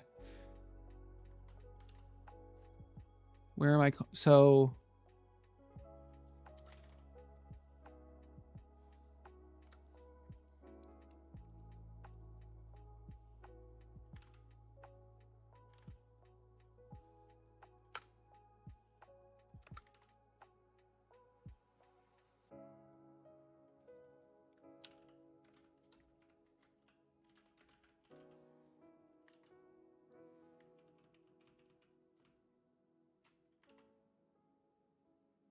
Should I get all of them? Probably not. Let's just look at one leg for now.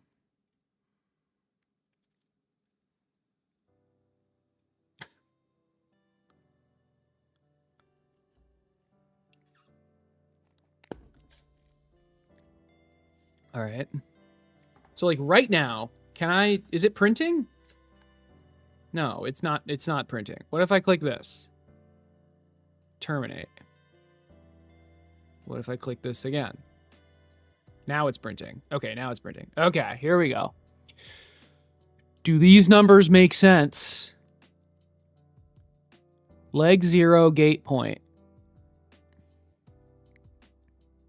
Oh my god, I know it's wrong. I think I know it's wrong. I think I know it's wrong. Hold on. Move to position. You take a leg and a vector 3. I'm pretty sure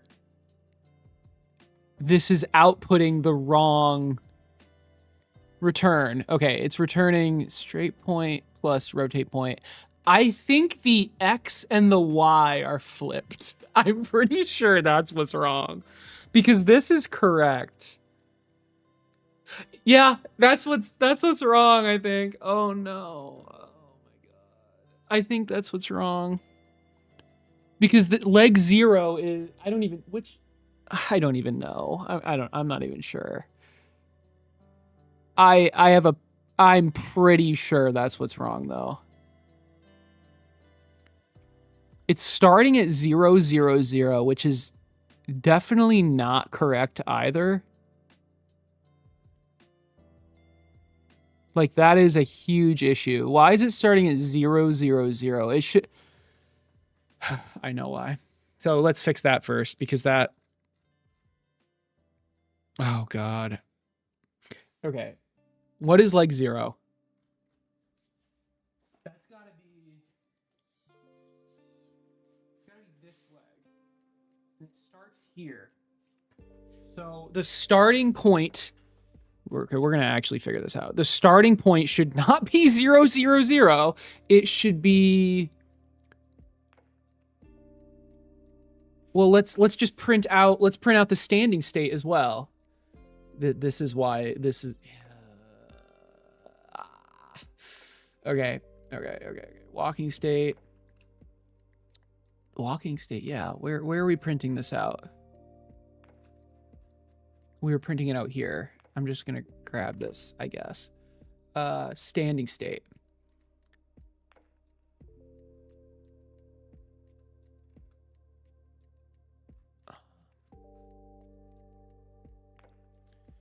We'll print it here since it doesn't change. Print value, leg 0, standing point. Okay. And what I don't even know what this is. Ah, I know what it is. Okay.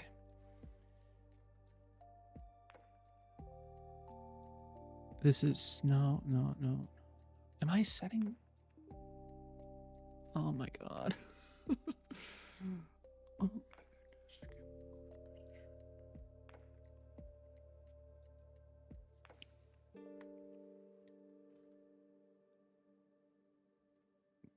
I think this is what I want. I think this specifically this.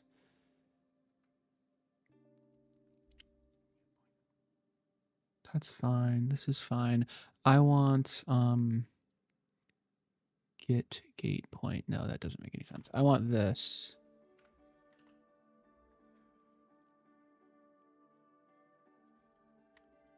Right? This is a vector.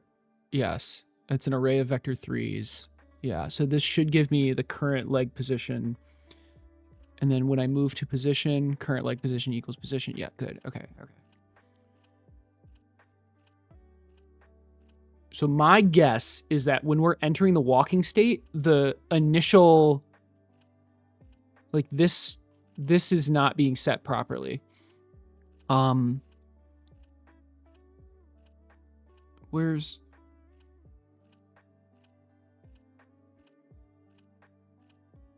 No, where am I setting it? Do I set... I don't even set it. Did I delete that code? Why would I delete that code? Okay, when I enter car state.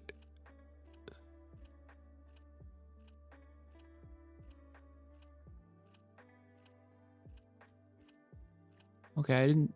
Oh, here.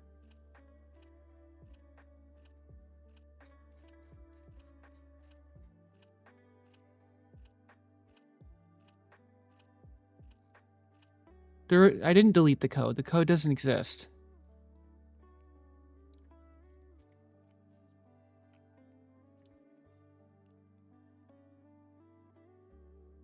Where am I setting? Oh. Set cycle start points.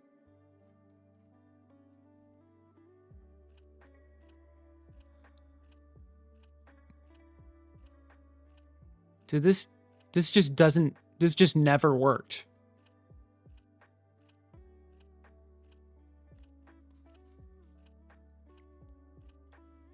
Cycle start points equals current points.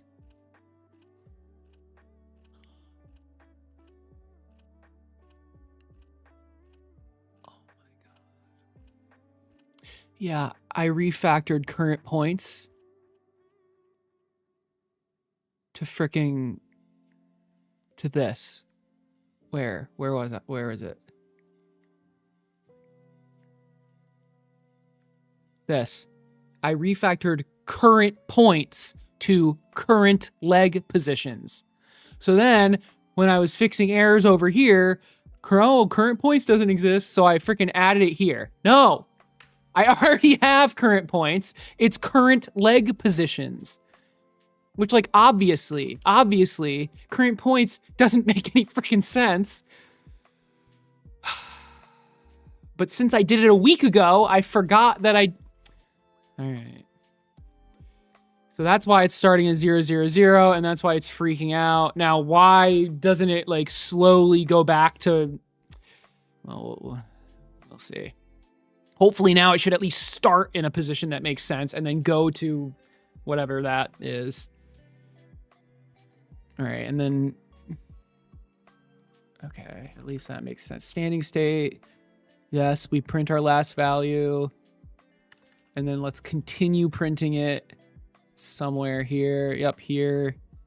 No, this doesn't make any sense. I'm just gonna print this. Seriously, I'm just gonna print this. Leg 0, walking point, current leg position 0. Obviously, we're gonna do it after this shit. Whew, okay, let's upload.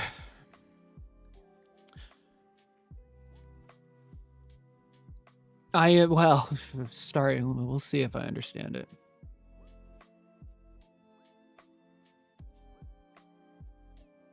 I just can't wait to get it working so I can refactor it. Okay, so it's uploaded. Do I just delete this and then maybe I should click this now? Maybe? Standing state. There we go. Oh my God. Walking state. Okay. So if we go back, notice how it's not 0, 0, 0. This is the stand. Yep, this is where it was standing. And then from there, it's slowly moving. Surely this works. Surely this works.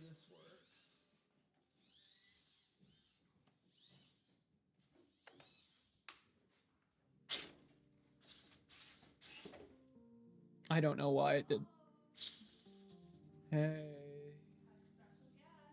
I know. Wait, like the cat or Sean? Oh. Hello.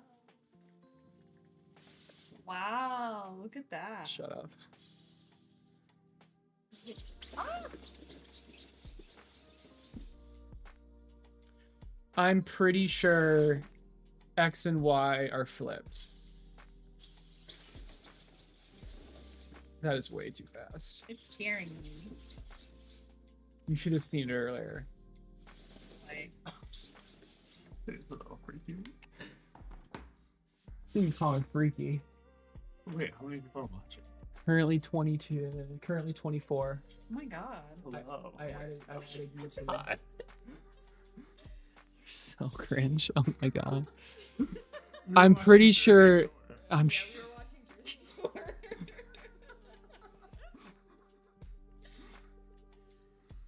I am so close to fixing this. There's food upstairs for you. Well, Thank you. What is it doing? Its legs don't normally go that way. Right now the power's off, but the USB power's on, and it's just kind of being stupid. It doesn't really matter. How was Tarjay? It's good. That's good. We bought sparkling water. Wow, the fancy kind. Oh yeah. Ooh, we have sunflower flavor. There might be one for you. Yeah, Sunflower? get it from my car. Like sunflower? Yeah, that Yeah. it was sunflowers on the box. It just I looks think- like coconut strawberry. To me. Yeah. The Oh, flavor wow. was like. It's called. It's like sun or sunshine or something. What does that mean? That's why I bought it, because I was like, Oh. what does Yeah, that we didn't mean? know. So strawberries and coconut. All right. Interesting. Wow. That was. Wait, I That's want to say. fun. I want to say bye. Okay. I don't know how to. Bye, guys.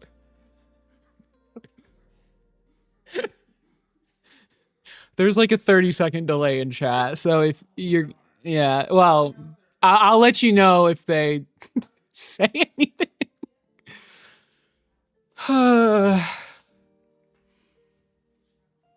Okay. Anyway, let's take a look at these numbers and see if they make literally any sense. And I have a feeling they don't. So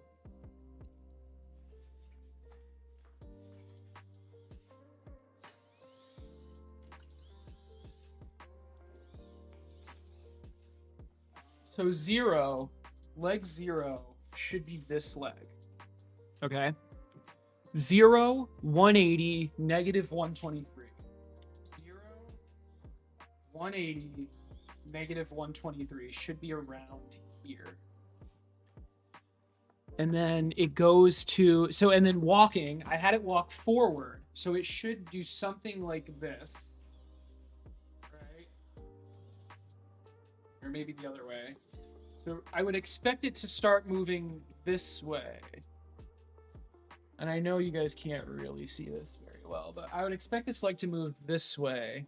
But instead, like twisted super hard. So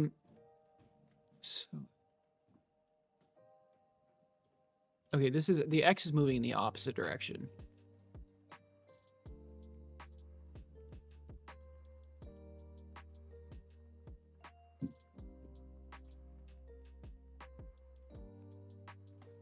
Dude, it never, no, this is wrong. This is completely wrong. The height, well, the height also never changes. What the hell? It never takes a step. Maybe that's fine. I'm not sure. Have the PCBs been updated to fix that mirror? Yeah, it has. I've already ordered them. They should be coming pretty soon, actually. I haven't checked it in a while. I'm gonna check it right now. I haven't checked PCBWay in a while. Let's see. Oh my God, is it in the mailbox? Oh, maybe not. Sorry, I would show this page, but there's way too much info that... Oh my God, it's delivered. Dude, wait, it was delivered 3 days ago. I'll be right back.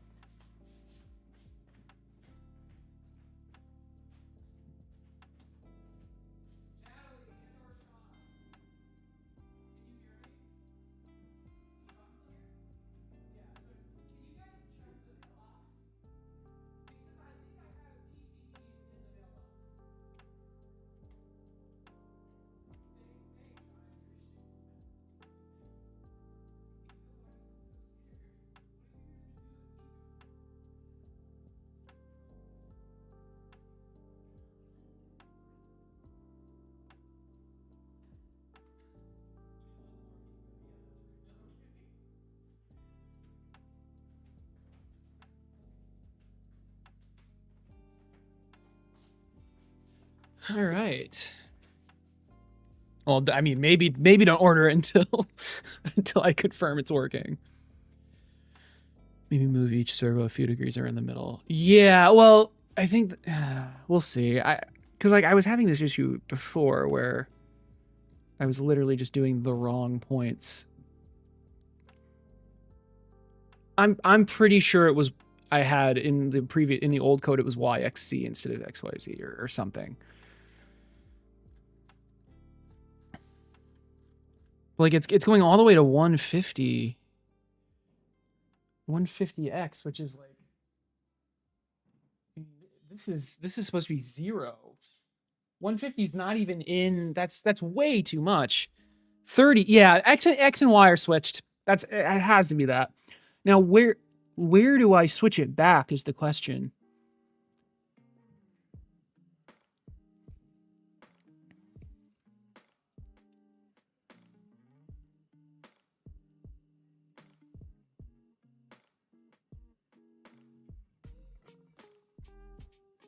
Yeah, look. VX, or, well, hold on. Wait, maybe. What is V? What the hell is V, dude? Like, what is happening here? What is V? Oh, V is a vector 2. Oh, V is just the direction the joystick is going, maybe? Sure, I guess. Also, it was moving way too fast, but it's fine for now.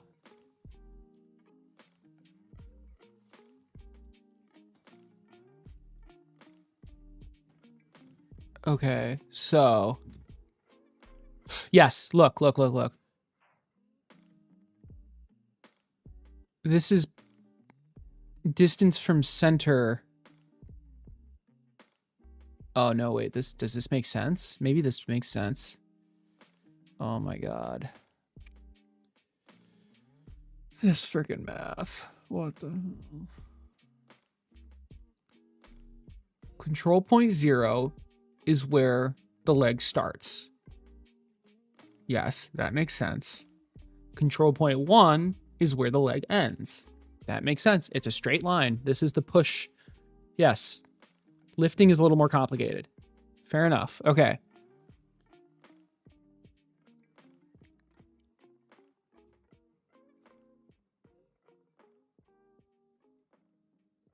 And then we do the rotate, which is, yeah, okay. That's fine. X, Y, Z, distance from center. This doesn't make any sense. X is the left and right. X, oh my god. Oh my god.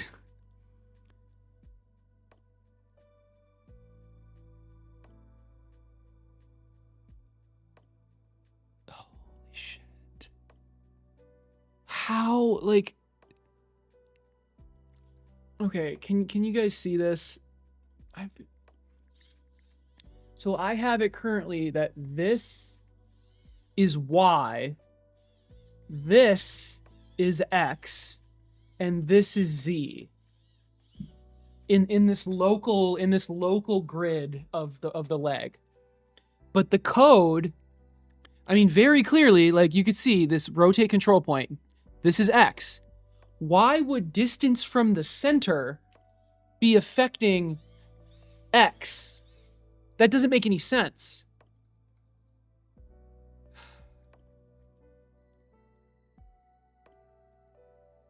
Oh my god.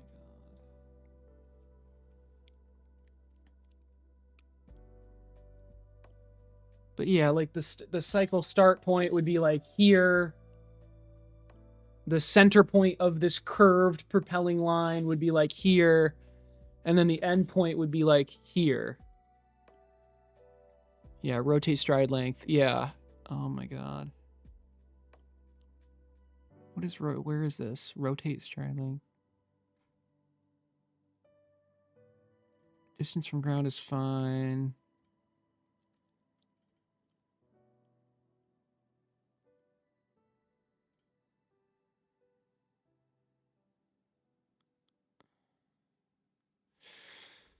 Oh boy, oh boy. The question is, do I just literally just flip it at the end? Or do I fix it here? I feel like I should fix the actual math.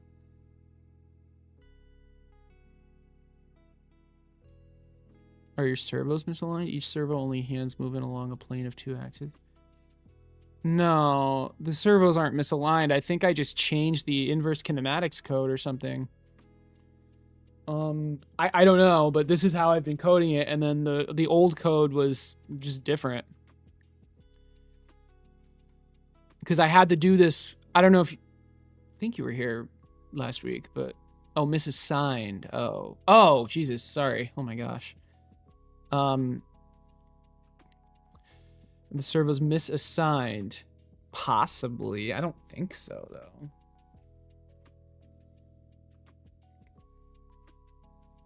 No, because X and Y being flipped is different from coxa and femur, for example, being flipped. Your coxa and femur, that's... I think that would be different. No,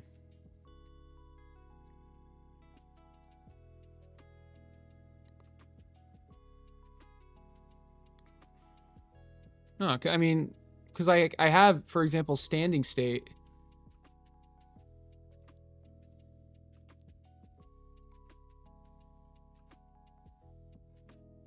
Where is it in the config? Okay, for like this, for example, the configuration state, like X, Y, Z. X, Y, Z.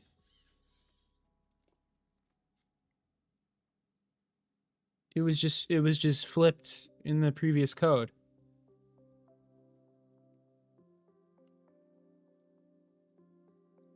I think I know why too. I do know why, which is, I know exactly why. I remember what I was thinking a year and a half ago.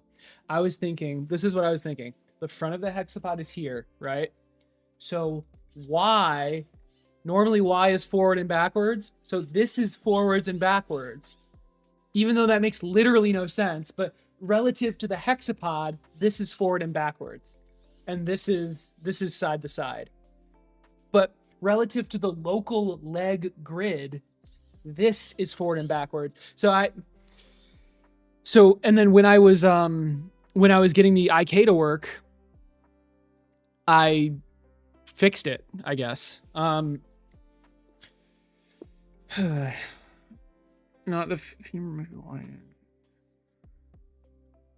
I know the IK works but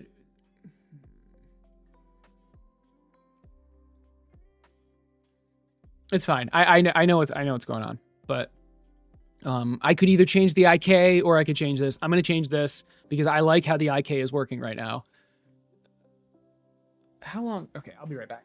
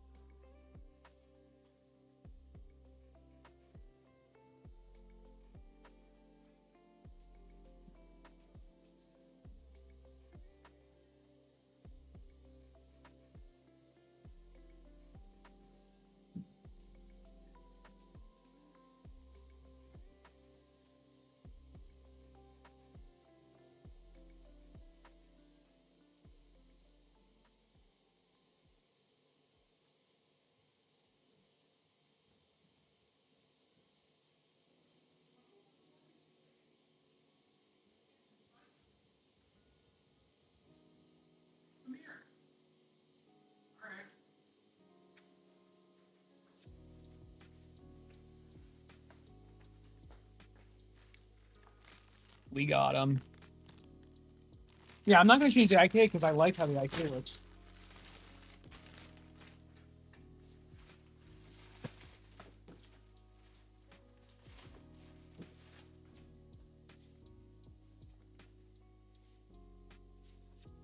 It's a cute little box.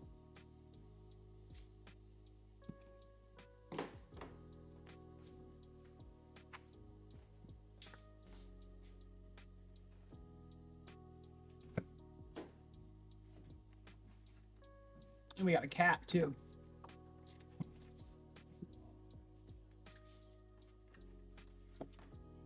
Wow. Look at that. So pretty. Look, there's an LED spot now. So now an LED turns on when it has power. There's the DC buck thing that is actually correct now. That's exciting. At least I hope. Yep, plus is on the right. I really hope I set it up correctly this time. What else? There's a resistor for the LED. That's important, apparently, which is annoying, but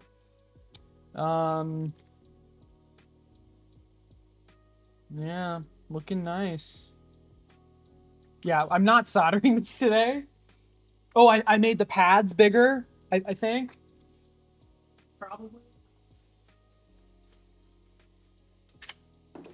Yeah, I'm definitely soldering this off stream.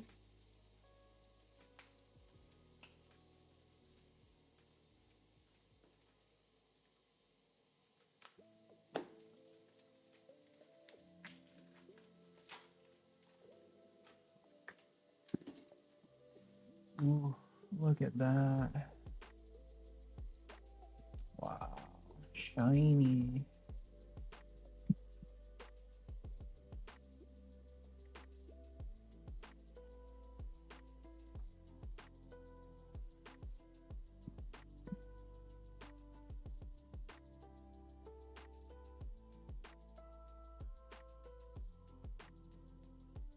Well, Nathan, you got to start somewhere, dude. I know it looks intimidating because like all of it's already done, but it's honestly not that difficult except for the code. The code is actually pretty difficult, but everything else is just little steps, little relatively easy steps. The PCB is probably the easiest part of this entire project. Because it's just wiring things together how they need to be wired together. There's very complex PCB design, and I do not do that.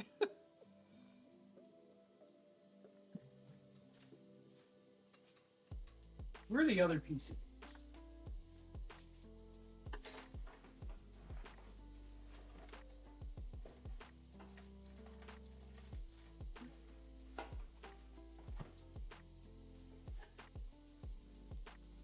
Where did I put these pieces? The old.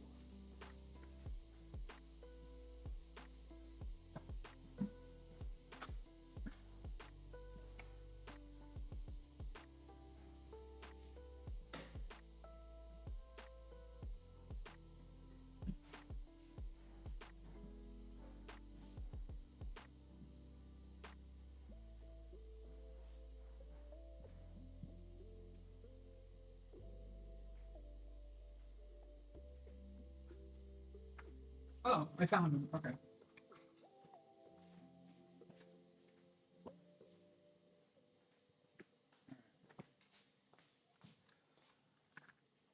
So very, very similar. Obviously, one has version 1.0 and one has 1.01. But did I change the pad sizes? I really hope I did. Yes, I did. You're not going to be able to tell on camera, but version 1.01's pad sizes are a bit thicker. Yeah, wow. Okay, in some places they're a lot thicker, which should make soldering significantly easier. I hope.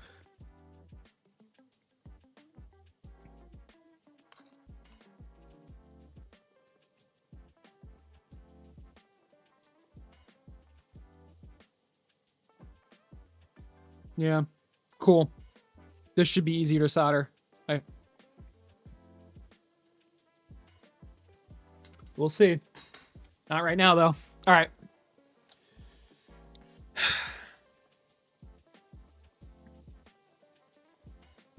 TXRX. I don't think I labeled it, but you have access to it. in some of the output pins. You can pretty easily figure out which ones they are. Stencil and solder paste reflow. I've seen it. I'm not gonna do that anytime soon though. I have seen it though. I probably could, but I'm gonna try to stay away from it. Cause just it makes the it makes the barrier to entry quite a bit higher in my opinion. It definitely is faster though.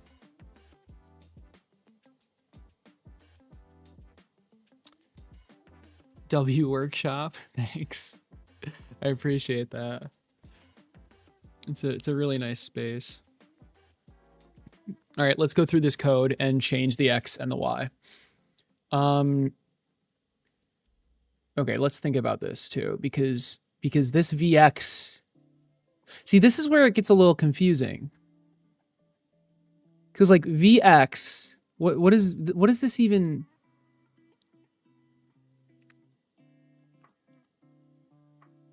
I mean, X is left and right. V is a vector 2.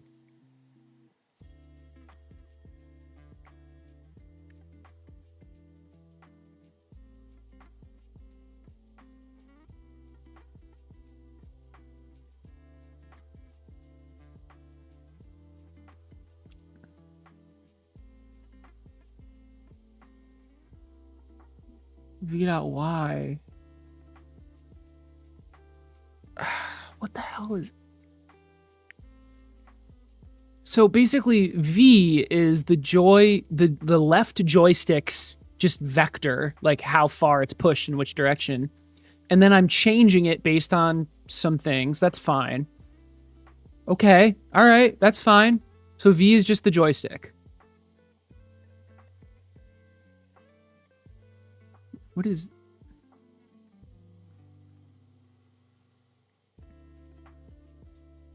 Rotate stride length. This is going to be the right joystick. X. Yes. That all makes sense. Sure. It's a bit confusing though. Because like we have the rotate stride length. So really what I want is I want to split this up. So yeah, we have V, fair enough. And then we have float forwards and backwards. Forwards stride length. And left, forwards, backwards stride length, and left to right stride length. So I guess it's just stride length dot X and dot Y. So really, instead of V, it should be called strafe stride length.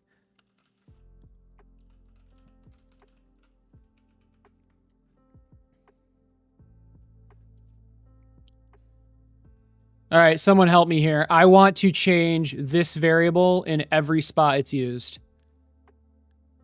Is there has to be a way.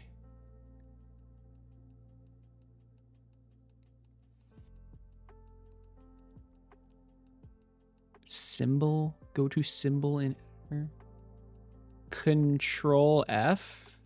I don't think.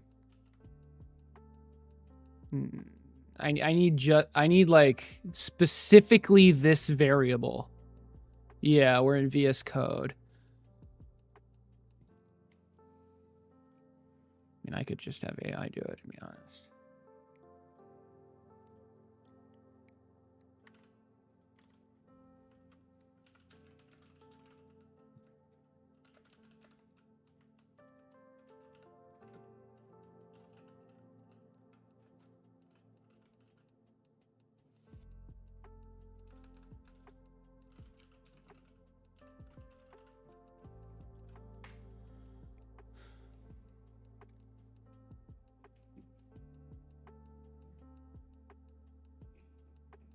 I'm positive I use it in other places. Is it not picking up that it's used here?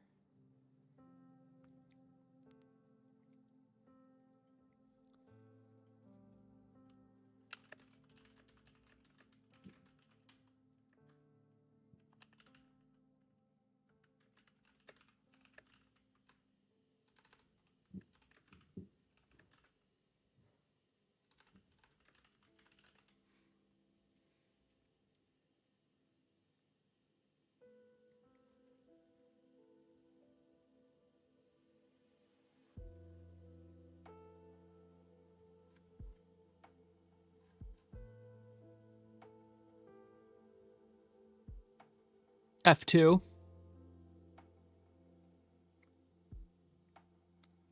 I'll try it after this. Thank you.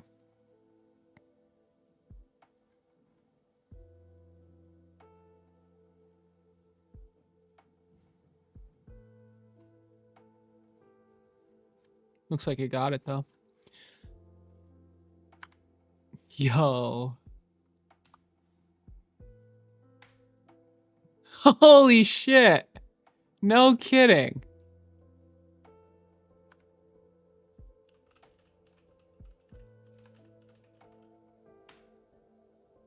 It's pretty sick. Thanks. Right click the variable. Refactor. Rename symbol, is that? Oh. There was not even refactor, just rename symbol. Yeah, okay. I saw that too, but the symbol part kind of caught me off, threw me off. Okay, so now that it's named properly, I can actually read this. This is, yeah, distance is, this doesn't make any sense. So strafe, this code needs to be completely fixed. I can't just like swap at the end because that actually wouldn't have worked.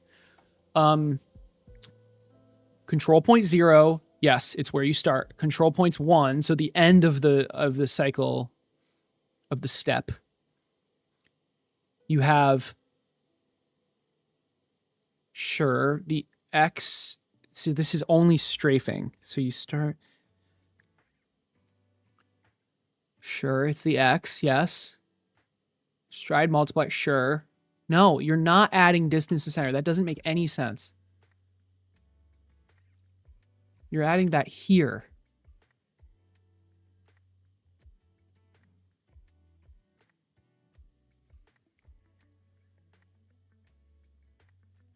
Because X is this.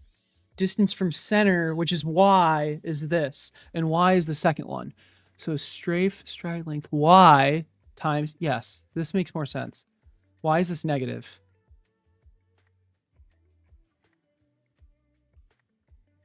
I guess negative would make it go forward. Okay. But then wouldn't the multiplier negate it? Why is this?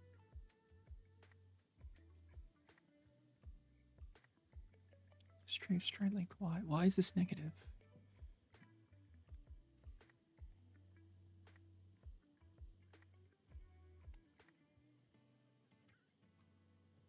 I guess one of them had to be negative. Fair enough. Okay.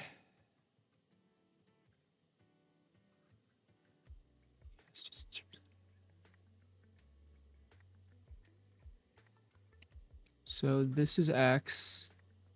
This is Y. This is Z. And then we rotate it.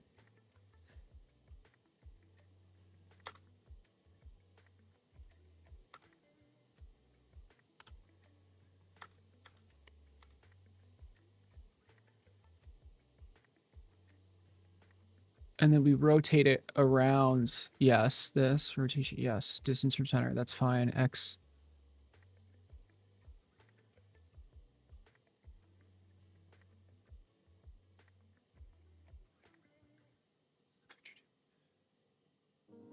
This is wrong again.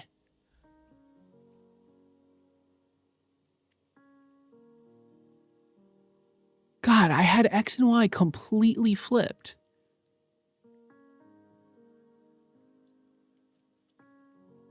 So we're rotating, and then this is the angle, and this is the pivot.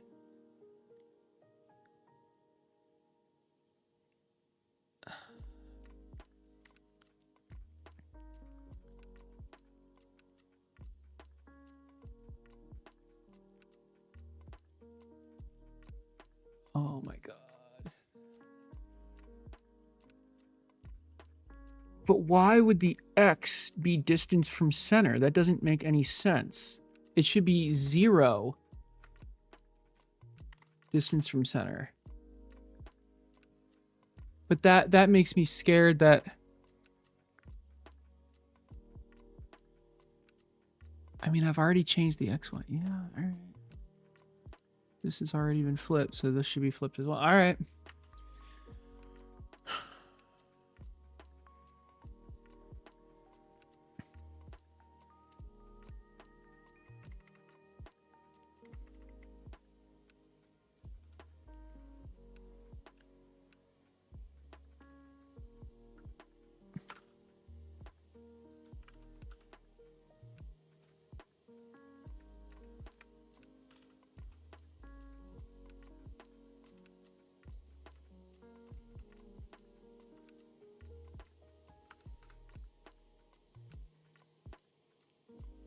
Is this easier to read than how I had it?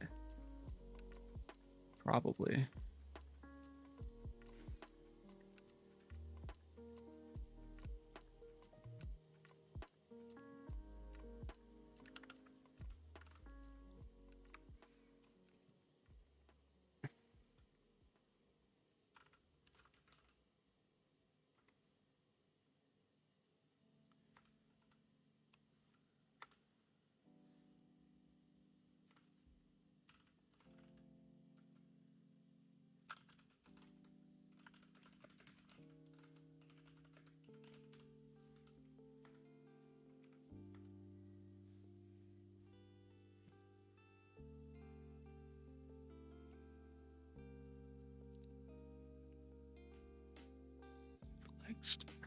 If leg states doesn't it, if this leg's state does not equal propelling, cycle start points, sure, okay,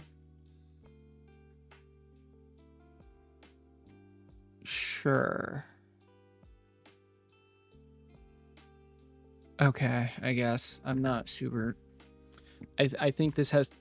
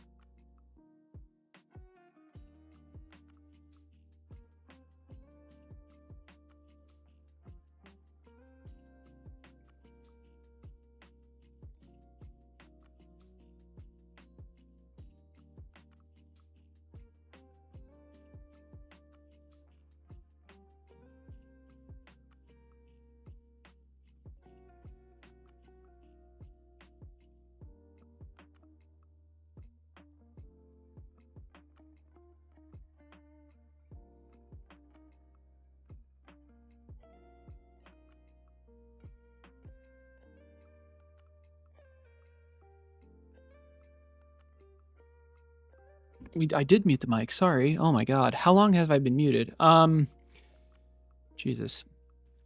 Sorry. Okay. What I was saying though, I don't know. Like, I think this is a vector 3. This is a vector 3. Distance from center should not be here. But I don't know why it's in this syntax. A minute? Jesus Christ. Okay. Well, I asked you, Trey, what do you mean by use a vector rather than an array plus external amount? Like where are you referring to? That's pretty much the only.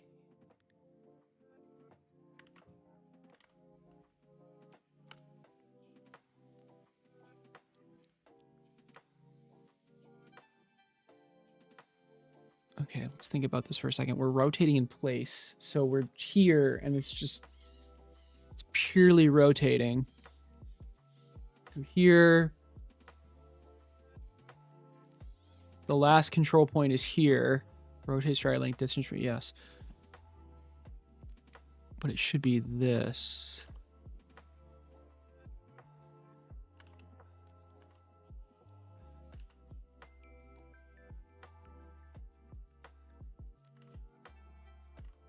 I hit the mic on accident, the mute button on accident, sorry. So this is fine.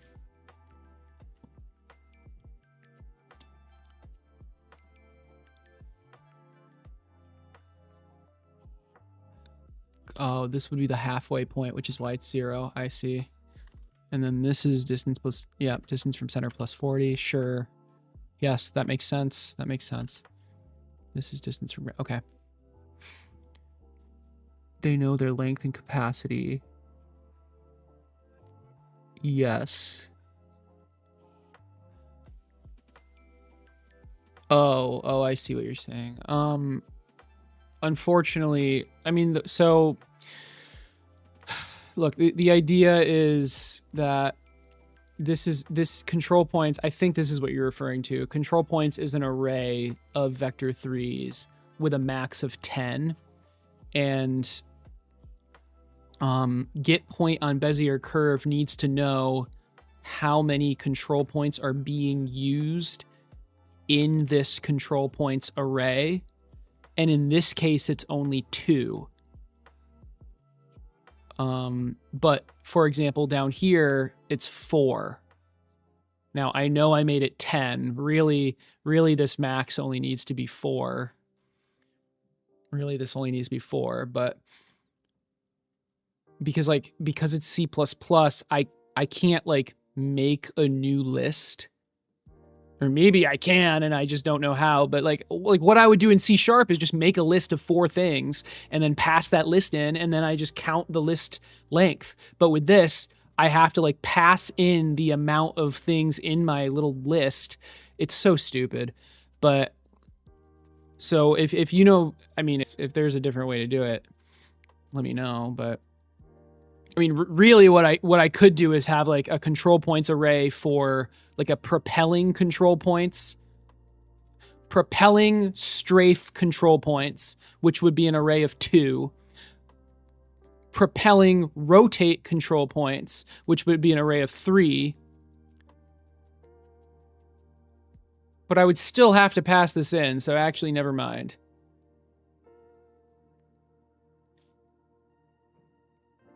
Oh, it's called vector. Okay. Well, that's ironic. Well, maybe not ironic, but so it has nothing to do with my vectors, which is fair. Well, why don't I just use a frickin' vector? Okay. Yeah, let's do that. Yeah, that is one of the refactors that I will do once walking is working. Yeah. Yep. Okay. Yeah, I mean, that shows how little I know about C++. I kind of knew that, but maybe at the time of writing this, I wasn't sure. Why isn't it called list? Why is it called vector? Which isn't ideal on microcontrollers. That's fair. That's fair, but now that I'm using the teensy, I don't think it matters because it's just so fast. But whatever. Let's try to go. Let's finish going through this. Okay, I don't think I need to split it up for, well, I probably should, honestly. So we have X, Y, and Z.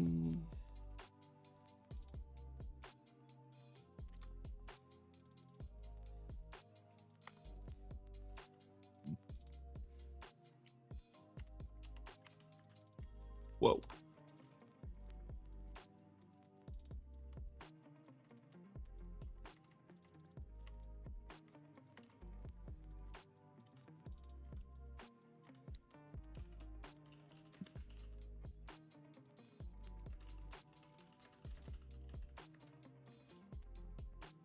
That comment is not true.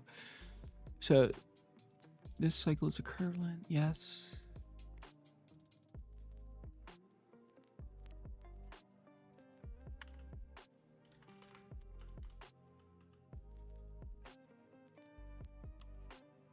Starting point of the cycle, middle point.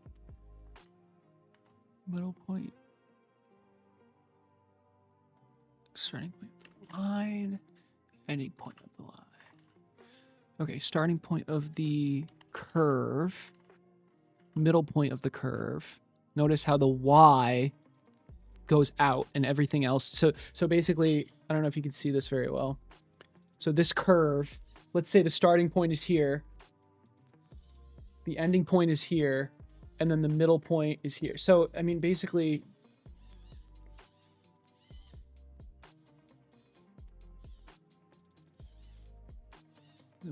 yeah.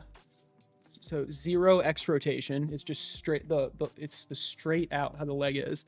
And then the Y value is just a little bit out. It would be distance from center plus 40 just to create a curve.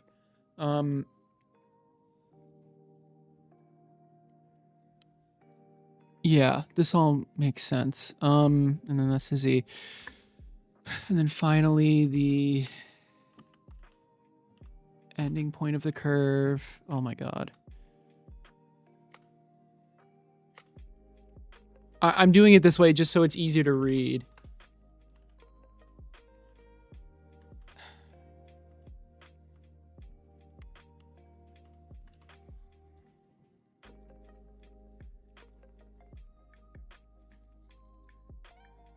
Okay.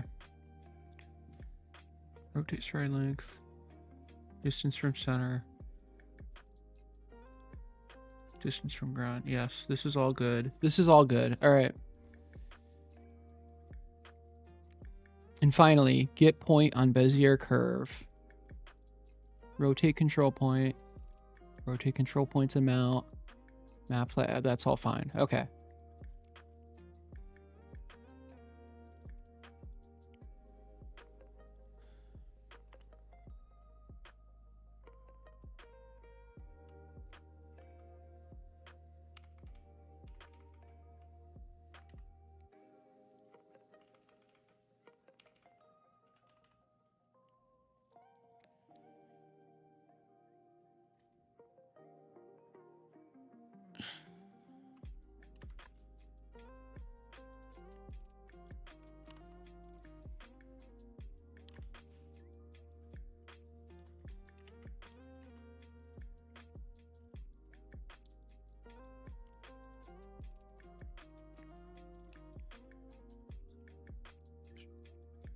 I don't even know what this is supposed to be doing. Okay, I'm sure I can figure out how to write a print statement later. Okay, and then finally, you just return strafe point times the forward amount plus rotate times the turn amount divided by the weight sum. What is weight sum? Sure. Okay, so it's, yeah, okay. So this is essentially just averaging the 2 points together. Because you can have some rotation, you can have some strafing, and then you average them together, and then you it's a weighted average, because if you're pushing a lot and if you're strafing a lot and turning a little bit, you don't want the turn to overpower the strafe. This is fine.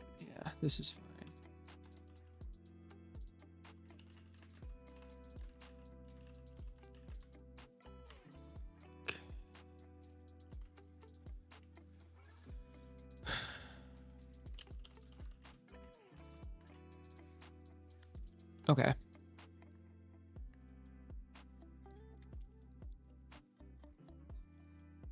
This all makes sense. Now lifting needs a similar fix plus refactor where the X and the Y are swapped, but not completely swapped. Just, oh gosh, I hope this works. What up, Arm Man? How's it going? Is it echoing? No, it is definitely not echoing.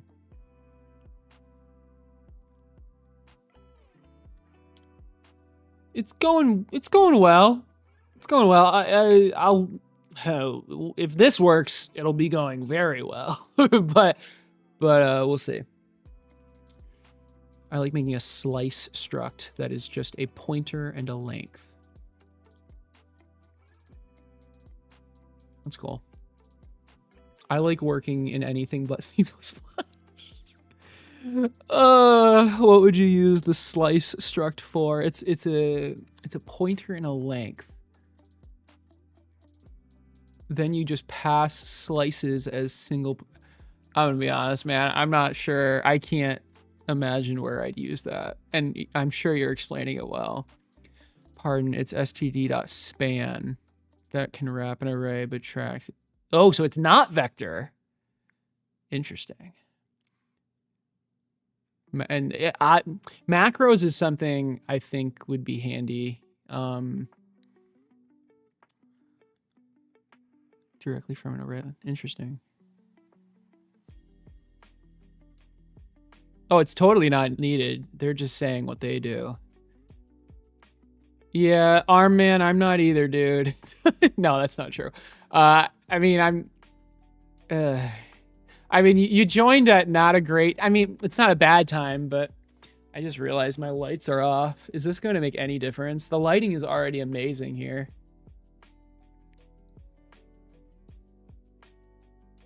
I'm going to leave my lights off. The lighting's not even bad. Okay. Or maybe I should turn them on.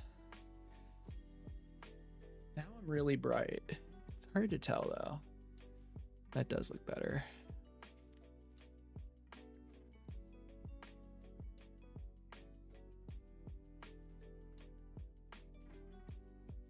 Dude, can you please just let me change my lights? Oh, that was the warmth.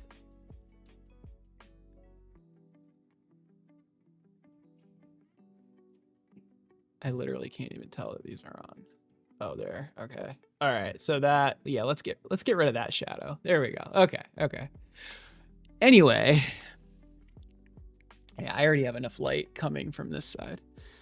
Macros in C++ suck. Okay, fair enough. You're mostly programming plain C. Yeah. I mostly code in C#. So I just want a list. I just want a freaking list. Okay, anyway, let's refactor this. So if leg state, yes. If the leg is lifting, or if the leg's not lifting, sure, cycle start points.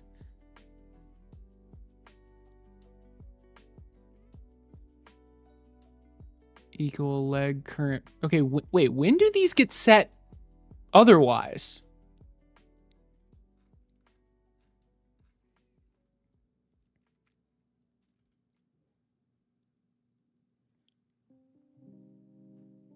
Oh, I see. Okay, I understand. So basically the cycle, oh, this is smart. This is actually smart. Okay. The cycle start point. So the leg state alternates between lifting and propelling. It goes back and forth, right? So lifting is like an arc. I'm going to say arc. Lifting is an arc, and then propelling is a straight line, right? So let's say it's propelling, and then finally it's done propelling, it goes into lifting. Well, it wasn't lifting, now it is lifting. Cycle start points is the current leg position, so where the leg left off. And then now it's lifting, it loops, it's still lifting. Cycle start points does not change. It just stays the same. It doesn't need to change because, yeah, okay. All right, that makes sense. That fully makes sense. Yes, good. Okay. Control point 0. Okay, here we go. Lifting. So let's imagine an arc. There's no bottom line. It's just an arc. Just a little rainbow. Okay. Sure. So the first control point of this Bezier curve. You know, we're gonna break out for confusion, okay? Because I can make a Bezier curve and I can show you what I'm doing. So it's a control point spline. We have 4 points. Bam, bam, bam, bam. We have 2 Really? You're not going to let me? Okay. So this is the exact curve I'm making. This is the first control point. All right. Cycle start points. Just wherever the cycle started. Second control point. Right here. So the lift height. Cycle start points. Plus, okay, this is wrong. This is the curve I'm making, it seems. So the control point is just directly above the cycle start point. All right, yeah, that's pretty clean. Okay. Yep, sure. Plus the lift height. What's the lift height? 130. Sounds good to me. And actually, it's changed. The lift height is set. This is something I'm going to refactor. The lift height is set right here. In whichever gate you're selected or you've chosen. Okay. Now here's where it gets interesting. The next point. So this is this point right here. How do we get that point? Strafe stride length negative. What does that mean? I mean, it's either negative or positive, right? So we're trying to go in a straight line. Just arbitrarily, negative is back, positive is forward, right? So to move it forward, it's going to be negative. That's fair. Times stride length multiplier plus, it's not plus distance from center. This is X. X is this way. Y is the distance from center. And this is a big difference with this code versus the previous code. We're going to separate this so it's much easier to read.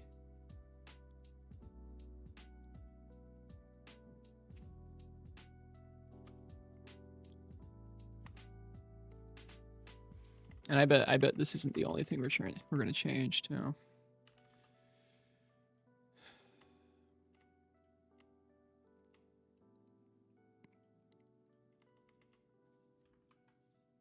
All right. At least I can pronounce Bezier curve. Oh my God. Now I kind of want to mispronounce it. Bezier? Do people call it Bezier? Oh no, you shouldn't have said that. Bezier. Bezier. People, that's what they say. Bezier. Bezier. Bezier and Z. Z is kind of cool, honestly. I can't. I need to focus. I can't spend mental energy mispronouncing Bezier.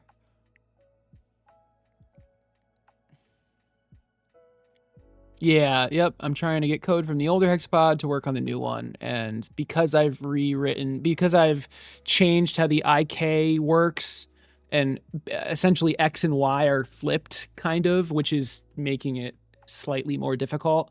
But that's okay. It's forcing me to go through the code, which is good. I have not tried using cursor, but I have seen, I don't know if you guys saw the tower defense from Primogen that week. I was watching that quite a bit and he was using cursor. I don't think I'm going to use cursor. But I am using GitHub Copilot and it's more than enough. Do you plan on making a brief summary video going on? Yeah. Probably that'll be in the instructional video. The next video, I don't think I'm going to go through that because I guess I can go through, maybe I'll give it like 30 seconds, but it'll be very high level. In the assembly video, which is not next video, but the next video, I'll probably go through it a bit more, but it's maybe not, honestly. It's so well commented. It's going to be so well commented that it should be self-explanatory. Although maybe I can go through it with pictures, and I can explain the high level with pictures and like what the Bezier curves look like and stuff. And then you can go through the code and kind of hopefully understand it, but I'm not sure yet to answer your question. Is this a single file code? No, there's multiple files. Too bad I'm not using quaternions. Oh, Jesus. Should I be using quaternions? Isn't that for rotation? Copilot is good too. Yeah, it's been working for me. Your son and I actually shrunk down your CAD for our Hexapod. Nice. It runs on MG90s. Oh, you did a micro one. Nice. Dude, I'm also designing a micro one. That's the next project. That's really cool. I don't know if you made you should make a showcase post in the Discord. I would love to see that. Sure. What are control points? That's a great question. So here is I'm not sure if this is a Bezier curve. It's in Fusion 360. It's called a control point spline, but these are control points, right? And these control points, where they are, create a curve. Okay, so control point 1 and 4 are the start and end points, and then control point 2 and 3 kind of change what the curve looks like. And this curve that you see right here is the exact curve I'm making right here. Sorry. Right here. So control point 0, control point 1, 2, 3. So I'm in the middle of doing that right now.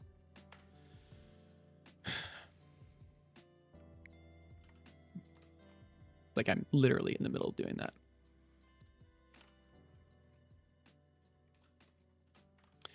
This cycle is a curved line that will cause the, no, that's not right.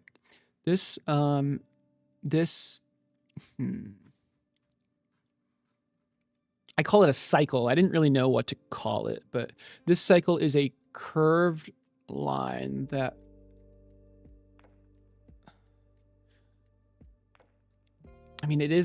it's a curved line, but it's also a straight line. This one's more complex where it's a curved lifting of the leg. I mean, these were much simpler, but this cycle is a curved line that will cause the hexapod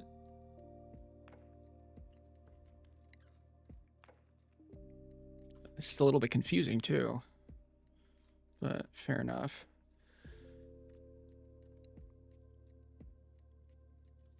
Leg to lift up and return to the beginning of the cycle.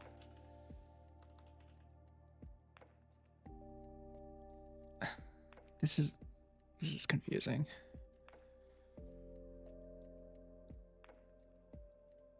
Oh, the word cycle, because walk cycle, that's where I got it from.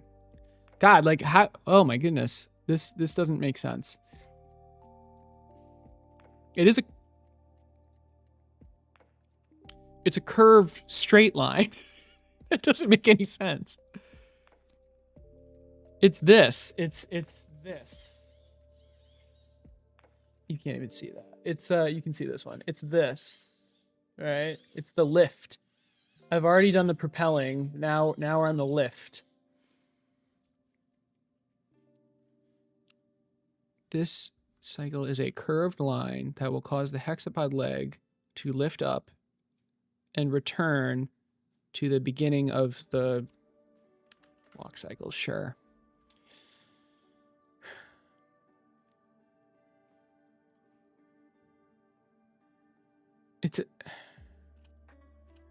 This cycle will cause the hexapod leg to lift up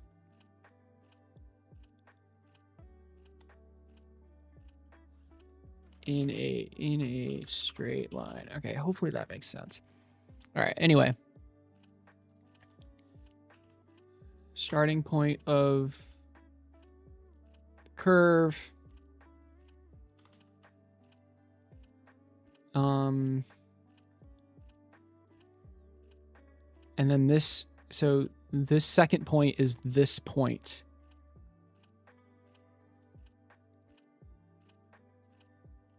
Control point directly above the starting point, causing the curve to control point directly above the starting point, causing the curve to lift up abruptly, quickly, sharply, quickly. Control point. I don't even know where this one is. Let's read the code. Okay, so strafe side length x. What am I even doing? Yes, times sure.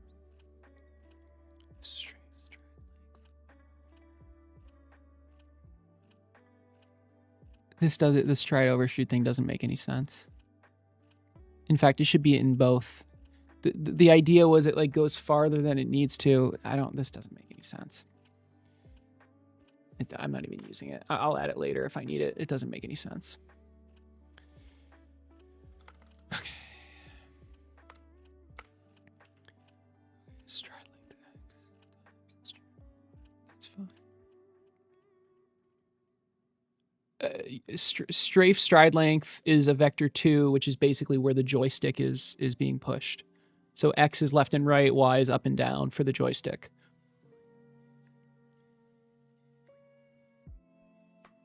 So this all makes sense. Y, yes, time plus distance from center. Does that make sense? Ooh, hold on. Does this make sense? So if you push up on the joystick, that's Y.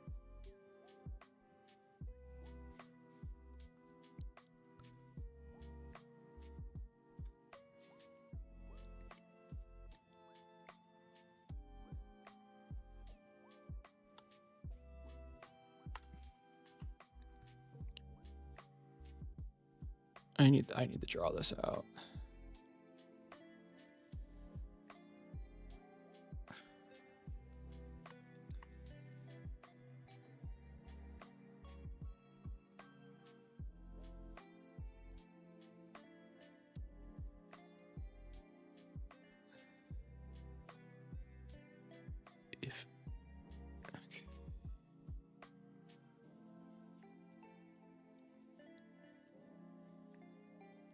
So this is propelling. Okay. So this is the direction it goes.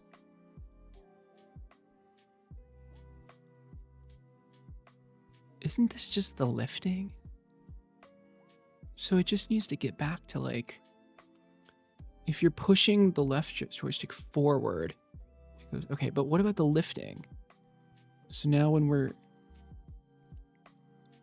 how do I draw a curved line? Oh.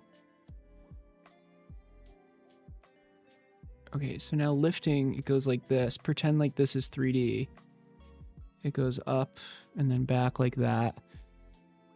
And I'm trying to find this point. If I go forward.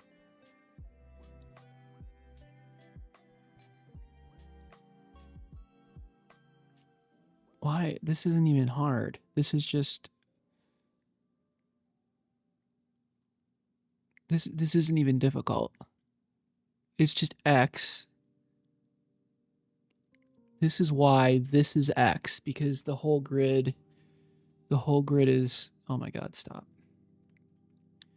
I don't know how to draw a grid in this. It would be, is there like an automatic? Probably not. That's okay. So like the, oh my God. The grid of this leg is like this. It's a local grid.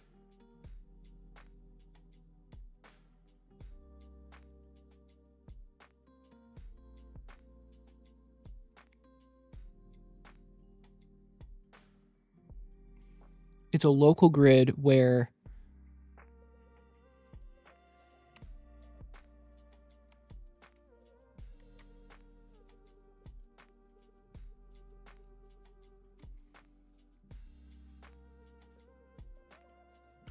this is X and this is Y. And in the previous code, these were flipped, but regardless, so if this is X and this is Y, X to get this point, it's literally just adding the stride length. It's just the stride length. Strafe, stride length times the multiplier, sure. The Y, what is the Y? The Y is just distance from center. That's not even changing. It's literally just distance from center. Oh, no. We can strafe. Sorry. That's not true. So the Y is, yes, it's just the strafe stride length plus distance from center. Yes, that makes, yes. Yes, this is correct. Okay, that makes sense. And then the Z is obviously just distance from ground plus land height. So the land height, before it was lift height, now we're at land height. Okay, what is the land height? 70? Sure. So really it's gonna look something like this. Is this what we want the curve to look like? I mean, I could do something like this actually, but this was the stride overshoot, right? That I was talking about, but I implemented it wrong. So we're gonna start with this. Yeah, because the idea was it like goes farther than it needs to, and then yeah, the idea was good, but the math was wrong. The math didn't account for strafing. It doesn't matter. I'm just gonna do this for now. So this is the lift height. Okay. Or land height or whatever. Land height. So this is all correct. Control point directly above the ending point, causing the curve to lift directly above the ending point. Sure.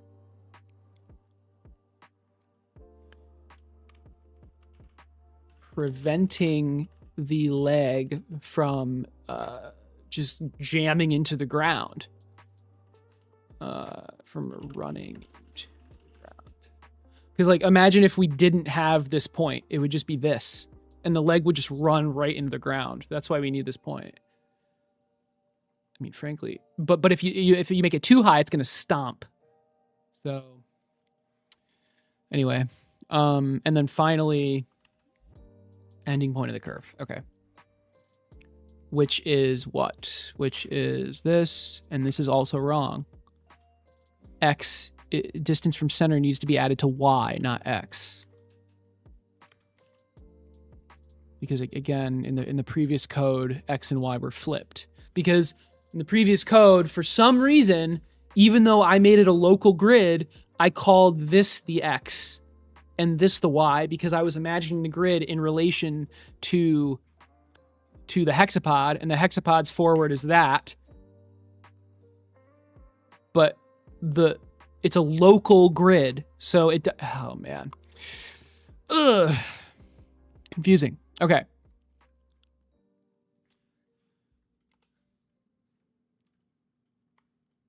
And then we're rotating. Why are we rotating? Why are we rotating?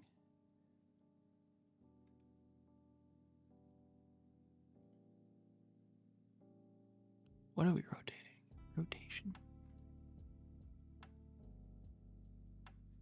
Oh, yeah. We need to rotate because we're trying to move in a straight line, but these legs are at an angle relative to the body. So we have to rotate based on the leg placement angle. Yeah. Okay. And then obviously with the rotate, for the rotate control points, we're not rotating at all because we want the hexapod to rotate in a circle. But anyway, okay, and now what did I say? Return. Yeah, return the weight. No. Oh, I didn't even comment this. I guess I don't need to comment this.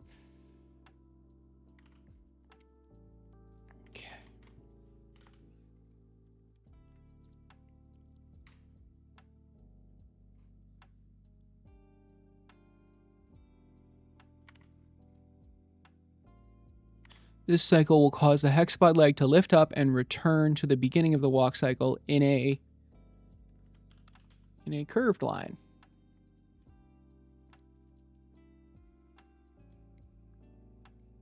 So this is a bit more complex.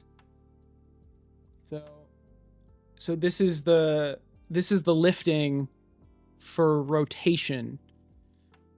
So for this walk cycle, you have strafing and you have rotating in place, and then you average it together. This is the lifting for the rotating in place. So yes, I could just lift it and then bring it back in a straight line, but I want to lift it and make it kind of, I want it to rotate, because otherwise it'll get really close and not look good and just not be smooth. Okay.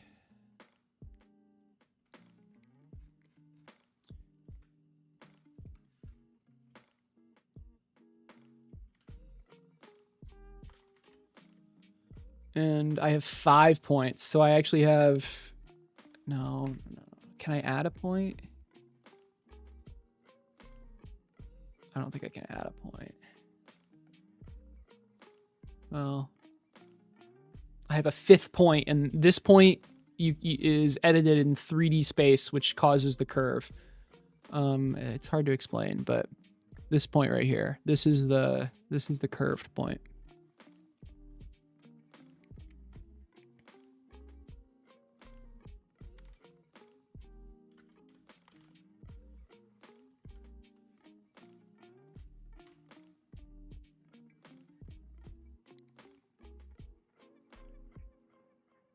I guess it would be causing control point directly above, yeah, causing the curve to lift up quickly. Wouldn't it be causing the leg to lift up quickly?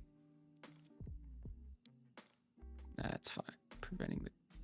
Causing the leg to lift up quickly. We're gonna say leg. Okay. This is correct. This is wrong. So this control point in the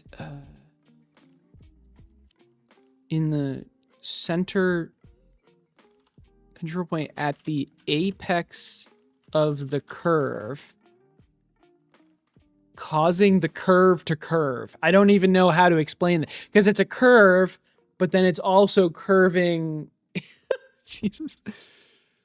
Control point at the apex of the curve and offset away from the hexapod's body, causing the leg to lift up. Sure, lift up and away. Sure. So okay. So this is wrong. This is just wrong. These two need to be flipped. But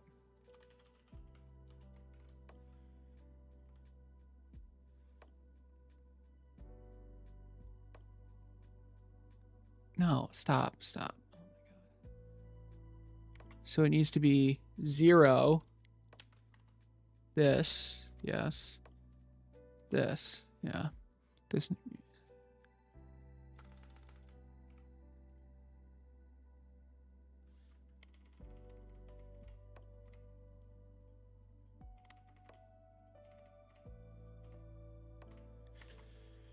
Okay. So 0 represents like the center. So the curve starts here, ends here. 0 is the center. Y is the distance from center plus 40, so it makes it out a bit. And then distance from ground plus lift height is making it lift. Okay, this is good. Is this gonna auto? No, of course not, because there's an error or something.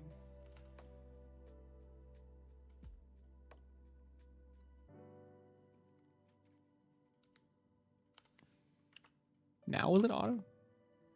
Whatever.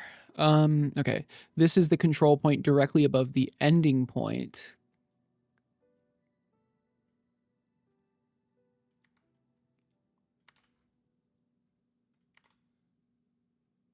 Yes.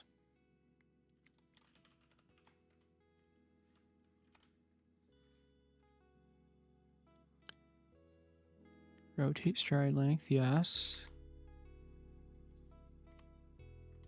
Distance from center. Yes, good. Good job. Good job.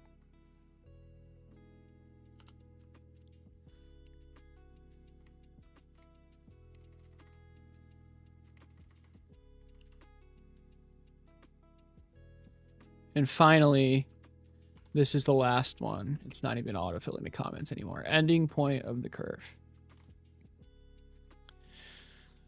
Whew, okay. Hopefully this makes more sense to people trying to read this code. Take a shot if he says Bezier.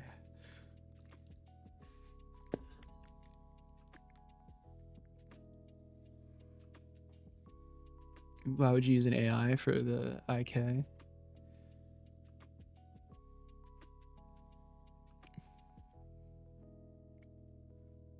I can't even read the comments right now. Sorry, I'm just or chat. Sorry guys, I gotta finish this. Okay. Vector 3. Look at that! It did it all on its own. Because you need to flip these two. Hopefully.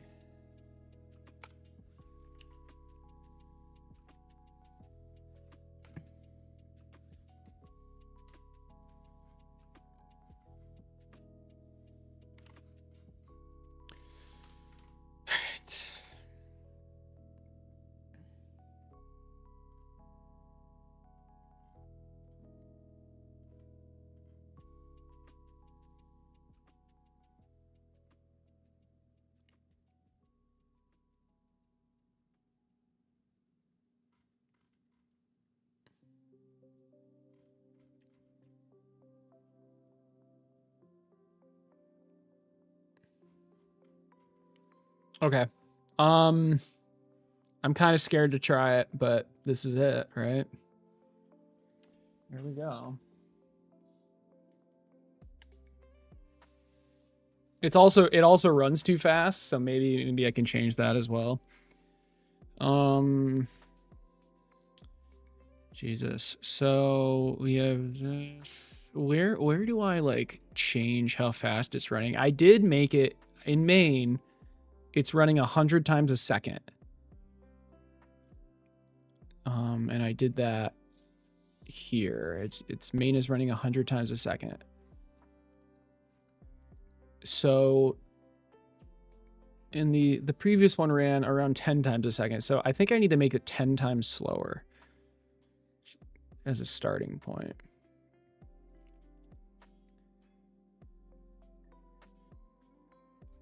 Let's see.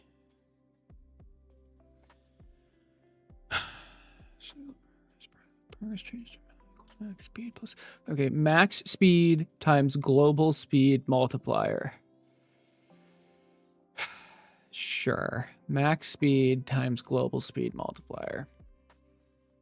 Where is max speed? These numbers are so arbitrary. Okay, we're going to divide by 10.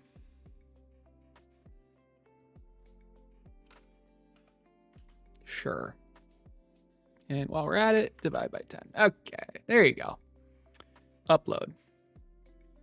Shouldn't the magnitude of the stick control the gate speed? That is exactly what is happening. I hope.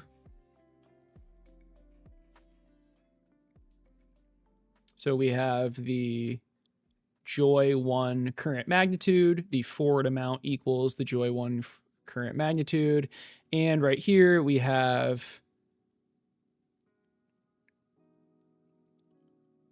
this. We're multiplying the forward amount, either the forward amount or the turn amount, times the speed multiplier, times the global speed multiplier.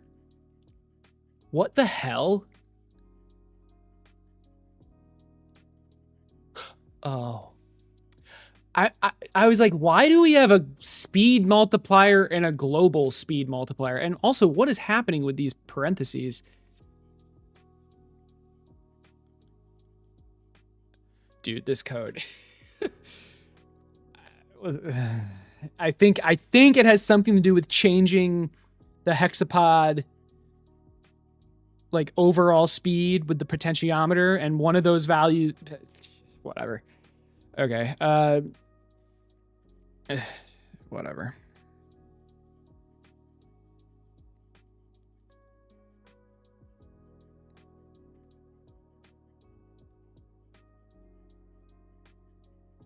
Okay, I don't know why it's trying to walk.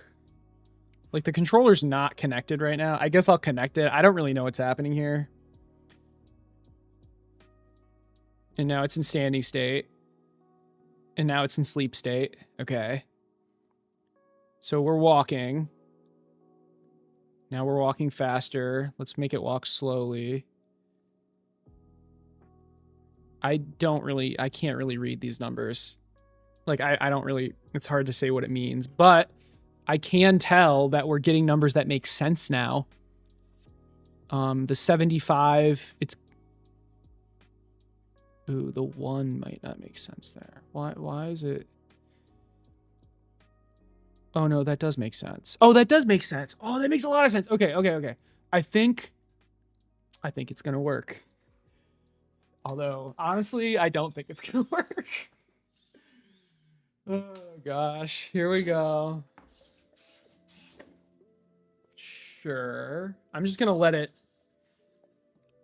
Okay, so it's in sleep. It's sleeping right now. So if I make it, here we go.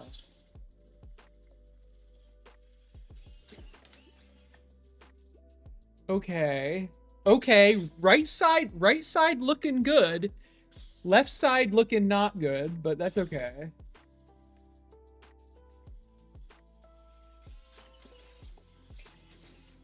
None of the sides are looking good.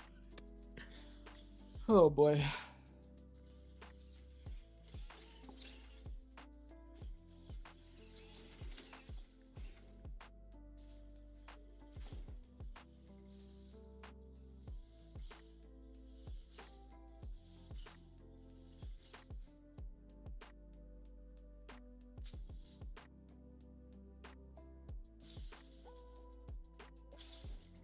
I'm just trying rotation right now.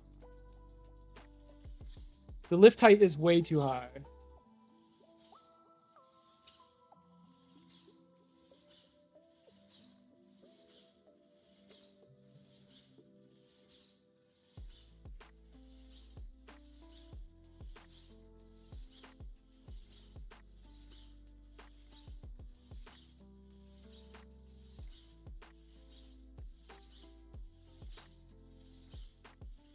Something's wrong. Something's definitely wrong, obviously. Maybe getting rotation working first would be a good starting point. Let's look at leg 2. Let's look at leg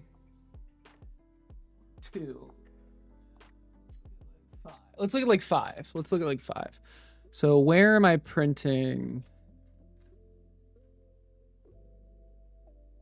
Leg 5, which is this leg. Leg 5, walking point. I mean, it would be 4, right? It would be current leg positions 4.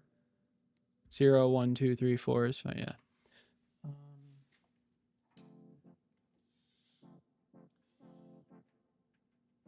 Also, the rotation multiplier is clearly too low.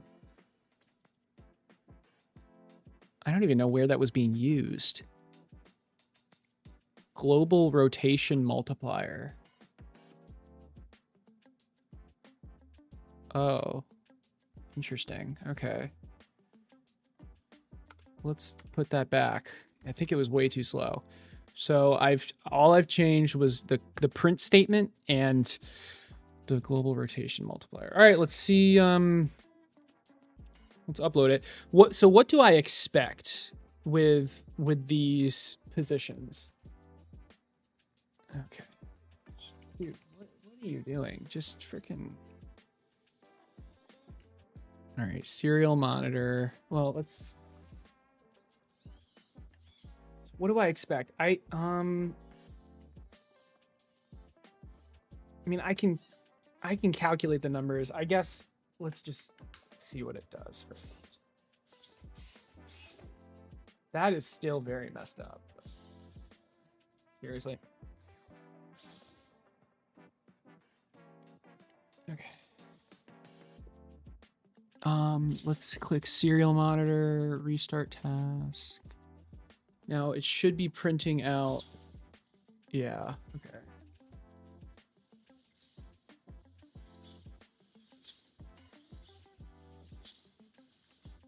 That's working. That's like actually working. Like unironically working.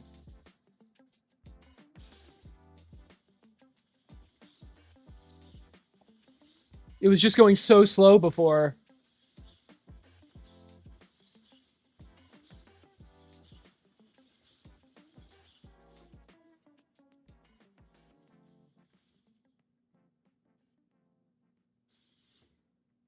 Yeah, the standing state delay is way too. It needs to be like way quicker, but whatever.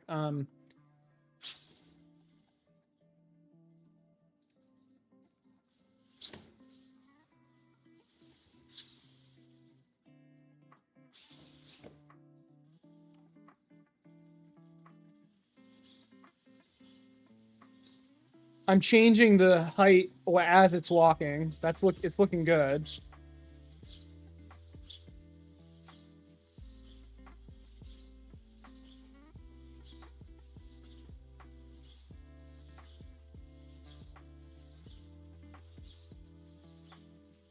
This is okay. This is great.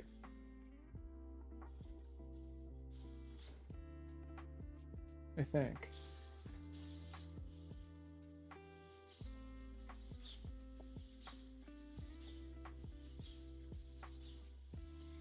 This looks good. This actually looks good. Okay. I'm just scared to try the other one, but I know what's gonna happen.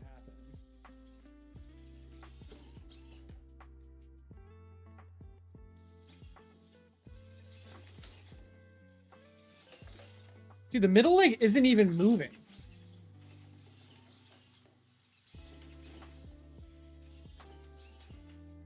Okay.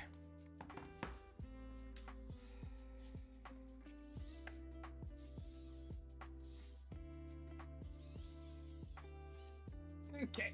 All right. Something's very wrong.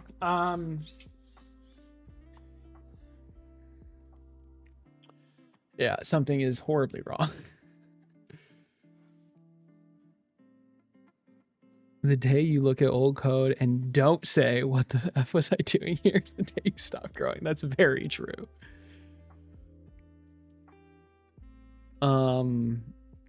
Okay. So, rotation, as far as I can tell, works perfectly. Actually, let me just check one thing really quickly. I want to check if it rotates the other way properly as well. I didn't really pay attention to that.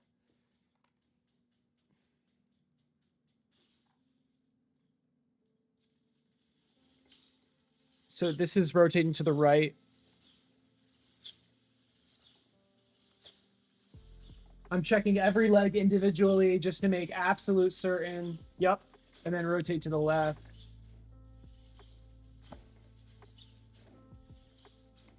It's a little jerky. That's fine though. So rotate to the left.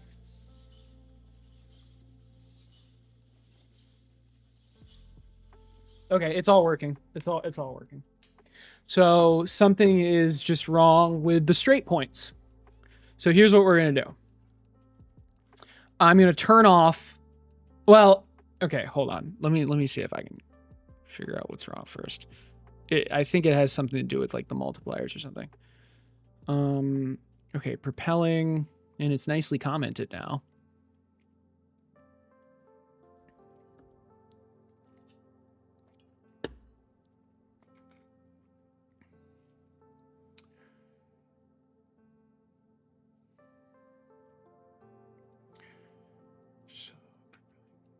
So here's the straight line. Here's the curved line. Curved line works.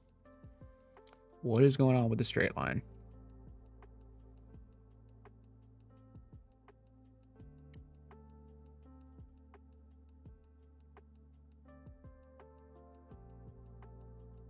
This is fine. That's fine. This doesn't need the change. This is, I mean, this is working because this also uses it and it's working. So control point amount 2. Yep, that is correct. Cycle start point. I do not see how this is wrong. So it literally is just, it's this. Strafe stride length.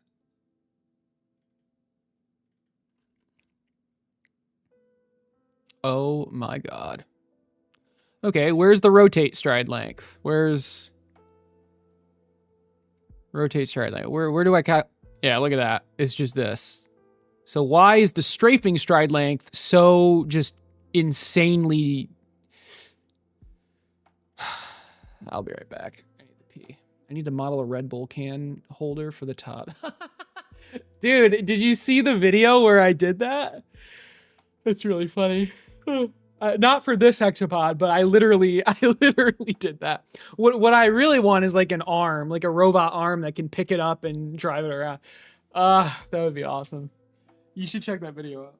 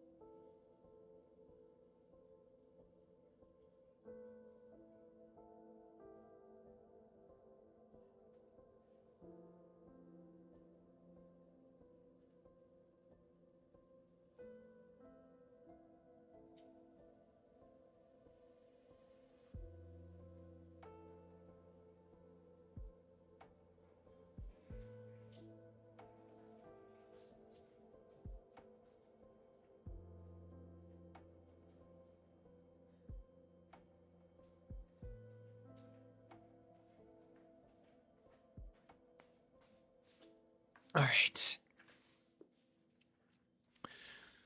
All right, we're just going to step through this code line by line, as I was saying.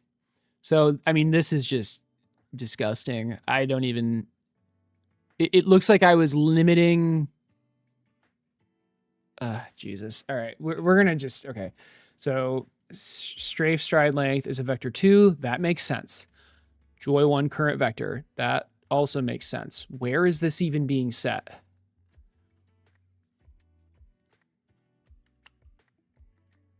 Right here. That makes... Okay, fair enough. Joy 1 current vector equals, and we're lerping... Okay, target vector... Joy 1x, yep. Joy 1x, negative 100, okay. This all makes sense so far. XY. Sure.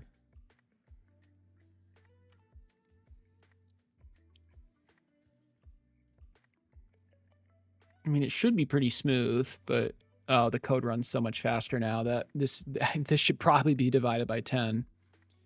But I'll work. I'll deal with that later. Okay, so I mean this. I guess I could print out this just to make sure I'm getting values that make sense, but I'm not concerned with this, to be honest.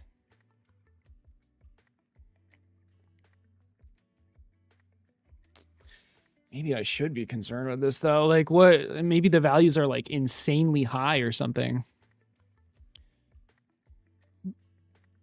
But what even would be a high value?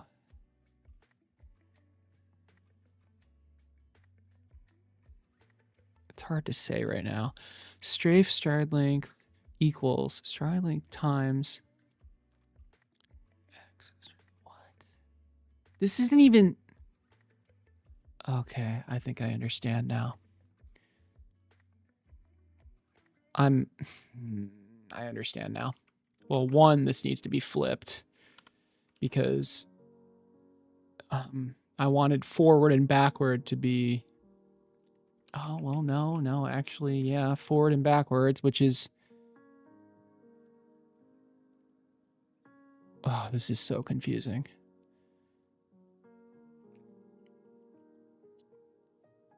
This is really confusing. Hold on. Okay. We're just going to comment this shit out for now. So strafe stride length is what? Joy, yeah, just the joy1 vector.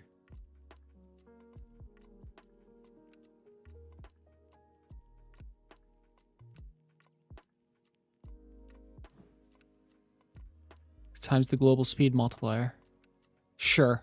That makes sense to me. None of this. This is confusing and probably messing things up. This is fine. This is fine.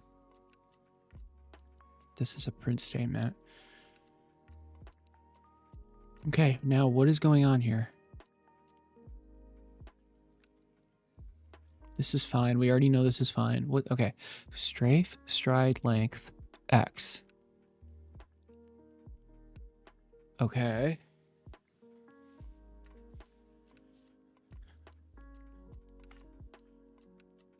Let's just think about this, specifically this leg. So we're starting here. And then the next point, yeah, X, the X value would be, oh, this is interesting. The X value would actually be the strafe stride length Y, because this is the X, but on the joystick, that's Y. Oh, that is confusing, isn't it? But it makes sense. It makes sense. All right. And then, because you got to think of it like this. Like this is the forwards and backwards. And this is the side to side. I like that. I was gonna say left and right. Left. This is left and right. And left and right, relative to the hexapod, is this way, but relative to the leg, it's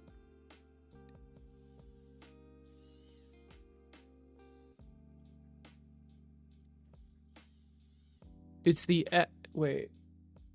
Isn't this, hold on. This is the X. This isn't even right. I'm confusing myself. This is the hexapods forward and backward. Oh my God, this is so confusing. Hexapods left and right. This is the hexapods forward and backward.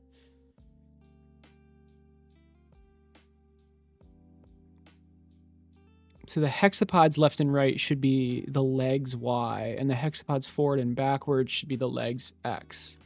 That makes sense.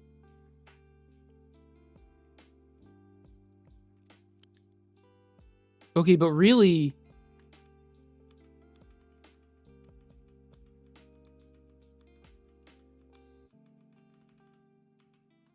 shouldn't we just be flipping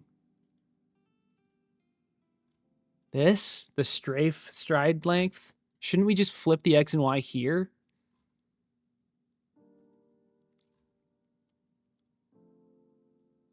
Would that make more sense? Because like the joystick Y means you're pushing it forward.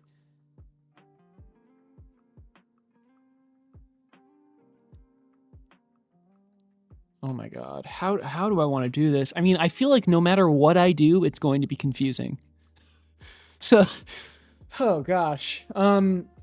If you're pushing the joystick forward, that is the Y value. But the Y value should be adding to the X.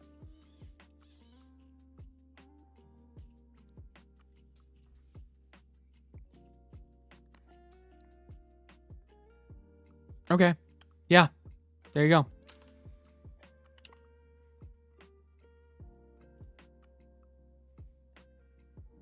The Y value of the joystick He's pushing the ending. Yeah, but because this is a local grid, so the X is sideways. Yeah, all right. Okay.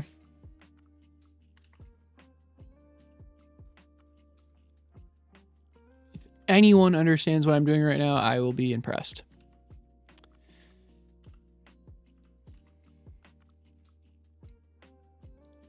And yeah, and that's what messed it up. The X and Y were flipped.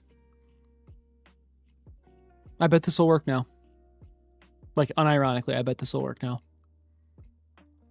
Normally I say it ironically because, or I guess sarcastically.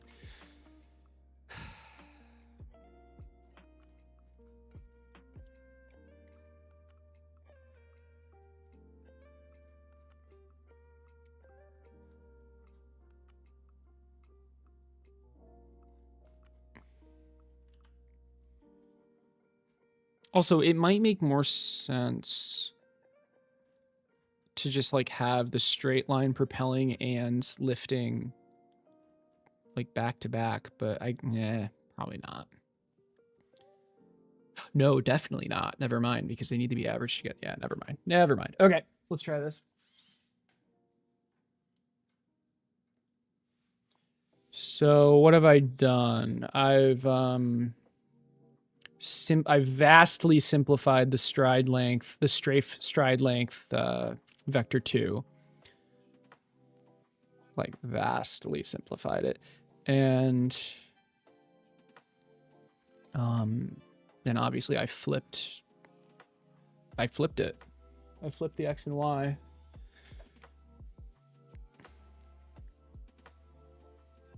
Okay, if I just press this, what happens? Does it upload first? No, it does not upload. Okay, that's okay. That's okay. Upload.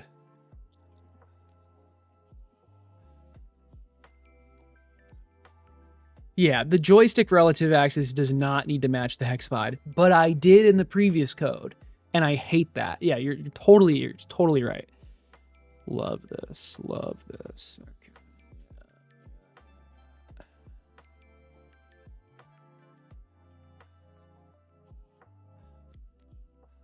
Teensy's being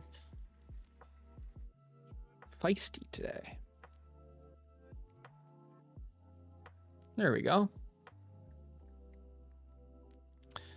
All right. There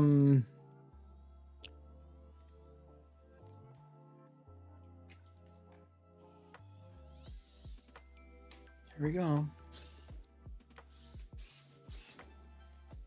When it's not connected, it's still being really weird, but okay, anyway.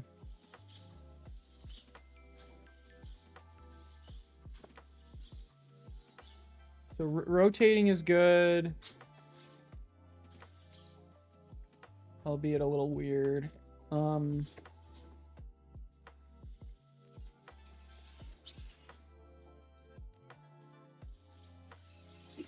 like nothing changed. That makes me think nothing changed.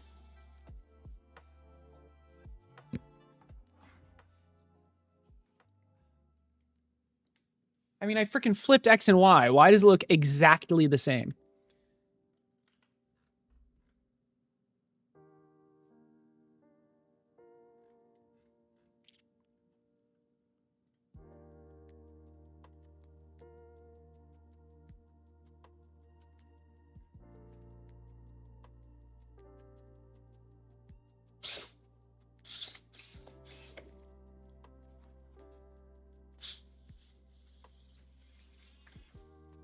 It looks exactly the same. What on earth?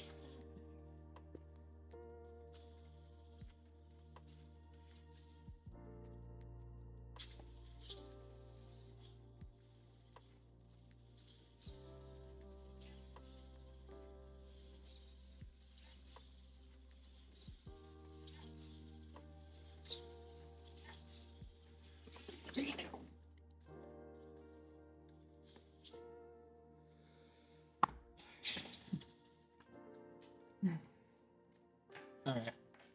Clearly that did not fix it, but it was an issue, so that's good.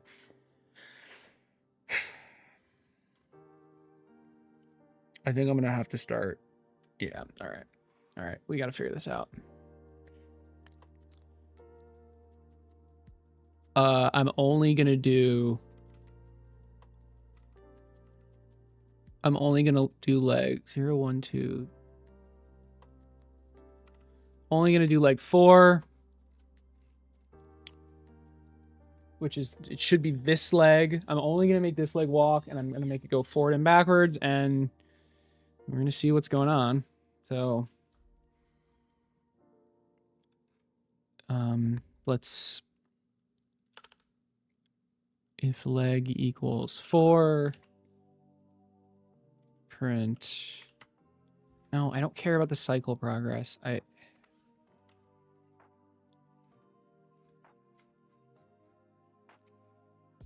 care about this, and I'm already printing it. Okay. Let's try it. Maybe seeing some of these numbers will help me figure out what the heck is going on.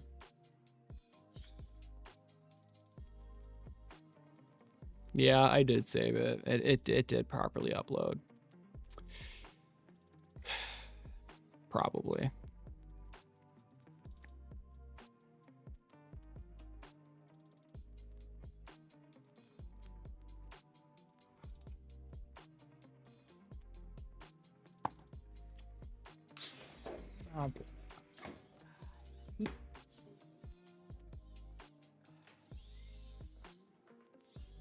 That shit breaks the heck.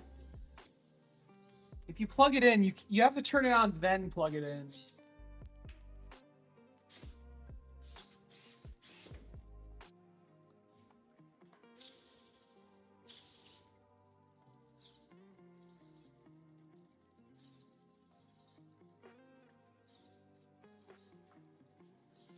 And I did the wrong leg.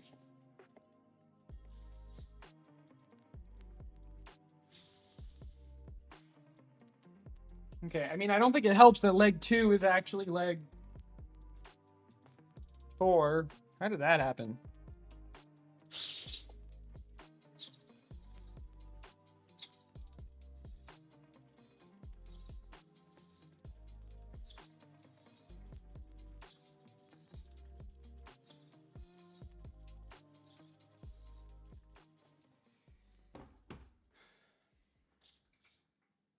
Why is leg 2 leg 4? What the hell?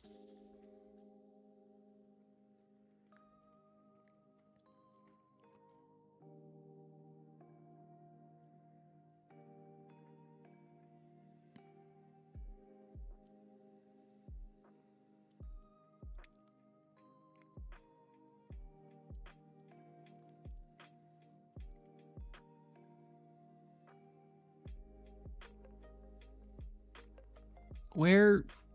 Okay, let me try to figure this out. I'm in the leg manager. It's clearly not there. I guess it would be in config. Yep. Okay. So this would be leg 0, leg 1. I mean, at the very least, let's flip 0, 1, 2, 3, 4. Let's flip this one.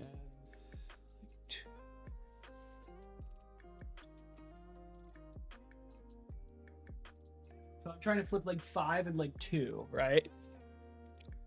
But if you start at 0, it's actually leg 4 and leg 1. So 7 and 28, 6 and 25. I don't know how I messed this up. 5 and 37. How did these get flipped?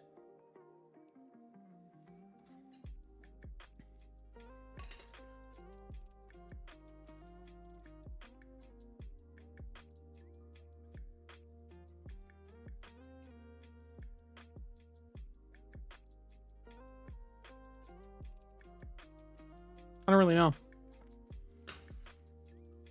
Whatever. That should be enough to fix it for now.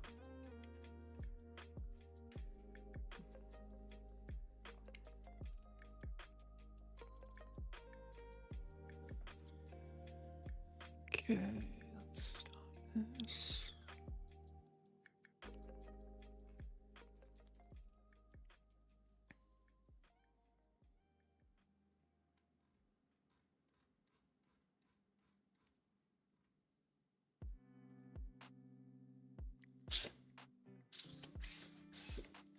Okay, so it is on right now.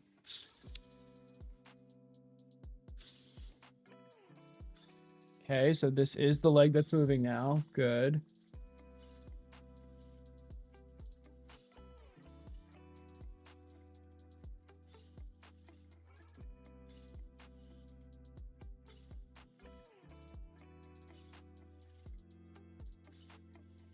It looks like it's working, which is weird. It's just moving a really, really, really small amount of movement. So let me fix that really quick. It looks like dividing the global speed multiplier by 10 was not a good idea. So I'm just going to put it back to this and see what happens.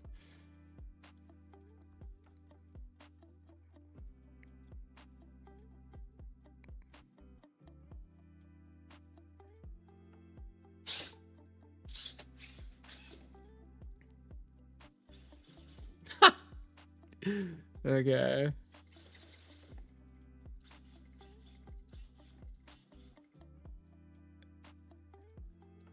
Okay. I take it back. Does the stride length multiplier need to be faster? Like what?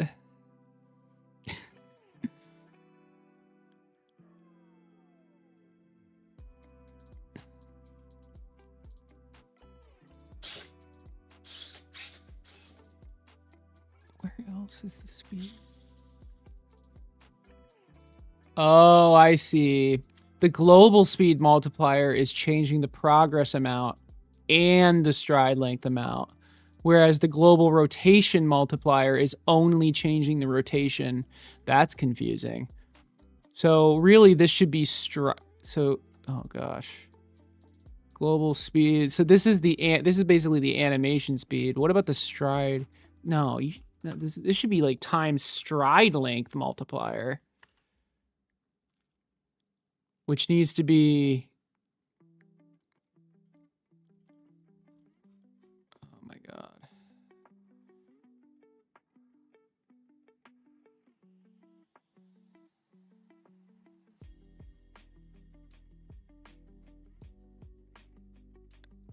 And I kind of was already doing that. Okay, so maybe I do want this back. So I was oh gosh. I was multiplying the X stride length by the stride length multiplier. And the Y. Wait, how does vector multiplication work? Does this just mean whatever. And then I was constraining the Y to half. So I was making left and right strafing half as effective. And then I was multiplying everything by the global speed. I don't like how the global speed though is changing how fast the animation plays. And the stride length. Oh wait.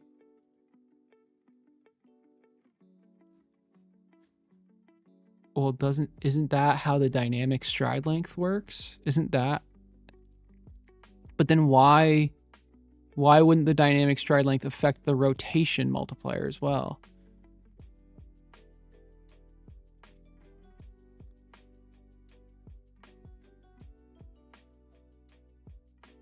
I don't understand.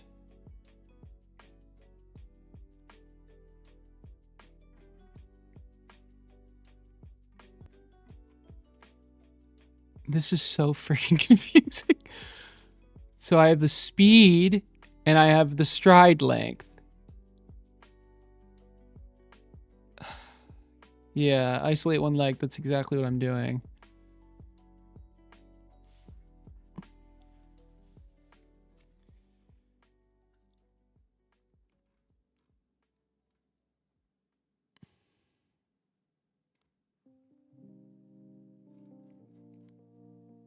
I need to look at I might have deleted something. Or I don't know.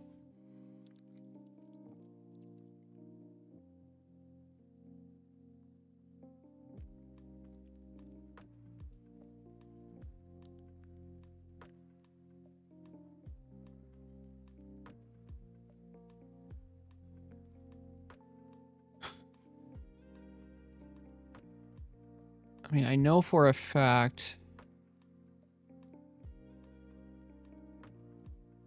that that rotating in place, if you push it a small amount, it would only move a small amount.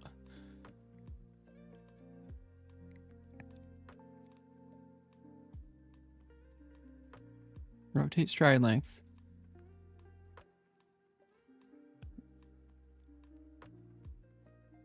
Oh, yeah, because it's just this. Yeah. So if you push it a small amount, it'll be a small... Yeah, then what the... Why the hell?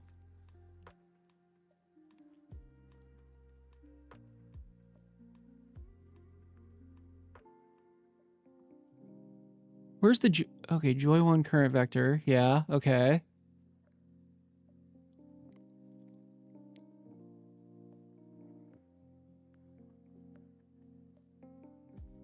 Am I misunderstanding this vector multiplication? Does multiplying this vector by the vector 2 of 1 comma stride length multiplier, I thought that would multiply the like vx by this vx and then the vy by this.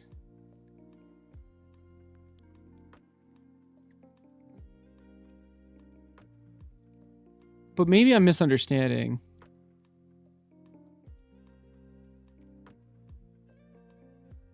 I don't know. I don't know how it's implemented.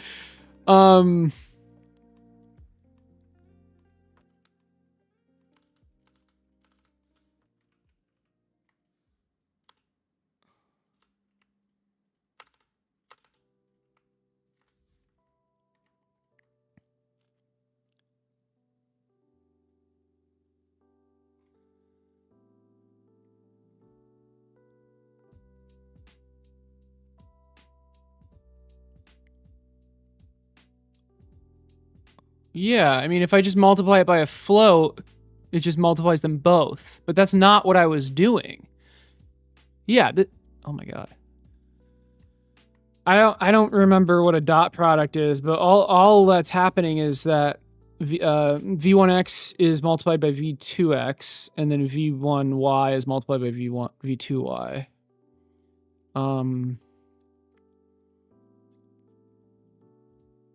So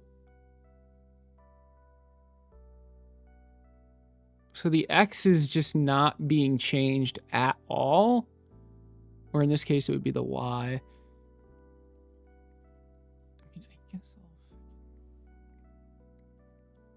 I want to understand this before I go flipping the x and y.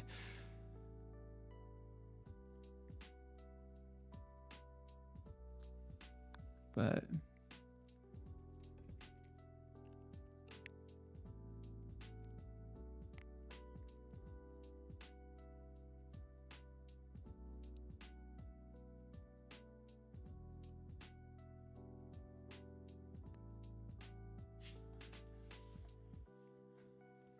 I mean, and this is just making sure the y is basically half as big as it is. I don't know why I just wouldn't divide it by 2. Or multiply it by 0.5, or it's the same thing.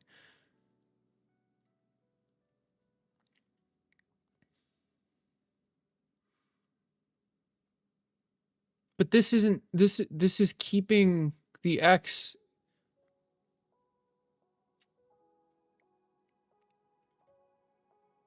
And it's multiplying.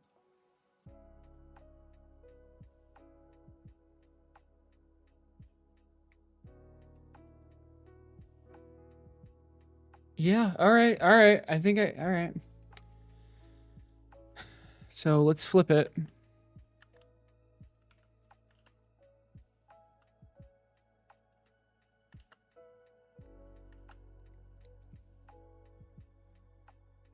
Or wait, do I have to flip it? Didn't I already flip the other thing? I think this is fine. Yeah, I don't need to flip it. I don't need to flip it. All right, it's already flipped. Okay, let's try this. To be fair, I didn't ever try this, or maybe I did, but we had other issues. All right.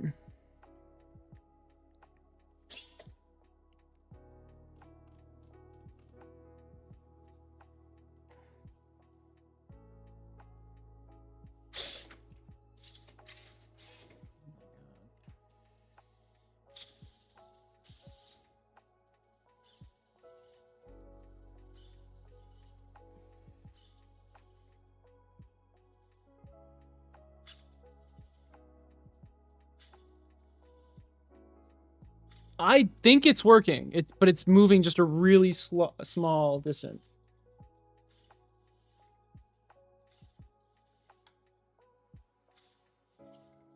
I'm pretty sure it's working. How do I increase the stride length?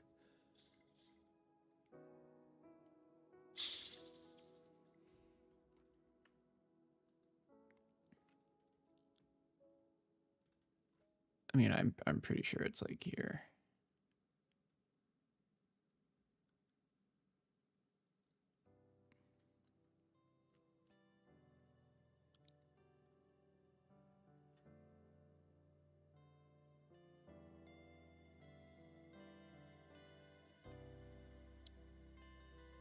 Oh, also the rotation might be broken as well.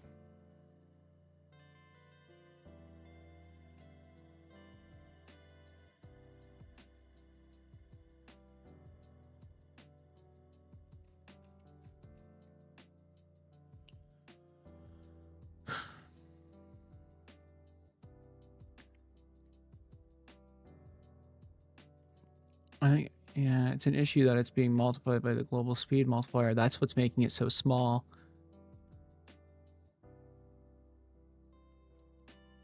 I mean, I could just multiply this by 10 straight up.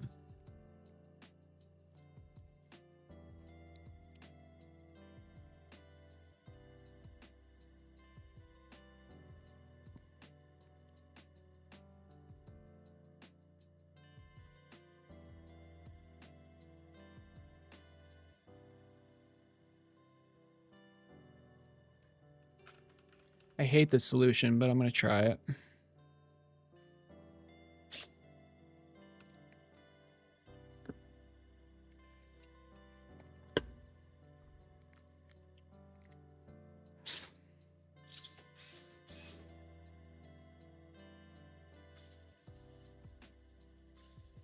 Yeah, I mean, that is working.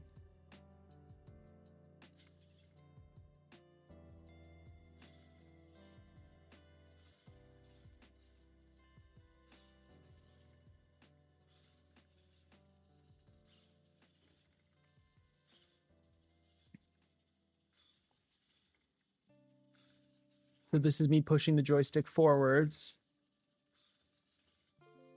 Oh, ooh, it is reversed, but that's fine.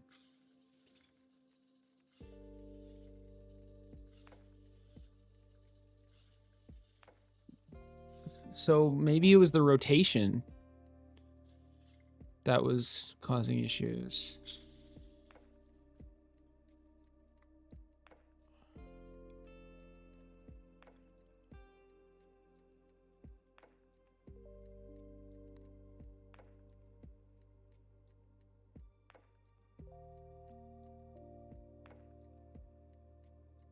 I don't like how the global speed multiplier is changing.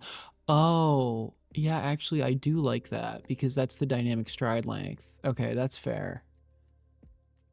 The global speed multiplier. I need to rework this, but it's fine for now. It's fine. It's fine. It is working. Okay, so what about leg 4, which is actually number 3? This is where things are, this is where it's gonna get crazy, I think. I think this leg is gonna just explode, honestly. Because my guess is the rotation isn't correct.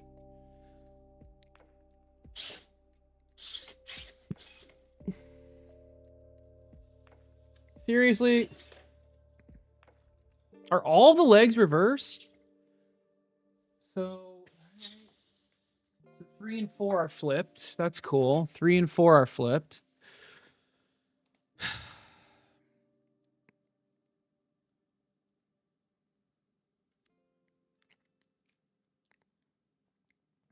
This would be the config. Legs 3 and 4, which means 2 and 3. 0, 1, 2. So these two are flipped. So this is 4 and 36. 3 and 33. That's easy. 2 and 24. I just don't understand how that happens. Like, didn't I literally took...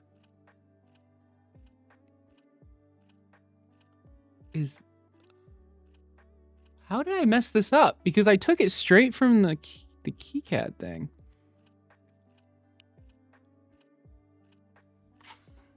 It's different.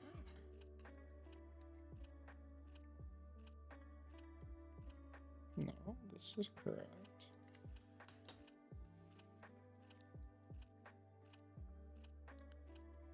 Oh! Oh, shit. Yeah, look at this label, leg 4. And then this says leg 3. Well, that's... Oh, shit. How did that happen?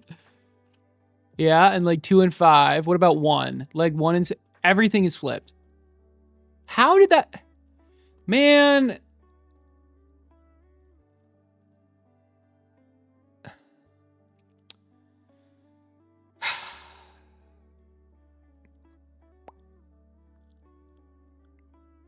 Okay.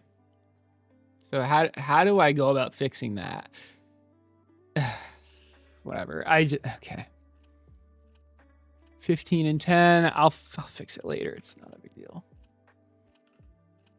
9 and 14. 829. I'm just gonna have to like reverse these probably need to be flipped or something. In fact, I'm going to flip them right now.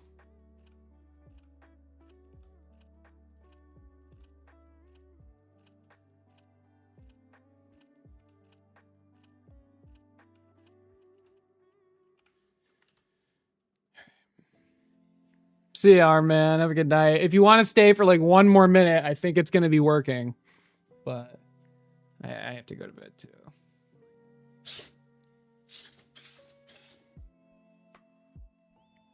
Your smelling sucks? Nah, you're fine. I spoke too soon.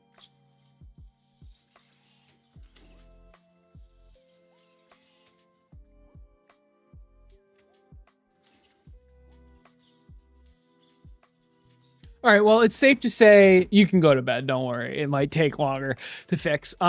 It's safe to say that the rotation code is wrong. So let's try to fix that and then it'll work. Because I mean, the fact that only the corner legs are not working means that this rotate function is just wrong. Have a good night, dude. Okay, so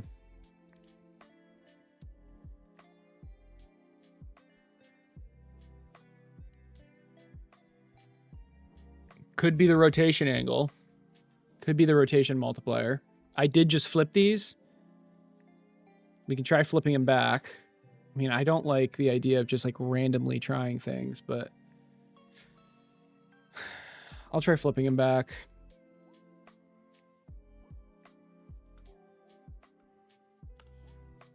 And then I'll start printing out numbers if this doesn't work.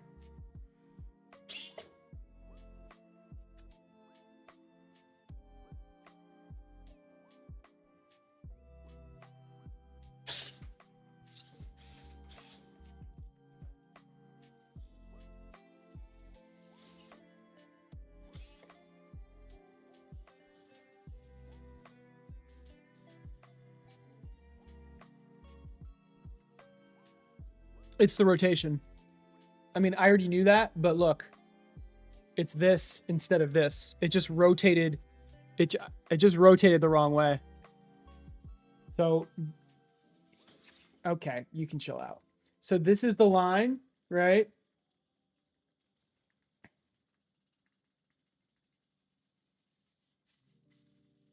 This is the line. This is the default. It rotated this way. It needed to rotate the other way. I'm hoping that's the solution. Just but rotated the other way. Isn't that just negating it? But that didn't work. I just flipped it and it doesn't work either way. Hold on.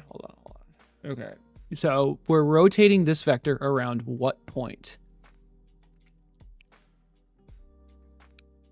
The angle, yes, 55 degrees. And it's either...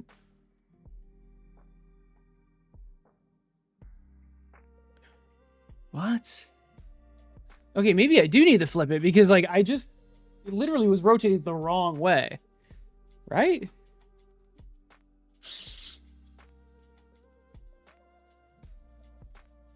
Yes, it was rotated the wrong way.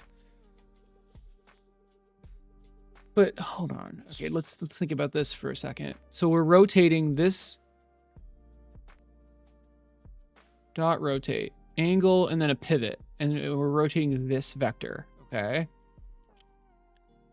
I did flip this, but maybe it shouldn't have been flipped, actually.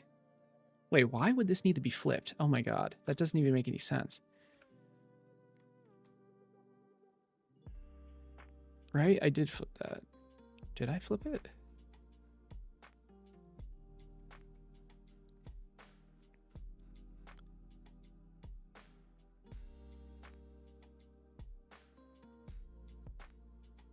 Distance 0. So 0 is second.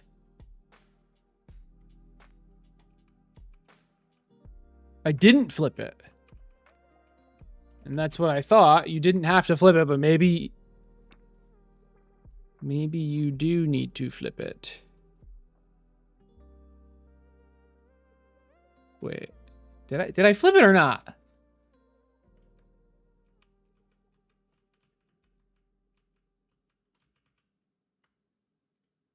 Distance 0, distance 0.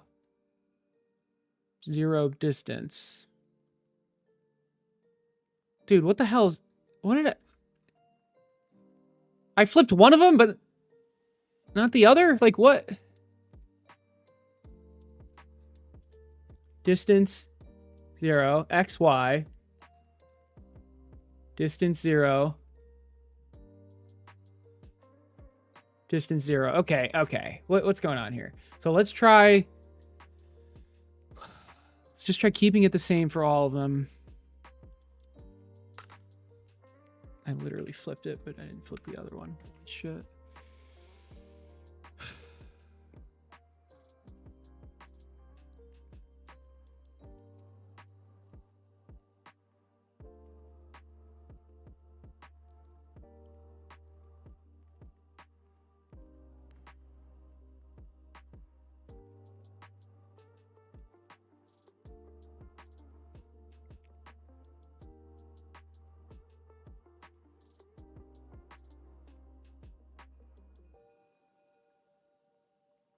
So first you take, yes.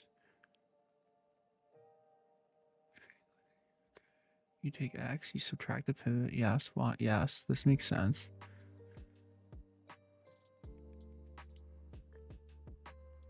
And then, I mean, I assume this is gonna work.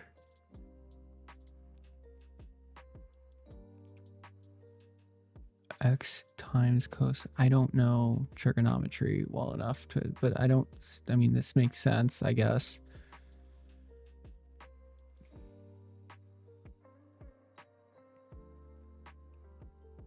So now it's just which direction should you rotate it in? So I mean, this one should be rotated positive 55 degrees. Is leg 4 being rotated positive 55 degrees? 0, 1, No. Okay.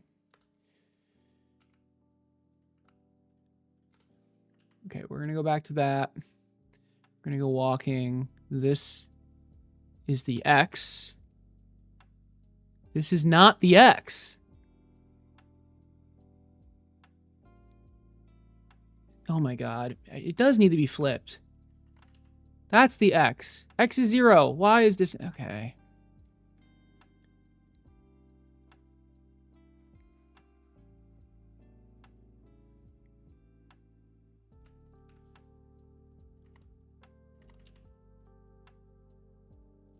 Yeah. Two issues stacked on top of each other. The rotation was flipped, and this one was changed and one wasn't, which was causing the thing to teleport. Okay, let's try it now. When I say teleport, I mean from one loop to another, it's moving an insanely long distance. Not literally teleporting, though.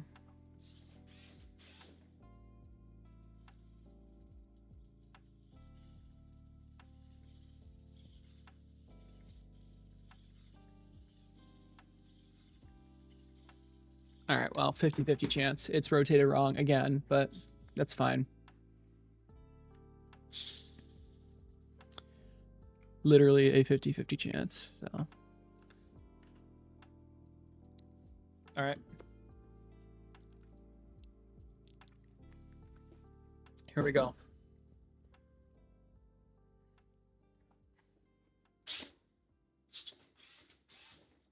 So this is rotating. This was already working. Now we're gonna go forward. Oh my God, finally. Straight line, straight line. It's working. Okay, and now we're gonna strafe left. So now it's moving this way and this way. I think it's gonna walk now. Yes, success, indeed. I know the camera is where it is right now. I'm just gonna uncomment out the other 4 legs. And I think we're gonna walk. I think we're gonna be walking.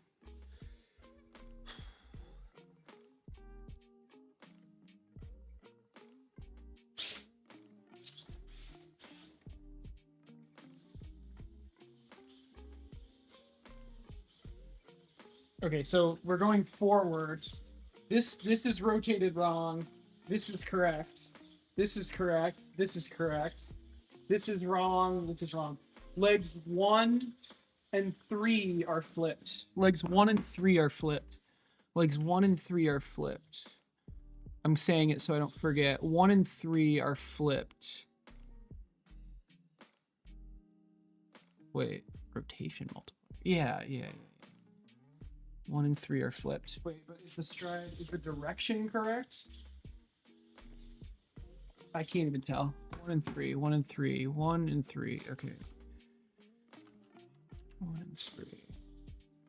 Okay, let's try this. Whew. Congrats. Does the board need updating? Yeah, kind of.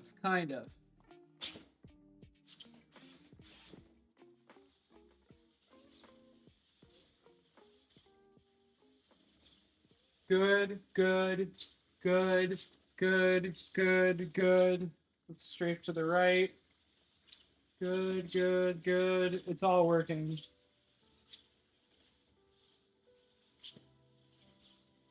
It's very slow, but it's all working. Holy crap. Oh my gosh. Okay. Let's try not to drop it.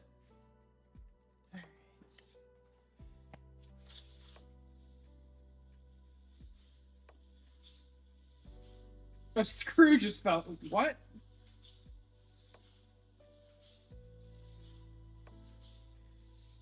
It's like it's not calibrated right now, so the like all the legs aren't at the same height, which is why the walk is very jerky.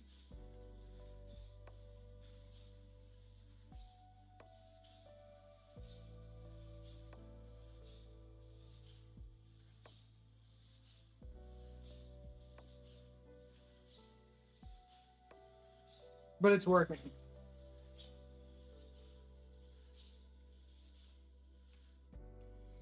Holy crap. All right, what screw just fell out? Like, what?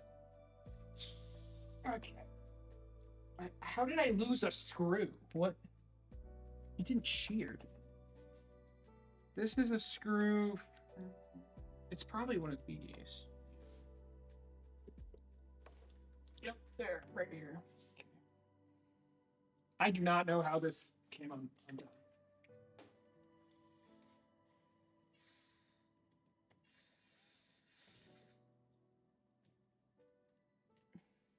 I don't know how that happens. This is not a good screwdriver.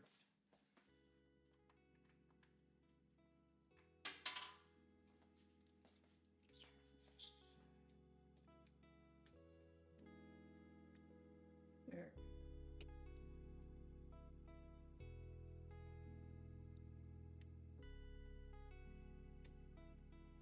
These screws need to be tight because if they're not tight, they shift it. It's not good.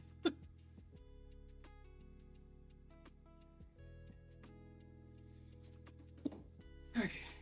All right. Let's speed this puppy up a little bit. Ooh, the servos are. Oh, this servo is getting hot because it's probably lower and taking more weight than the other ones. Yeah, this one is too. Yeah, that's not good. All right, maybe I give it a break for a little bit, but I really need the calibration code working. The calibration code not working is not good because if it's not calibrated, then some of the servos are taking way more weight than others. Fortunately, it's not broken yet. All right. As for like the actual speed, it's pretty easy. I'm just gonna change the global speed. Where's walking state? Walking state. Right? Is that what I want to change?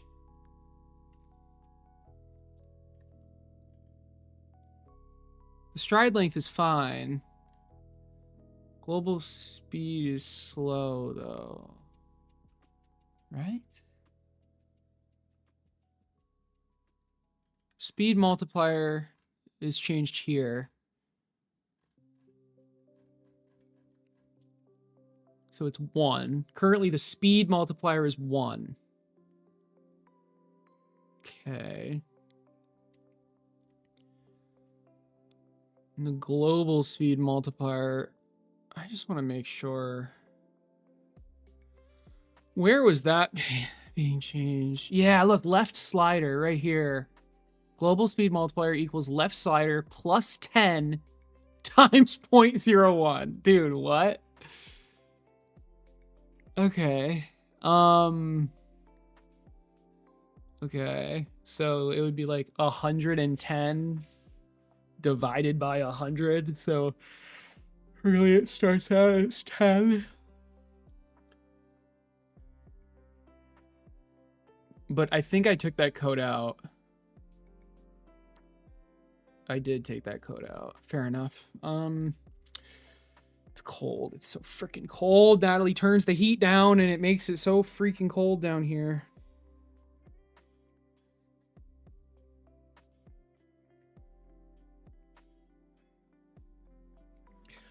Maybe I just need my jacket. All right.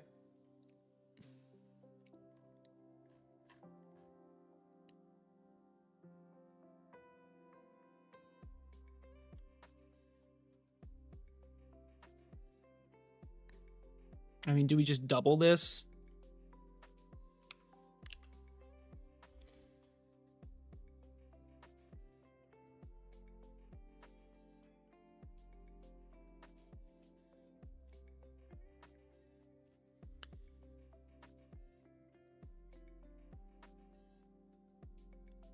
I'm scared that this times 10 is now going to be like really bad.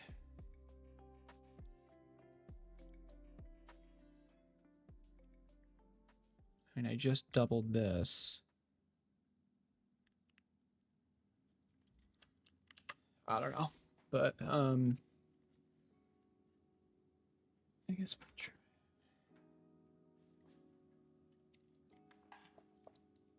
Man,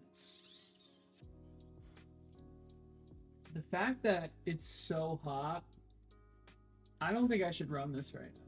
This wasn't even a test slide. Wow.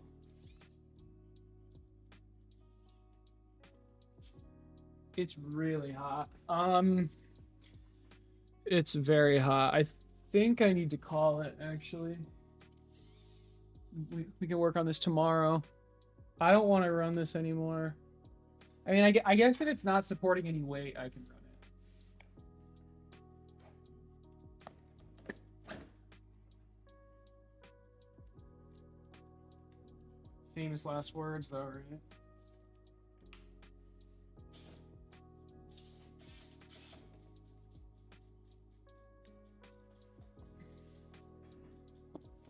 Oh, my controller died.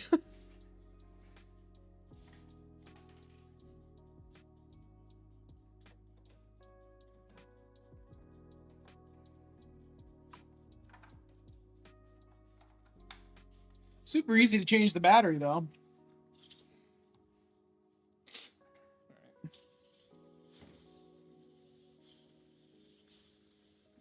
So that's max speed. And we're going to upload the new code, and hopefully it goes faster now. What's wrong with the Arduino language? I mean, the Arduino language is just C++. So what do you mean by what's wrong? Oh, do you mean what's wrong with the Arduino IDE?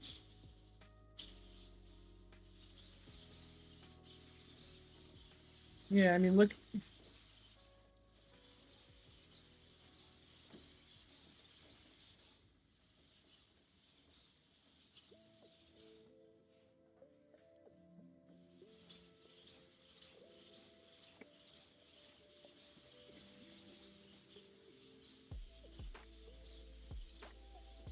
No, it's working pretty well, honestly.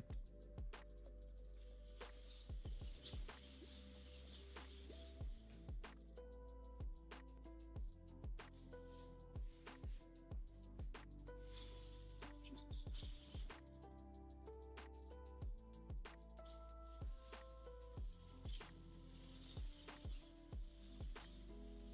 All right. So that's fine for now. It's more than good enough. What did I want to test?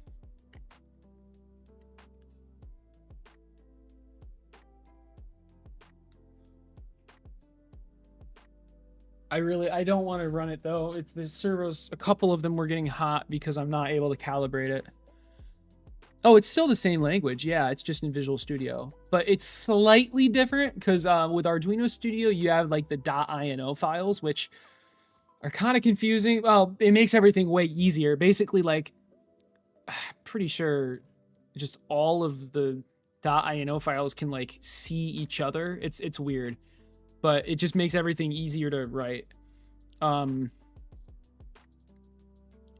But with Platform IO, it's like actual C++ code, which means you have to have like .h's and .cpps, and it's just there's no .inos.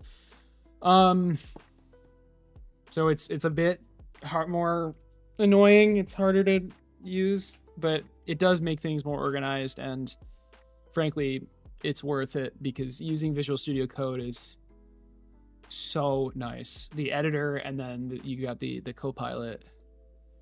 So highly recommend. But yeah, guys, I think I'm gonna call it here. We've got it walking.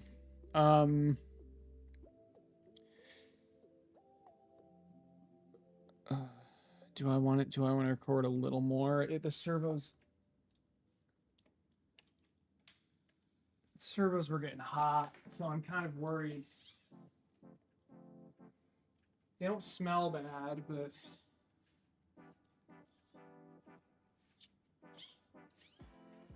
I only have one more spare servo left. I really don't want to mess this one up. Although I do want to record a little demo. Although I can just record the demo without it walking. Yeah, that'll be fine. All right, let's record a YouTube clip.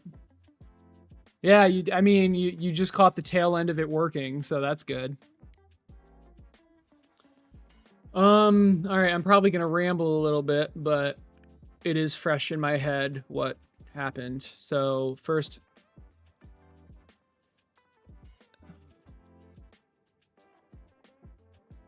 I mean, I don't even have to show the code, right? I can just show, well, yeah. Power it off. Yeah, I just did power it off. But it takes a bit. Like, most of the servos are completely fine. It's specifically 2 servos, which were taking the brunt of the weight of the Hexapod.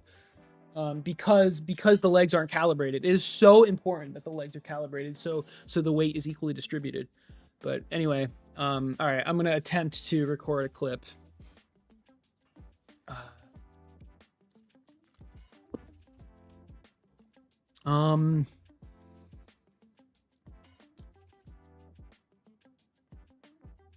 After 7 hours of coding, the Hexapod now walks. That's how I'm going to start it. Yeah. After 7 hours of coding, the Hexapod is now walking. I was able to, I coded a relatively simple state machine where you're either sleeping, standing, or walking. And then the majority of the time, first I coded the state machine, and then the majority of the time, but the coded the state machine where you're either standing, sleeping, or walking. That didn't take very long. What took most of the time was getting the walking code actually working. There were a lot.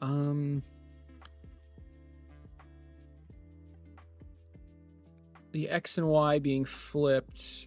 Do I even want to get into that?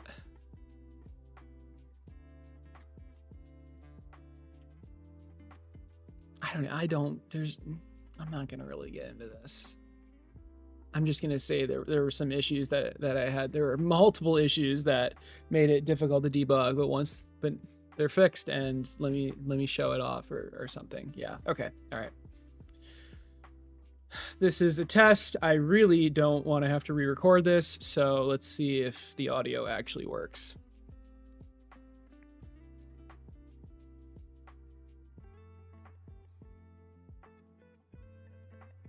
What the hell? Did my computer crash? Like, what is going on here?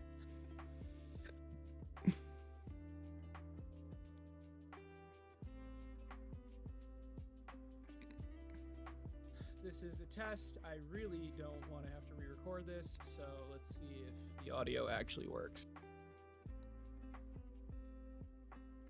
It is worrisome that this file is so buggy. This is a test. I really don't want to have to...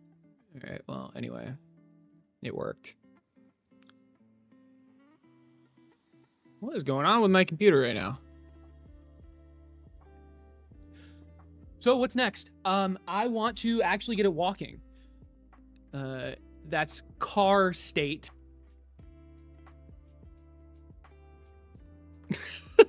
Important code of the entire Hexapod. Okay, I'm glad I watched that because now I can transition. Because I mean, yeah, I can directly transition to do it.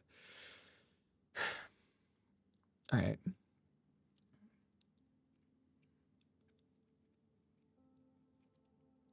Yeah. All right. All right. Car state or newly. What the frick is wrong with me? Car state or which has been renamed. Yeah, that's okay. Okay. No, that lasted less than a second. car state, which has been renamed to walking state, is now actually working. There were quite a few issues with bringing it over from the old code, but once those were all ironed out, which took around 5 hours, it is now actually working. It's not working great, but it's in a place where I can actually refactor the code now and get some work done on it and make it exactly how I want it. And along with that, I made a pretty simple state machine. There's 3 states now that we go between: sleeping, standing, and walking. So let me actually show that off.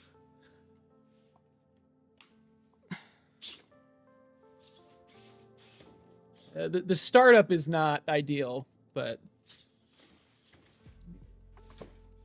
okay. So this is sleeping. When you don't do anything for 6 seconds, it sleeps. When I push the joystick, it goes into standing, and then from standing, it goes into walking. So let me actually demo that. I'm gonna let it go to sleep again. There you go. You just saw it stand, and now it's sleeping. So I'm gonna just push it really slow. I'm gonna move the joystick and then not touch anything. So now it's standing, and now if I move the joystick, it's walking. So this is strafing with the left joystick, and then with the right joystick, it's rotating. It does walk. I don't want to make it walk right now because the legs aren't calibrated yet. So some legs are lower than others, which cause the servos on the legs that are calibrated lower to heat up and just take too much weight. So yeah, we're not going to make it walk right now. But yeah, I mean, as you can see, it's actually working. Oh, but yeah, so this is rotating, and then you can combine strafing and rotating.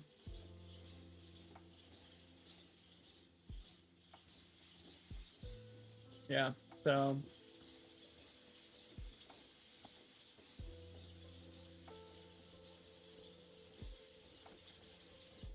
works really well.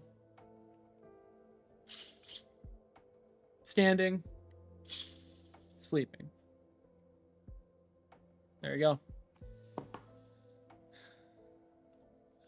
Next, I want to implement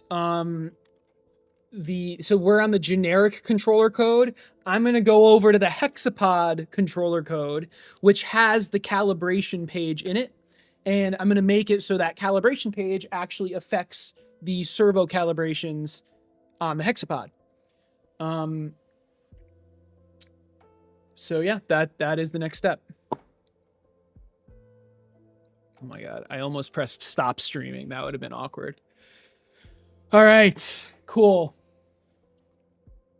All right, I lied. I'll make it walk one more time for you guys, but if it breaks, if this breaks, you guys need to donate money because so I can afford new servos. It won't break though, I'm pretty sure.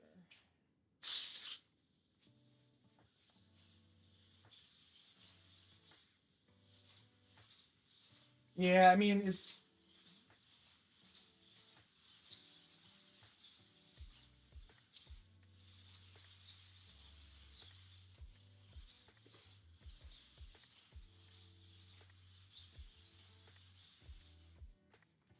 There you go. It can definitely go faster. Obviously, to make it go faster, I'd have to update the code, but that'll take more hours.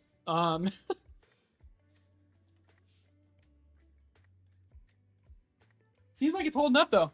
The new design is not breaking.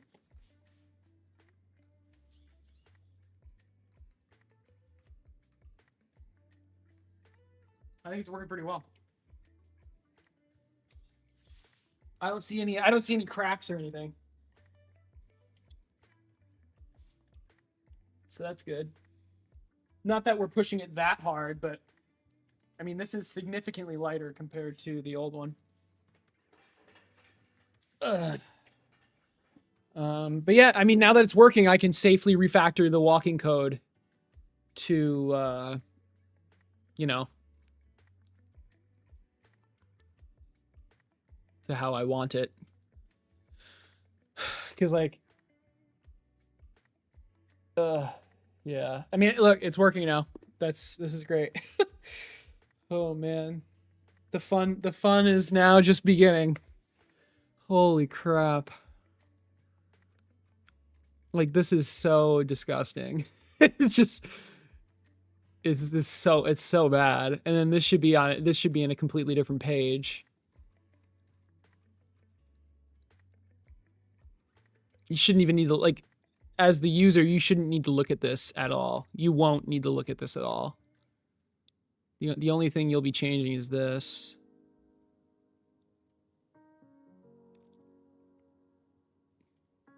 Like the speed multiplier.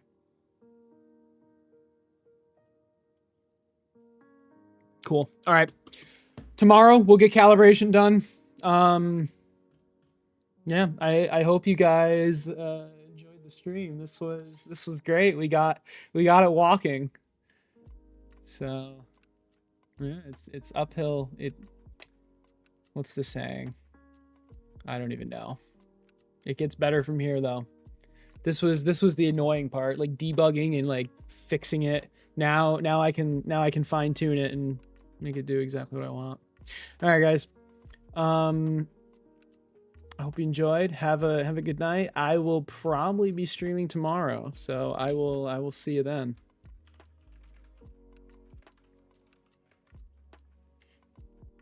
I mean, the gates already work. All of these gates are already implemented. Really, it's just the, like, refactoring and making the code neater. Less than a week left. What is less than a week left? You can tell me in the Discord. I think this video's got to be out by the 20th. All right, I'll see you guys later.